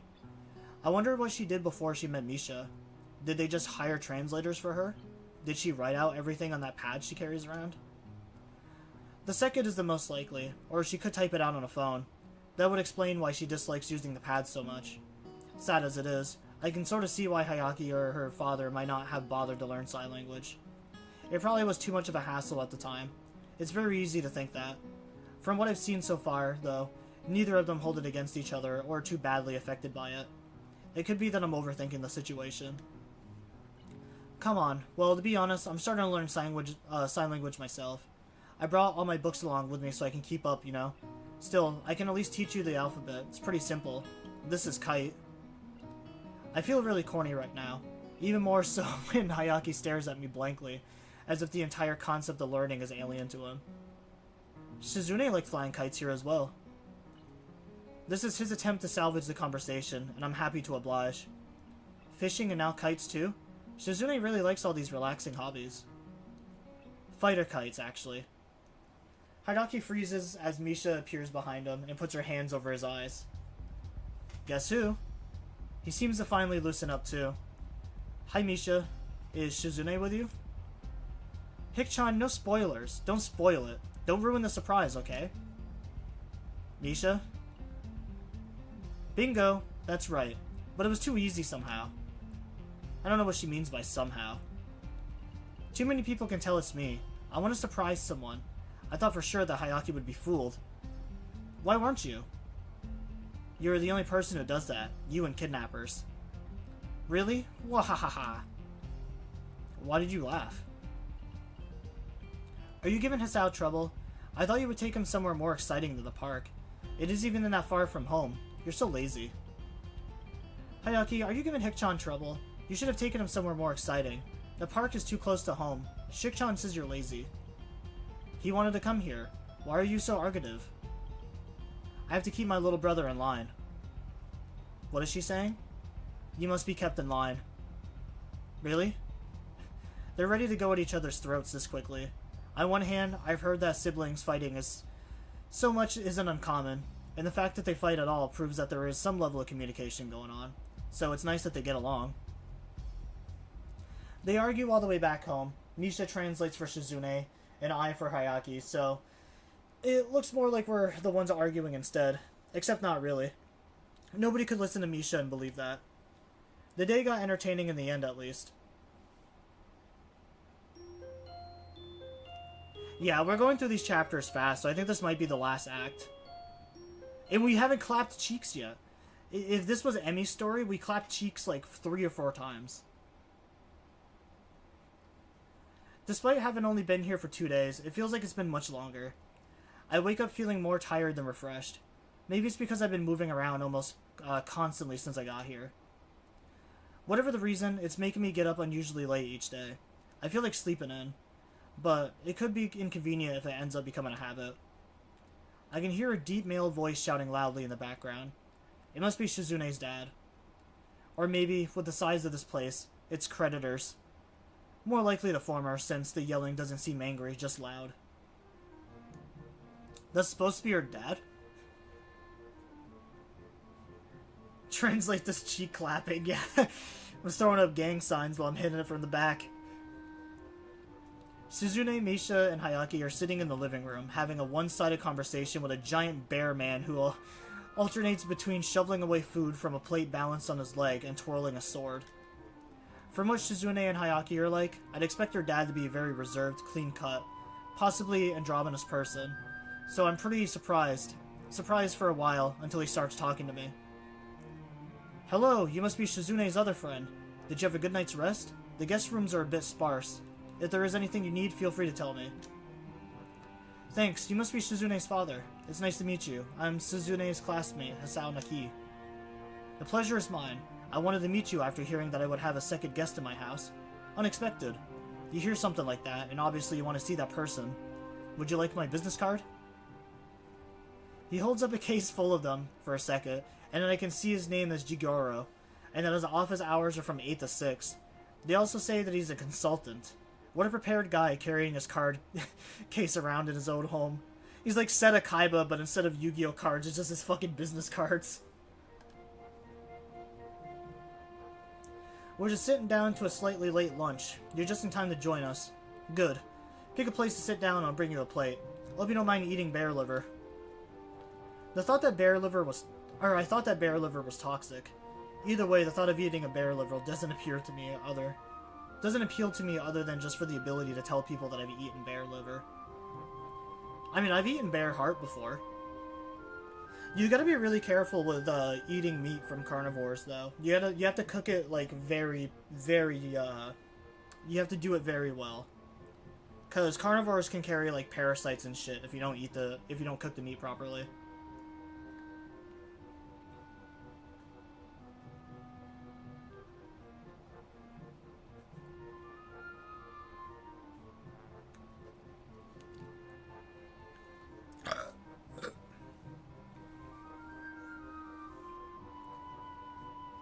I suppose it wouldn't hurt to try, but Shizune's dad merely laughs.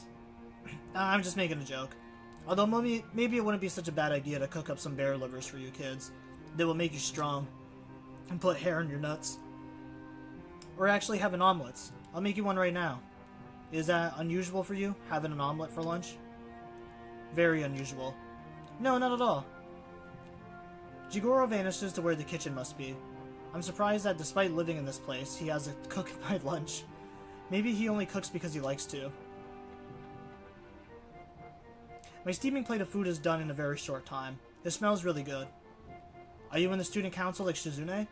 Is the student council that busy that Shizune has to drag her friends along everywhere she goes? Sometimes a vacation is just a vacation. Oh, you're right about the student council part. I think we're just here for fun, though. I see. Is that right? When I was young, our student councils had so much work that I don't think we could have afforded going on vacation. Must be nice having so much free time. Should give you plenty of time to think about your future. I do not like the direction this discussion has taken, and started thinking about how to avoid it. Have you thought about that? About what you're gonna do? No, I haven't given it much thought recently. What do you do, if you don't mind me asking? It must be something pretty cool, if it can get you a house like this. What do you want to know? Children aren't interested in business. What business of yours is my business? Suspicious. Are you some kind of tax man, boy? I guess he really does not like being asked questions. Hick-chan isn't a tax collector boy. I think. Hick-chan, what do your parents do? You never told us. You, be quiet. Don't interrupt me. I hate being interrupted. Rude. Aw. Shizune doesn't look too happy with this turn of events. Even when Misha, unable to sign to her what's going on, she can read the mood easily. Her glare becomes more smoldering as Jijiro continues to rant. One more thing. My fishing equipment. I came home and it was just a big pile in the corner. Rods just stacked haphazardly on top of tackle. That was me. I can't remember if it was actually him. If it wasn't, I appreciate that he's willing to take one for the team. Doesn't matter because Jijiro ignores him without skipping a beat. Well, anyways, I'm glad that my fishing equipment could provide some much-needed entertainment for my daughter's friends. Did not even tell me you were going to be using them. Those are expensive custom-made poles. Not for... that fucking word again.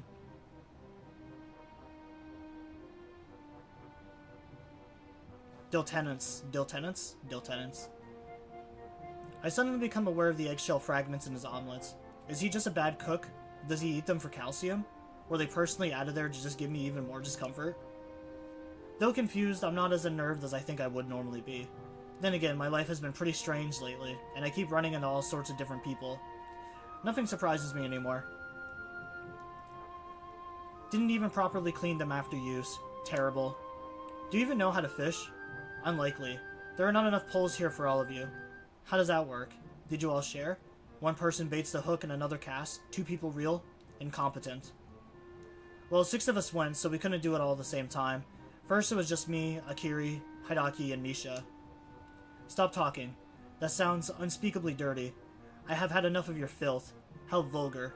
Make sure that your statements are not so embarrassingly carelessly worded next time. What? What? You are so disrespectful. Amazing. Are all delinquent types like this? Even the way you dress shows flippant disregard for authority. Sweater vest, disgraceful. Delinquent? I'm on the student council. I'm hurt by his comment about my sweater vest. I mean, yeah, sweater vests are stupid, man. Especially when it comes from a guy in such a tacky shirt. I guess I can't really say anything, though. He has a sword. He might also kill bears. Misha loudly puts her plate down on the table. That was delicious. Shik-chan and I are done now. Hik-chan, you are too, right? We should get going. What a simple yet effective exit strategy. I barely have time to put down my plate before they pull me up and out of there, and finally outside. Unbelievable. It's like I'm watching an interrogation. This is not a cop show. Guests definitely have responsibilities, but hasn't he ever heard of being a gracious host? Really? Misha attempts to sloppily mimic Shizune's anger, chopping gestures as best as she can. She has the experience down too. God, fucking damn, dude. Oh, I'm getting to the part of the stream where my fucking reading comprehension turns into a fucking dyslexic person.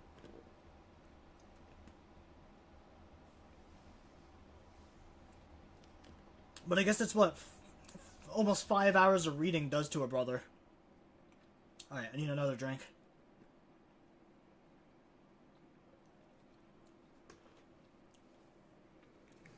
It may be my throat numbing spray. I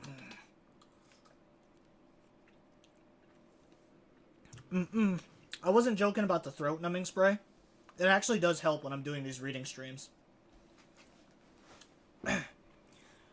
Misha attempts to sloppily mimic Shizune's angry, chopping gestures as best as she can. She has the expression down too, but the tone of her voice is the same as ever, thus lacking the anger necessary to bring it all together. Don't take it too hard, Hik-chan. Shik-chan's dad does this to everyone. I think it's just like a joke. That was the most aggressive joke possible. I'm also not at all convinced that it was a joke, considering this hastily staged retreat, but this isn't a good moment to discuss how Shizune's father might be a jerk. Hik-chan, let's go shopping. You haven't been to the town yet, have you? It'll be fun. We can see the sights and go to an amusement park. Maybe eat a good restaurant. We just had lunch. Even though I didn't eat much. It's okay. In that case, we just have to make sure that today is busy, that by the time we're done, it will be time for dinner. Works out perfectly. Come on, Hik-chan. They immediately flank me and hook my arms with theirs. Shizune taking one arm, and Misha taking the other. At first, we almost trip over each other. Shizune walks at a very brisk pace, and Misha has an unusually bouncy way of moving around. We get the hang of it soon enough, and I notice we're going to the town by cutting through the park. It doesn't seem efficient, so I'm guessing this is a scenic route. Walking this way hinders how we can communicate with each other significantly. I can't talk to Shizune at all. Shizune and Misha are down to one hand gesture only. It feels nice though, so I don't mind too much. When I make a crack about it to Misha, she responds with mild confusion. Really, Hik-chan? If you really want Shik-chan's attention, you can just tell me, and then I can tap on her shoulder for you. You could just let me go and I'll do it myself. How are you gonna tap on her shoulder from over there? Like this. She suddenly stops in her tracks roughly and tries to reach behind her back and across my shoulder to get Shizune's attention. She succeeds, but only because when Misha stopped, I had to as well, and we all fell over. Obviously, Shizune had the jerk to a halt. The sight makes Misha let out one of her characteristic laughs, which shakes us around more, and Shizune starts flailing her hands free to get her to stop, which only causes her to laugh harder. It is pretty funny to watch her getting so flustered, and I start laughing too. Oh yeah, these chapters are zooming by. We're getting close to the ending.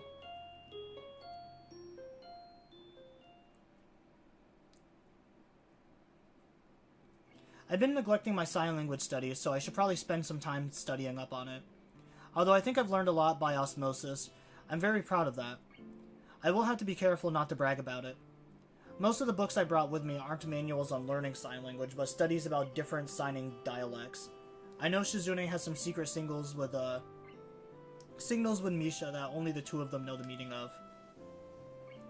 After seeing a couple of them, this book caught my eye in the school's library. Maybe I should incorporate some examples into my own signing to mess with them, because I'm pretty sure that they have started using their code words more when I started learning sign language. That will teach them. After a quick break for a shower, I resumed practicing my signing in the guest room mirror. Yesterday I crashed my finger against each other pretty hard. It still smarts, and I don't want to repeat... Wait, what? It still smarts, and I don't want a repeat of that to happen again. I'm pretty sure that was meant to be "it still hurts," and I don't want a repeat of that happening again. I think that is actually like maybe one of the first grammatical errors I've seen in this game. I hear knocking on the door behind me and turn to find Hayaki standing inside the doorway, staring at me. How polite of him to knock, but usually you don't open the door first. What are you doing? I'm practicing sign language. How long have you been standing there? I did not see anything. That isn't the point. I don't even know what he means by that. It's not like I was doing something that I would be ashamed of to have people seeing me doing. Although sign language must look strange to most people, I'm only used to it from being around Shizune and Misha so much. I'm brushing up on my sign language and reading about it too. Stuff like the history of it, even though they cover it in sign language class. Your school teaches sign language as a class? Yeah, one of the first things they brought up was that it's not very common to do that.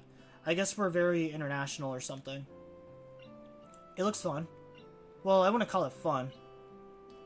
If you do not enjoy this, it seems like a lot of work to go through just to talk to my sister. Why does everyone keep saying that? Hidaki's mouth twitches like he was about to laugh, but he restrains himself. Come to think of it, he hasn't laughed once since I met him. I could take it as a compliment that he doesn't laugh at me, but I'm curious to see it. Laugh. Why?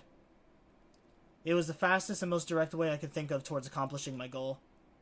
Can you teach me sign language? He says it plainly, but his body language is nervous, showing that he clearly needs to put some effort in it to ask.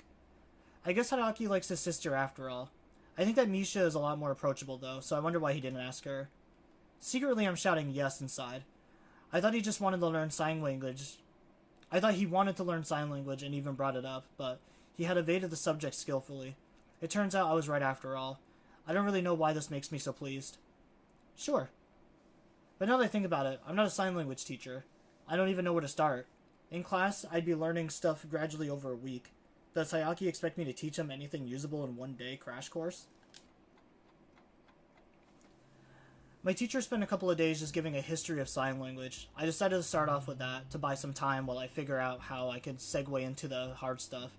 5 minutes in, Hidaki raises his hand. I don't understand what you were doing. Oh, well, you can't just jump into teaching, you know? You have to ease into it. It's like when you go swimming. You don't just jump in the lake like in some movies. I do not swim. It's like scientists managed to create a process to suck out all the hyperactive, It's like scientists managed to create a process to suck out all the hyperactive, infuriating and childish qualities out of a small child, and then implant them into the dad, creating a raging jerk dad, and leaving behind Hayaki. I begin to feel claustrophobic despite the fact that the guest room is 3 times bigger than my dorm room, and there's just the 2 of us in it. It's all in my head, I know it, and I don't care. I still use it as an excuse to move the lesson outside. It's a lot easier to concentrate out here. Even the precious few seconds it took to relocate managed to allow me to sort my thoughts. There are no questions during this time. Hidaki can't seem to talk and walk at the same time. Eventually, however, I start to realize that if I'm going to teach him anything, I have to keep the lesson constantly moving. The second there's an opening for it, he'll ask a question, which leads to more questions, and then there's no end to it. The second time he asks me why a certain hand motion means what it does, I have to reach deep into my memory to look for the ethology I don't know about gesture. I only know about a month longer than him. I started to look for an out. Hidaki, let's take a break. Okay. What is your school like? This kid is like a reporter, but it makes sense for someone his age to be curious, and this is one of the questions I don't mind. What's it like? I never really thought about it. It's on top of this mountain, so it feels kind of isolated and lonely up there sometimes, even though that's also why it has a pretty great view.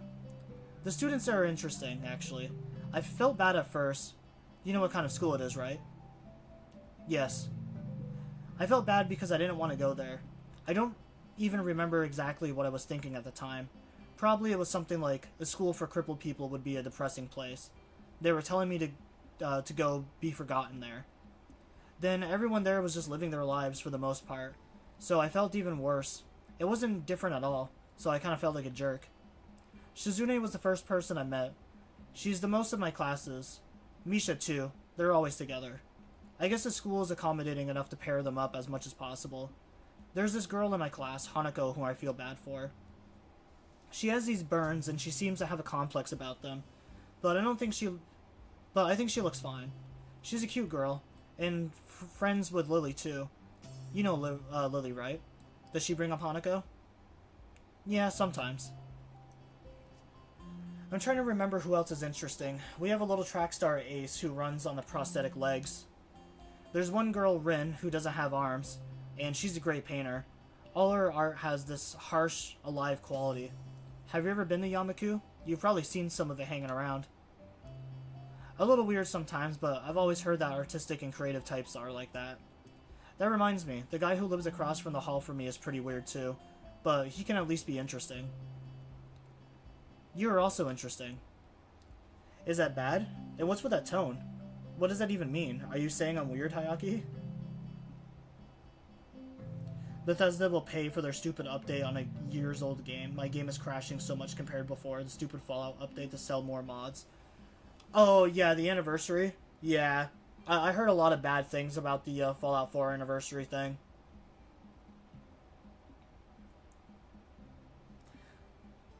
I know they also had that new, they had that, like, new installment, the, like, bounty hunting things with, like, the fucking explosive revolver bullets or whatever. I thought that looked really stupid. People are saying that they're doing, remasters of Fallout 3 and Fallout New Vegas that are supposedly coming out soon. But, I am... With how poorly they've been handling things recently, I am so worried about those remakes. I'm actually surprised that the Oblivion remake was as good as it was. I mean, I guess in fairness though, the Oblivion remake was just literally visual. It was literally just like visual enhancement, and that was it. It didn't really feel like they changed anything. A lot of the glitches were still there. It still felt exactly the same, but yeah, it can definitely be a little annoying.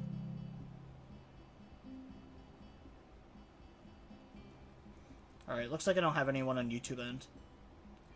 I have to tab out sometimes to read the YouTube comments.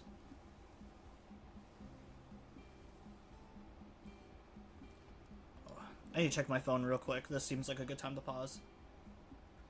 I hope they're actually good. I want my cast in HD and my Sunny Smiles.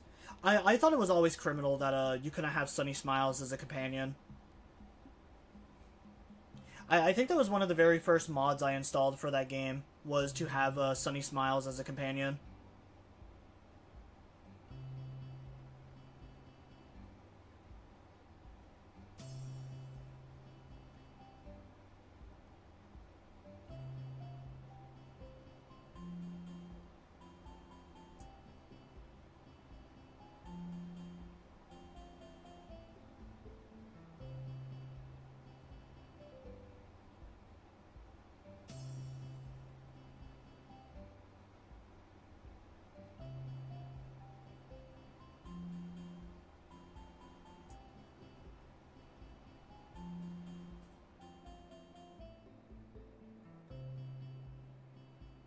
Alright, I'm all done. I was just checking my TikTok. I got a lot of, I had a lot of comments underneath my post, and I wanted to read them.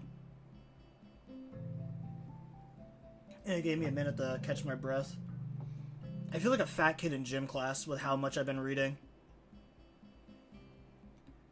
I feel like my stupid ass just sitting here reading for 5 hours makes me feel like I just ran a marathon with my asthmatic fucking lungs.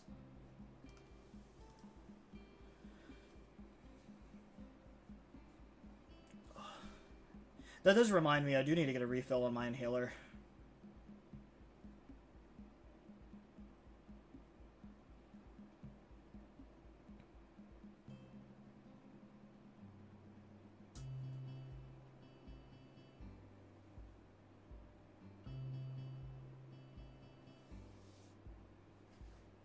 Oh shit, it's not popping up yet. Sometimes it takes a little bit to pop back up, but there we go. Sometimes it likes to be stubborn. You talk a lot. My first instinct is to go on the defensive, but the more I think about it, he has a point. That's right, I do talk a lot. I don't think I used to. I think it's probably because of all the time I spent around Shizune and Misha. Talking with them, I get caught up in their circular logic and just how they do everything. I feel like I'm gonna be drowned out or left behind. My sister can drown you out? It's not like she's literally taken over me and stuff, obviously. It's hard to explain. They have more energy than I do. It's like an aggressiveness. I don't feel like I have to match it, but I want to. I think maybe your sister has that effect on people. Do you look up to your sister? He stares at me blankly, tense and confused at how to react to my question. I will be better than Shizune. Better at what? At everything. Like what? I can do magic tricks. You mean like telling people you got their nose, or more like the kind of magic where you pull a rabbit out of your ass? He doesn't look happy. Someday I will see Hayaki laugh. I might try tickling him if I have to. The back door flies open and Jijiro strides out, keeping his back straight and taking giant, slow, regal strides, like either a king or a huge jackass. I try to turn away, using the train of logic that if I can't see him, he can't see me. Unfortunately, it doesn't pan out, and he comes over so fast that like he appeared out of the air over my shoulder. Oh, what's up here? What are you two doing, flaring your hands around? Playing cat's cradle with like a bunch of girls? I'm teaching Hayaki sign language. What about you, Mr. Hakamichi? His eyes narrow suspiciously, as he's not used to people being polite to him. I'm writing an autobiography of my life and times. And by writing, I mean I am dictating it to a biographer. Unfortunately, she is running late. Unprofessional. Perhaps you should read it when it is published later this year. I can put you on the waiting list. Maybe it'll give you the moral compass you seem to lack in your life and inspire you to stop sucking. It can't be substantial for him to be so casually insulting to everyone, though Hayaki is likely detached to even notice. Shizune is deaf, and most of the insults must fly over Misha's head, but surely Ikiri must have an opinion on this. I try not to think about it. If he is doing this to psych me out, then I have to stay calm or he wins. He must absolutely, definitely not win. This must be how Shizune feels. Hero Monster Hunter did, lol, the more DLC you own, the better it runs. I don't know how they did that, but it's just worrying whether... Yeah, what the fuck? That is so weird. Yeah, if you buy our DLC, we'll improve the game. You're basically buying, like, bug fixes and enhancements at that point. That sounds like almost like pay to win. How old are you? 46. That doesn't seem old enough to justify writing an autobiography. I mean, that's not even old. Don't most people start writing their memoirs a lot later than that? Shut up, boy. I'm gonna give you advice. Do not talk about matters of age with people older than you. You are less than half my age. You have no right to talk about old. I have an ulcer older than you. Should get that checked out. He might have a point, though. He is definitely older than I am. Either way, even if we were the same age, I wouldn't have to explain myself to a sweater vest. What do you make that noise? Are you mad? Well, obviously. Good. Your sweater is terrible, and I want you to feel bad about it. The burn tells me it's working. I like my sweater. I'm sure you like huffing glue too. That doesn't make it right. I don't huff glue. Where do you get that impression? That is slander. I wonder how Hayaki knows what slander is. Maybe Jijiro was a lawyer. I can sort of see that, although I thought only TV lawyers were this antagonistic. I don't know if I should take the chance and ask him what his job is. He's right, it is slander. Are you a lawyer? I was guessing. I guessed based on the fact that you are stupid. It's like how you assuming I'm a lawyer, except you have no reason to think that. If you want to know what I do so badly, why don't you pre-order my autobiography? Now you're just insulting my book, and by extension my entire life. What gives you the right to do that? Arrogant. I'm trying to think of how I can make you understand my struggle. Maybe by beating you, with my autobiography. I hope you walk away from the beating having learned a valuable lesson, like not making assumptions. Assault. But he made an assumption too that I huffed glue. I consider calling him out on this glaring example of hypocrisy, but I don't think it's worth it. He would probably explain his way out by saying, "Shut up, boy." Back in my days, children were seen and not heard, and to be an adult meant having experienced many hardships. With even a glance, people could instantly judge a man's character. Childhood existed only to temper you for adulthood. When you look at me, can you not see the catalog of my experience, even at a glance? Maybe if you were a sword fighter. He could also be Hawaiian, or a werewolf. Wait, didn't you tell me before not to make assumptions? Now you just asked me to assume stuff, and you're saying everyone when you were my age did it, and that had to be like, what, the 80s? That wasn't even that long ago. I'm ready to give him a piece of my mind for talking like he had just walked 15 miles in the snow to ride a coal train, and that he had to shovel coal himself before climbing the mountain while fighting ogres to get to school. But now I finally want to fight. Jagiro is happy to have a good thing going, just continuing to ramble about how difficult it was growing up one generation, twirling his sword like a baton and stopping occasionally to yawn and check the time. The tardiness of his autobiographer is just a foremost in his mind. That means the whole time he's just been insulting me. He must have been doing it just to pass the time to add insult to insult. His watch is also really nice. When I was your age, kid had responsibilities, not like today. Sickening. No one thinks about the consequences of their actions anymore. They just do whatever they want, thinking no one will hold them accountable since they are young. It's odd. That description could fit Shizune and Misha. I thought something similar only yesterday, but it only fits them slightly. Look at yourself. An immoral, directionalist, delinquent glue huffer with a complete lack of etiquette, and absolutely no fashion sense. You are tomorrow's Japan? Disgraceful. Is this the future of this once great country? I know someone you would get along well with. Don't interrupt. Who? One of your friends? Why would I want to talk to some awful teenager? Have you been listening? Why are you so rude, boy? Your attitude not one that would make a lot of friends. I wish you would stop giving me such advice. Or at least I wish he would give me advice that he would have the decency to adhere to himself. Where have you been? Huh? Not you, idiot. Oops, I didn't see you there. Shizune smiles and gives a short wave. Her rival made Jajiri stop talking for, Jigoro stopped talking, so I'm already happy to see her for that reason alone. Misha and I decided to go into town again. Hisao, I noticed you were looking at some clothes yesterday in the store window, and I thought I would go back and buy some for you. It was supposed to be a surprise, though. She looks annoyed that the surprise is ruined, even though she ruined it herself. Here you go. Thanks. Misha wanted to cut her hair. I told her not to, but she said it was too hot for the summer. Yeah? I don't know. That makes a lot of sense to me. It must be like an oven under there. I want to see it. Where is Misha, anyways? Over here. Hi, Hikchan. Mr. Shikchan's father, Hayaki. Misha runs around us once in a wide circle before stopping next to Shizune. For the first time, she hasn't put her hands over my eyes. Although now I see she has bags. Wait, oh my god. Misha, what did you do? That is way too short, Misha. Don't get me wrong, I don't mind girls with short hair, but it just seems so weird on Misha now.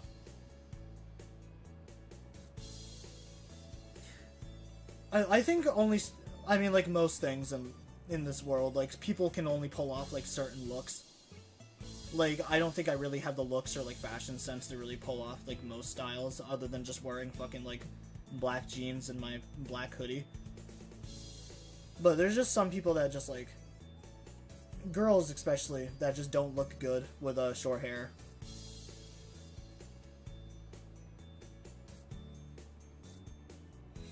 For the first time, she hasn't put her hands over my eyes, although now I see she has bags of her own to carry, so it's not like she could have even if she wanted to.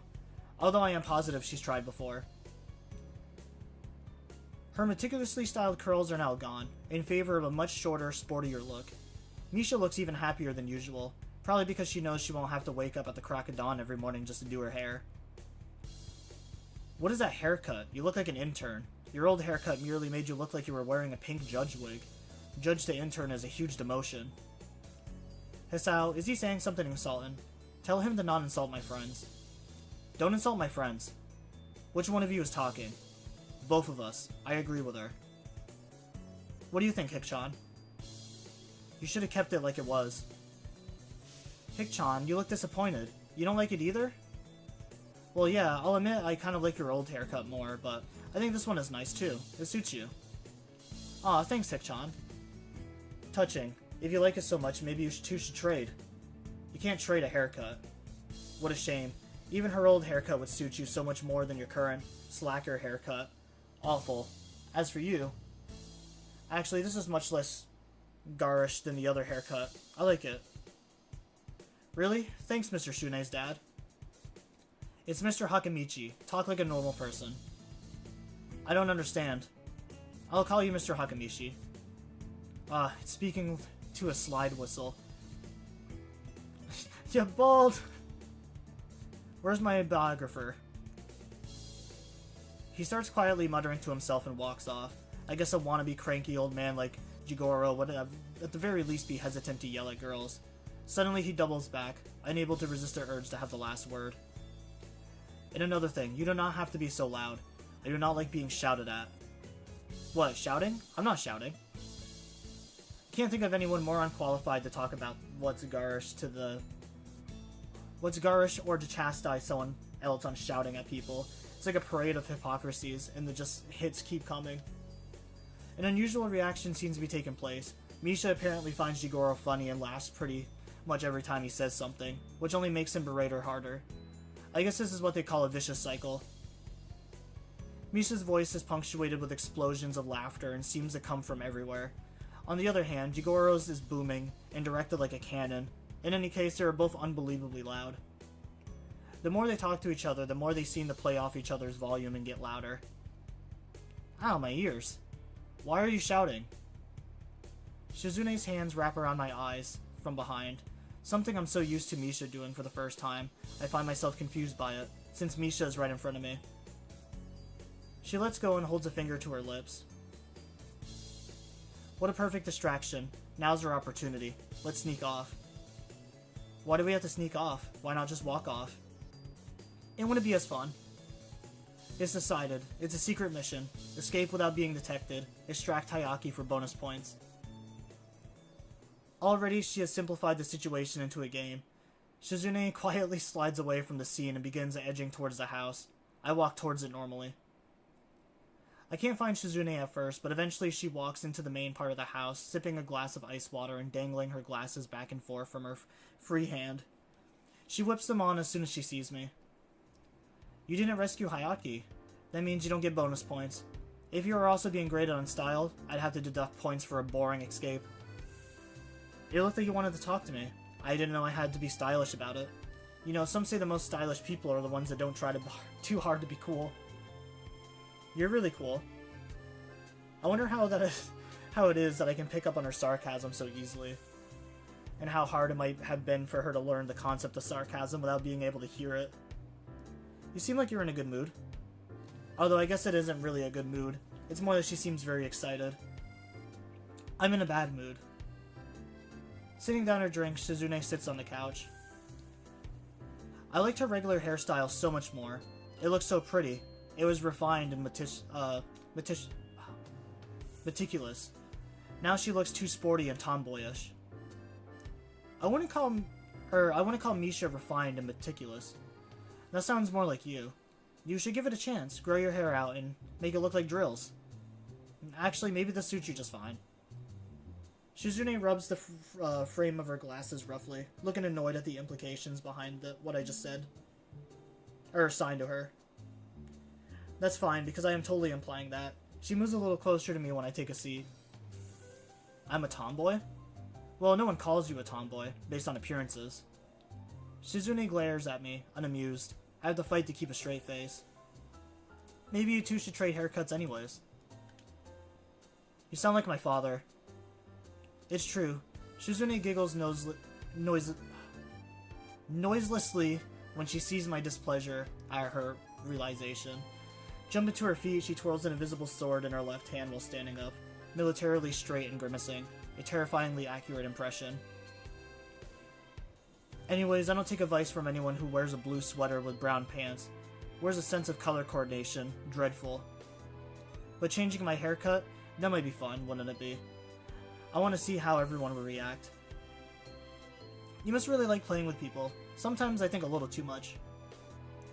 No answer. The way she fiddles with her glasses, brow furrowed, tells me that's because she can't. It's fun. Then with more confidence and while pulling herself closer to me. It's fun to drag more and more people into my life. Oh, I see.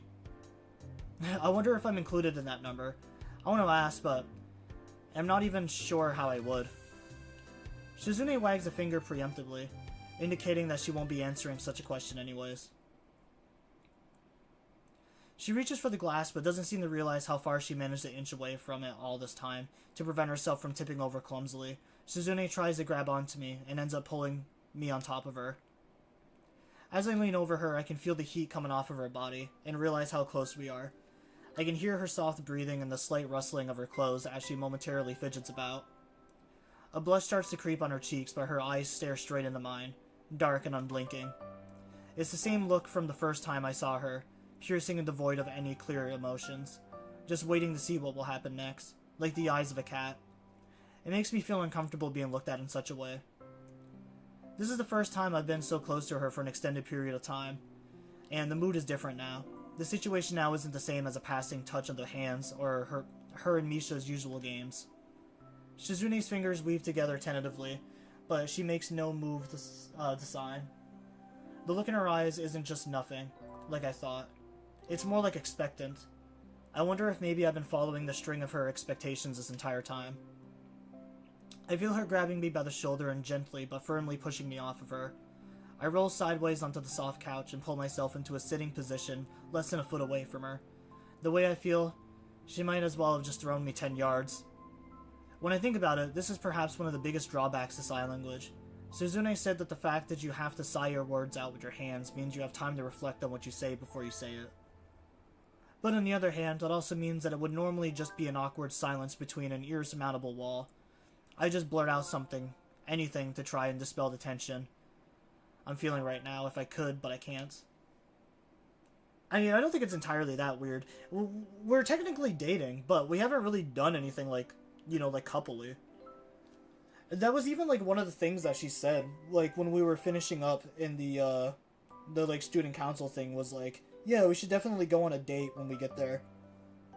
And we haven't even done that yet. It feels like the entire time during this arc, I've been spending more time with her fucking brother than her.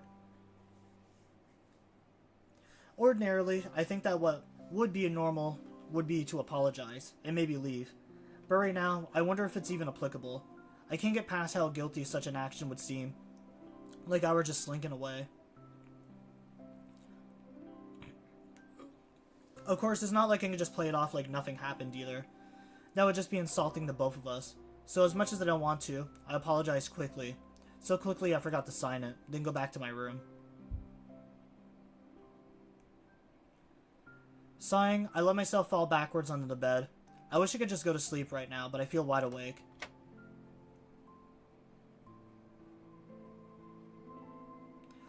I sit up when I hear the door closing and open my eyes to see Shizune sitting in a chair in front of me. She asks a question that goes right over my head due to my surprise. It's not a feeling I'm good at concealing, and I don't think that's what she intended. Whatever she was saying, she backs off and doesn't attempt to sigh again for a while. This is the first time I've been in your room. Shizune tensed her fingers and put up an exaggerated attempt to make herself look embarrassed and modest at the thought. I can't appreciate the joke, just the fact that she has me feeling a bit scattered. Very funny. It is even my room, it's the guest room. Besides, you and Misha barged into my room once before. It seems as if she expects me to say more. I remember feeling very panicked when they burst into my room, afraid of what conclusions I would jump to seeing the wall of pills lining the place. I don't think that Shizune remembers, though. It made you nervous. The way she says it so factually stings me. A lot of things make me nervous. So this girl that we're talking to right now is the deaf one. The girl with the pink hair, Misha, is her interpreter. But Misha is in love with Shizune. That's pretty much from what I've gathered where the story goes. I know I brought up how the story doesn't have, like, any decision making. There is one decision that you make in this game, and depending on what you choose, you either can get the good or the bad ending. Misha will basically come to you, and she will try to, like, consult you about her feelings for Shizune. And even though it seems like the right decision, if you choose to comfort Misha, I don't know what happens, but you somehow end up having sex with Misha, which would be technically cheating on Shizune because you are her boyfriend currently in the story. So that leads to the bad ending. But if you remain loyal and you tell Misha that she needs to just, like, go away, that leads to the good ending somehow.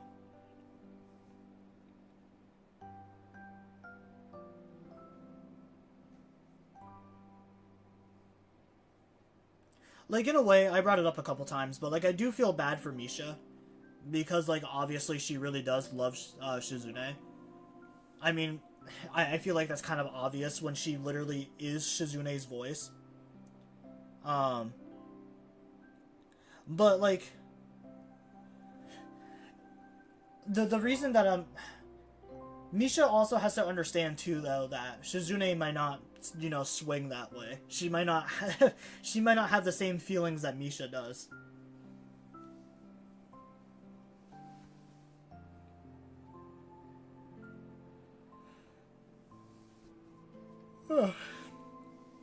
Big yawn.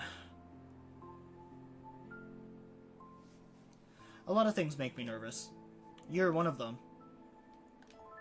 Because you're overeager to always get people involved.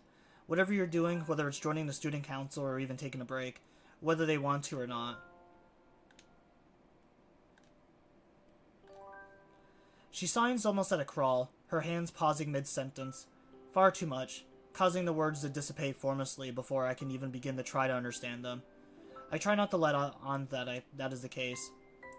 It seems to work, but she looks a little sad, and I regret that I have nothing to say to snap her out of the strangely wistful and distant expression she is wearing. All I can do is wait for her to come out of it. You're right.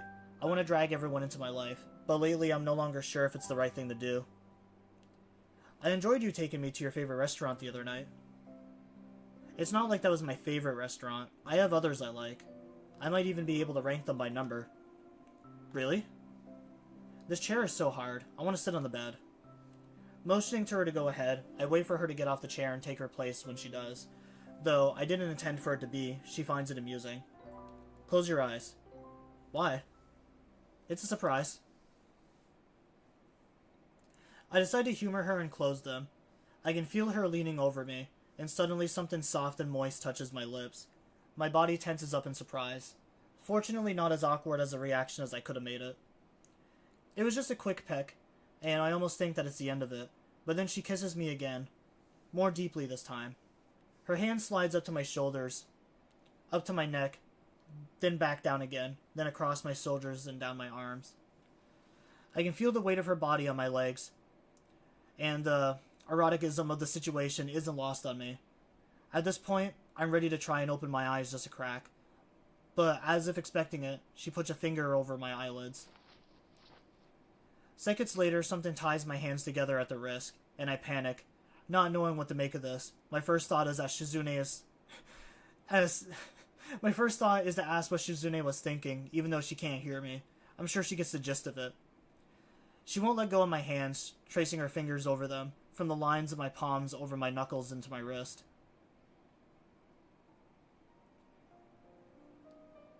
Hey, what are you doing? What's this? Of course, with my hands tied behind my back, I might as well be gagged. A part of me can't help but think that this is what she intended. As if reading my thoughts, a mischievous expression lights up on her face, but her blushing doesn't fade. In fact, it only deepens when our eyes meet. Okay, I might have to censor this upcoming part. I'm sorry, guys. I feel like I know exactly where this is going, brothers. I'm sorry, I don't want to get banned. I know where this is going. We're gonna see some titties. As if reading my thoughts with a mischievous expression lights up on her face. I imagine a deaf girl, she doesn't know how to be quiet. Rip. I did not expect this to go like the BDSM route. I did not expect her to just not handcuff me, but to like tie my hands to a chair. As if reading my thoughts, a mischievous expression lights up on her face, but her blushing doesn't fade. In fact, it only deepens when our eyes meet. Embarrassed, she leans in deeper into our partial embrace, hiding her face by burying it in my shoulders and neck. Her hair is soft and tickles me, and I let out a laugh knowing that she won't hear me, won't be offended. Shizune's hands move downwards to the fly of my pants, covered by her skirt. Her hands disappear from view, only to jerk back on touching my erection. Shizune almost falls off me from nervousness. It's like she didn't expect to be there. The sudden display of naivety is the starkest contrast yet to how forward she has been so far, and I find it amusing. Suddenly she seems very immature again, a high school girl playing the role of a more aggressive woman. As she pokes at my penis curiously with her index finger, her face reddens as she runs the rest of her fingers down the underside. Her movements are soft and curious, and they believe the embarrassed look on my face. It's likely Shizune is as nervous as I am, so I'm a bit relieved when she stops her exploratory prodding. But then I think about what's next to come. She might try to unbutton my shirt. Who knows what she would say, seeing the scar over my chest. I'm still self-conscious about it, and I can imagine the concern on her face upon seeing it. The tending of her finger is in thought. Luckily in this position, she couldn't take off my sweater without ripping it off me. The fear fades from my mind. Now I'm only experiencing a strange, uncomfortable mix of anticipation and nervousness. A newfound lightness on my knees brings me back to reality. I can see Shizune standing on her tiptoes to slide her underwear down her thighs. When she sees me looking at her, she tries to cover my eyes with one hand. I wonder exactly when it was that I started being attracted to her. Not just attracted to her physically, but drawn to her. And I wonder why she's pretty, but then also very combative. Not just that, but she seems to be liking that way. The way she's acting now, however, and at other times, doesn't really fit that image. I'm starting to think that maybe her tying my hands might have been for more reasons than just the most obvious. Still, that aggressiveness that she flashes around as comfortably as a business card is real. I don't know whether or not that kind of attitude could be considered dangerous. If it is, I wonder what kind of person that makes me. It was probably the first week I was here. A week doesn't sound so long when I think about it, but at the time it did, even though I pretty much thought my days were numbered that week. Still seemed to go by slowly. Even if she can't hear me, it puts me at ease. I started to realize that I didn't have that much to complain about, but there's still... well, never mind. She glances at me for no reason, other than that I'm talking. Because she can't understand what I'm saying, Shizune becomes increasingly flustered but doesn't sign anything in reply. Shizune sucks in her breath sharply as she lowers herself onto me, trying to keep herself upright as she teeters on top of me. The skirt of her dress covers both of our intimate parts and traps our body... Oh, well, actually, there's nothing... So, like, I really don't know what the nudity policy is on Twitch. Like, obviously, I don't want to get banned. I do think the characters in this game are technically 18 because it is, it is senior year in Japan. And most students in Japan are, like, 18 or 19 their senior year. But even then, like, I don't know the rules for both Twitch or YouTube. So I also like to be careful. But yeah, it's not actually showing anything right now.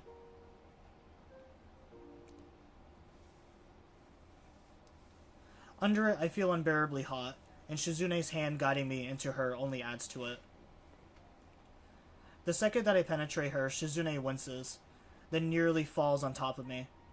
The sudden sensation is mind-numbing, and I feel waves of pleasure radiate through me from both ends of my body.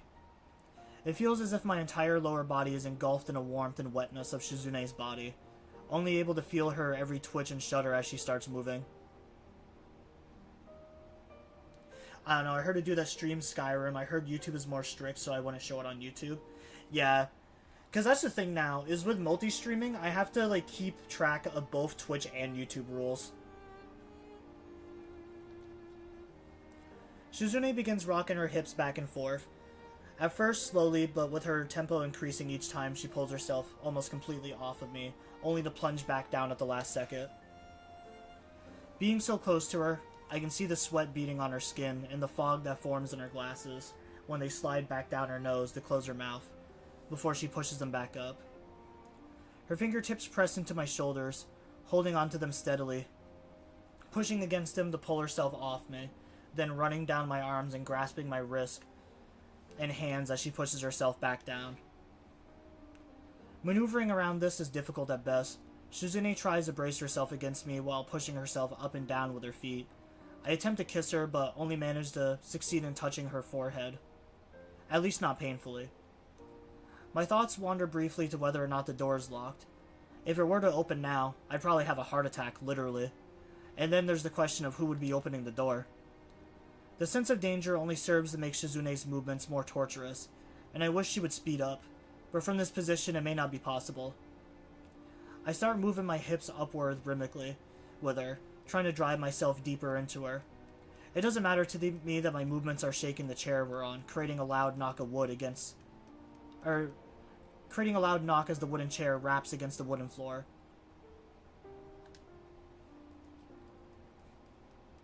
Her breathing grows louder, and even sounds like suppressed moans escape her throat, though it's obvious that she wants to hold them in. They're still loud enough that they would be audible to anyone standing outside the door. I stop thrusting into Shizune, partially because it's hard to keep up with her, as she starts getting more and more into it and moving faster than I can manage the match while under her. My heart races so quickly that I can almost hear the blood pumping in my temples, and more worryingly, I feel a dull throb in my chest. I stop thinking about the pressure I feel between my thighs for a moment. That moment, though, is enough, combined with the tightness of her squeezing herself around me and the sensation of her skin rubbing against mine. I tense up and fire off inside Shizune, a fleeting feeling of power and flight. Ah, nice, I fucking nutted inside of her. That's what he was trying to say. Afterwards, I listen to the sound of my heartbeat slowing down until it reaches a normal rhythm. I listen to the sound of Shizune's breathing as it does the same. Her glasses are slightly askewed, and this is the first time she isn't messing around with them in some way. I want to straighten them for her, but the second I try, I'm reminded that I can't. Shizune seems to have forgotten as well. Instead of getting up, she presses herself against me in the chair to extend her reach. It's almost as if this were the only position she could think to untie my hands from. That is what I think as I feel her unbinding my wrist. However, she doesn't get off. Her fingers gently stroke mine again, occasionally bending inwards to run over my palms. It's funny, but I feel more connected to Shizune through this simple act than before. Shizune stays pressed against me like that for some time. It's a little comfortable, but it makes me feel happy. As if I could stay like this for hours. And that's the end of that chapter. Alright, I think I can safely go back to the game now.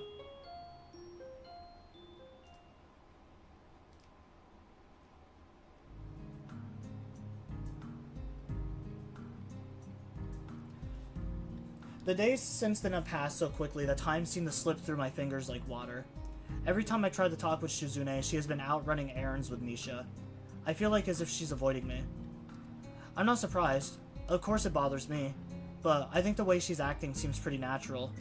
Then again, it's not like I've been through this before.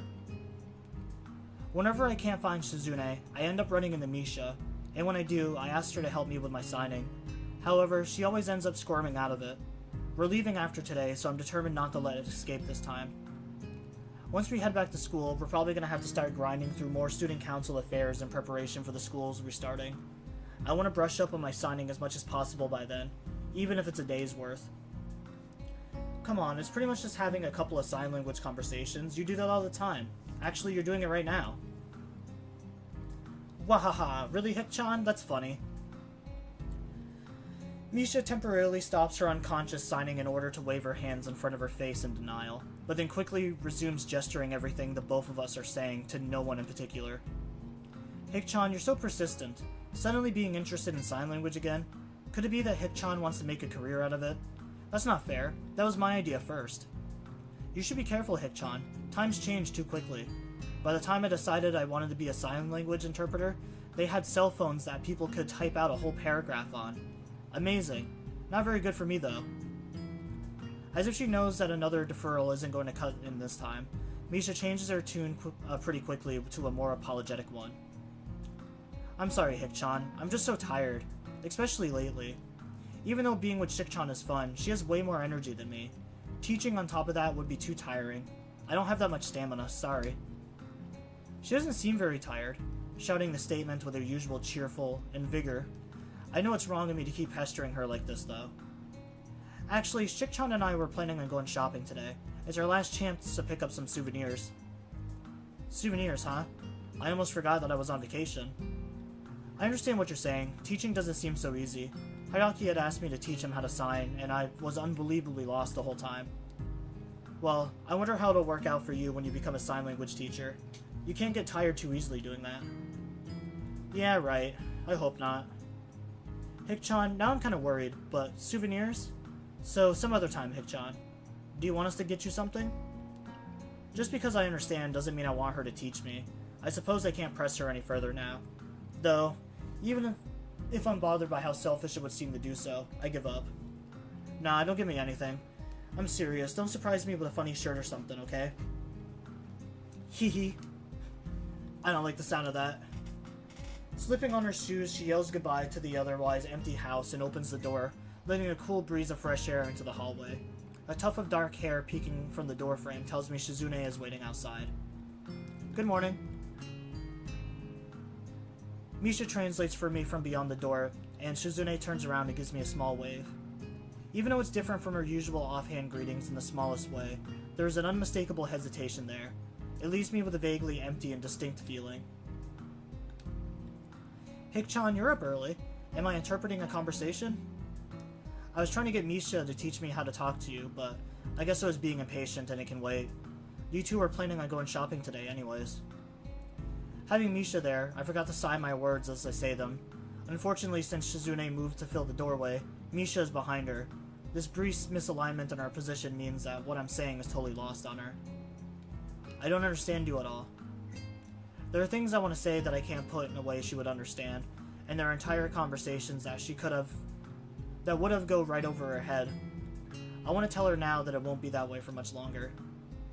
Instead, I just say never mind, and tell them I have a good time, then wave them off. Seems like everyone is out for the day, so I sit down on the biggest and most comfortable looking chair in the living room with a book.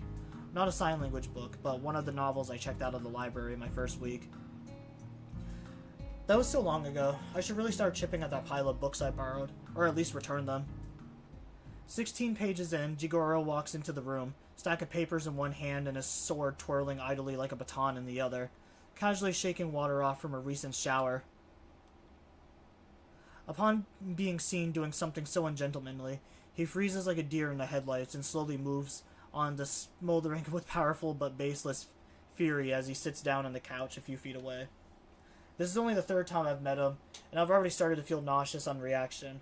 I guess in a way this could be considered a kind of charisma.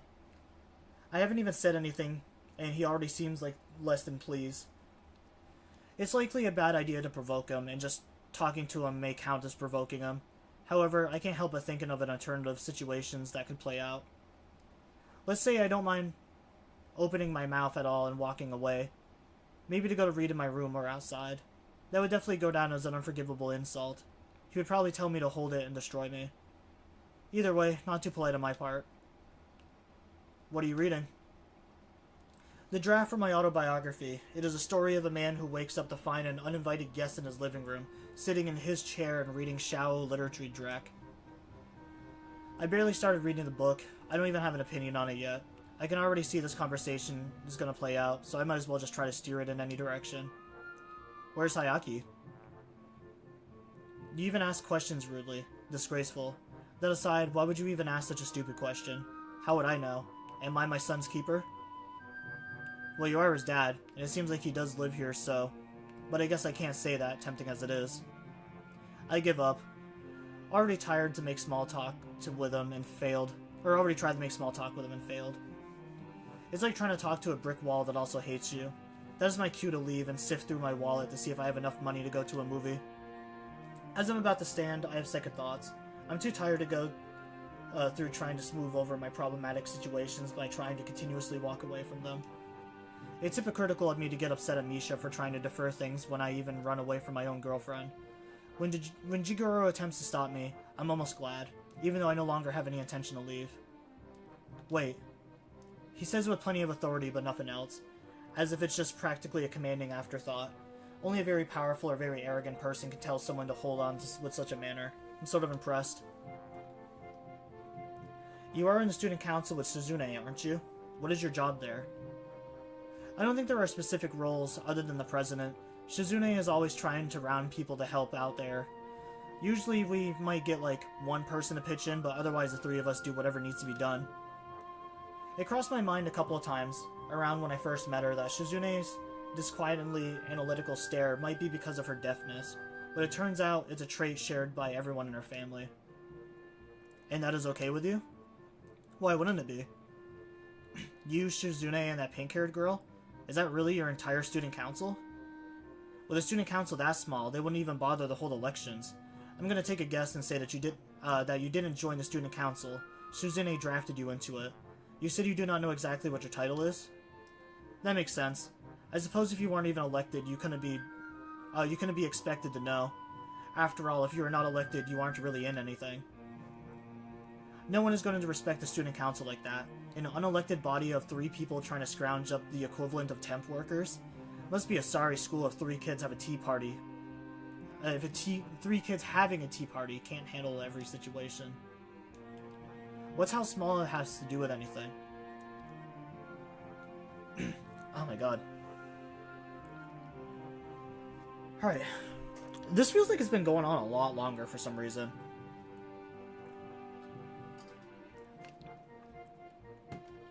I'm gonna have to dose up on the throat-numbing spray and drinks.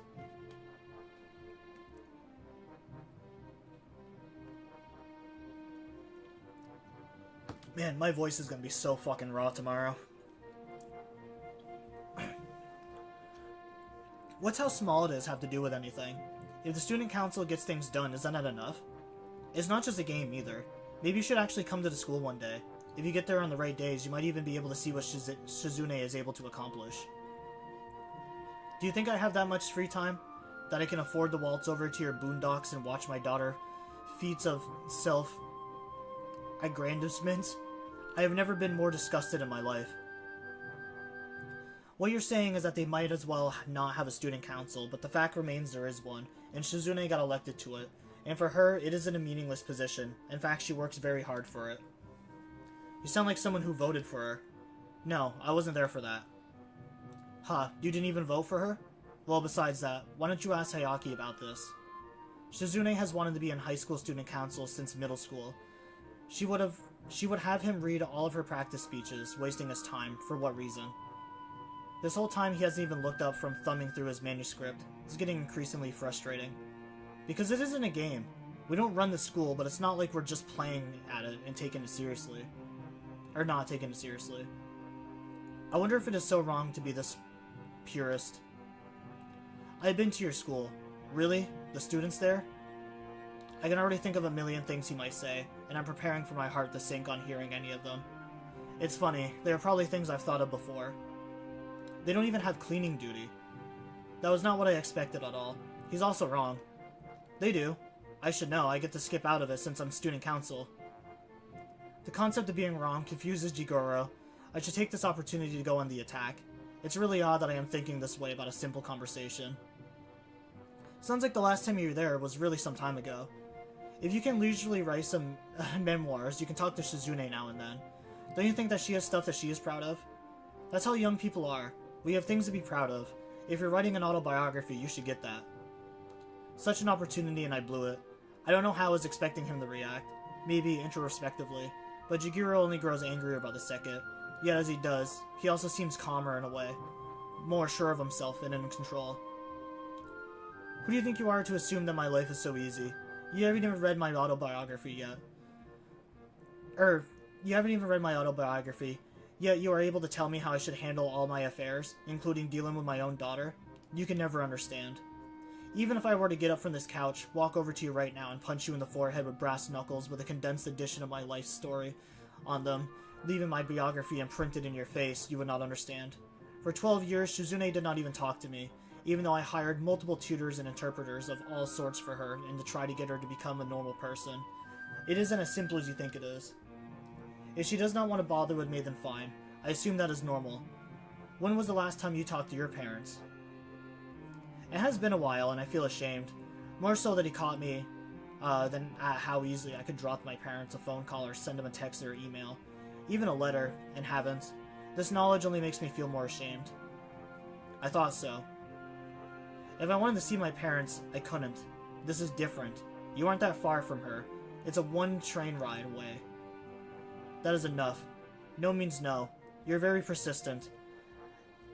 If it was about something that mattered, I can't see what you may have learned from my daughter aside from that and how to backtalk people. Is that it?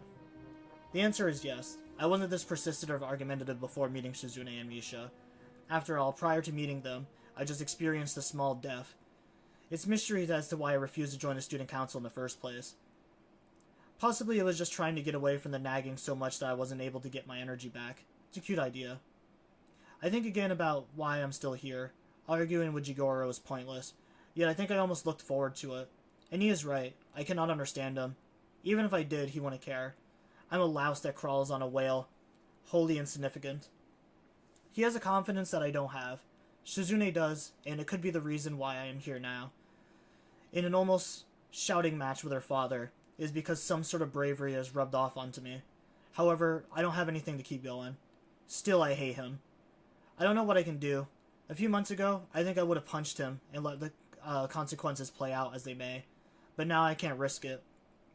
If he were to hit me back, he'd likely kill me. So in the end, the only thing I can do is look at Jigoro in silence, knowing that I have no reply and hate him, and feel completely at loss. Oddly, he takes it as defiance. Fine then, have fun with that. Picking up his sword and using it to pull himself to his feet, he turns and casually saunters out of the room. I want to throw my book after him, but I'm happy to finally be alone, even if I'm not in the mood to read any longer.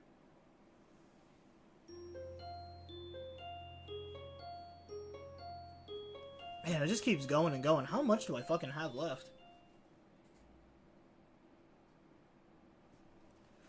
We gotta be getting pretty close, right?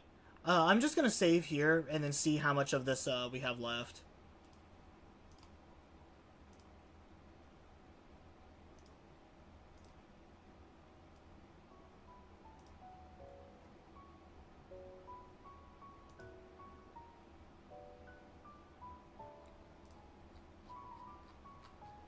Oh wow, we actually still have quite a bit left.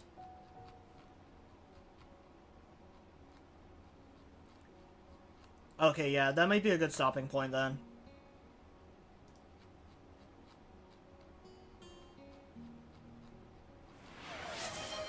Yeah. Oh, that's right. Twitch fucked over all of my sound alerts.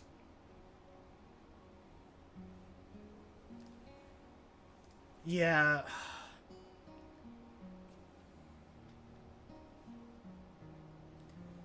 Because I learned that using the Twitch alerts for... I needed to redo my my alerts for when people followed or like left a... like did a donation or subbed and stuff like that. But for some reason when I did that, it overwrote all of my previous like sound alerts that I had. It was kind of annoying. But yeah, that's probably where I'm going to call it for the night. I didn't realize how much we still had left. So I'm thinking one more stream and we'll probably finish up Shizune's story. But yeah, I am still under the firm belief that I don't understand what people were saying about Shizune's stories. I actually think her story is pretty nice so far. And I definitely like her more than Emi's. I won't do it on Twitch, obviously, but I think... Or maybe I will do it on Twitch, like, after I'm finished with the series. I'll do, like, a fucking... I'll do, like a tier list of which stories were my favorite, and then take a picture of it for TikTok or something. I really need to start putting more of, like, the Twitch content over on TikTok to try to, like, lure people to come over. But yeah, that'll be all for the night. I'm gonna stop stream and then go say goodnight to Mason. If he hasn't already clocked out by now.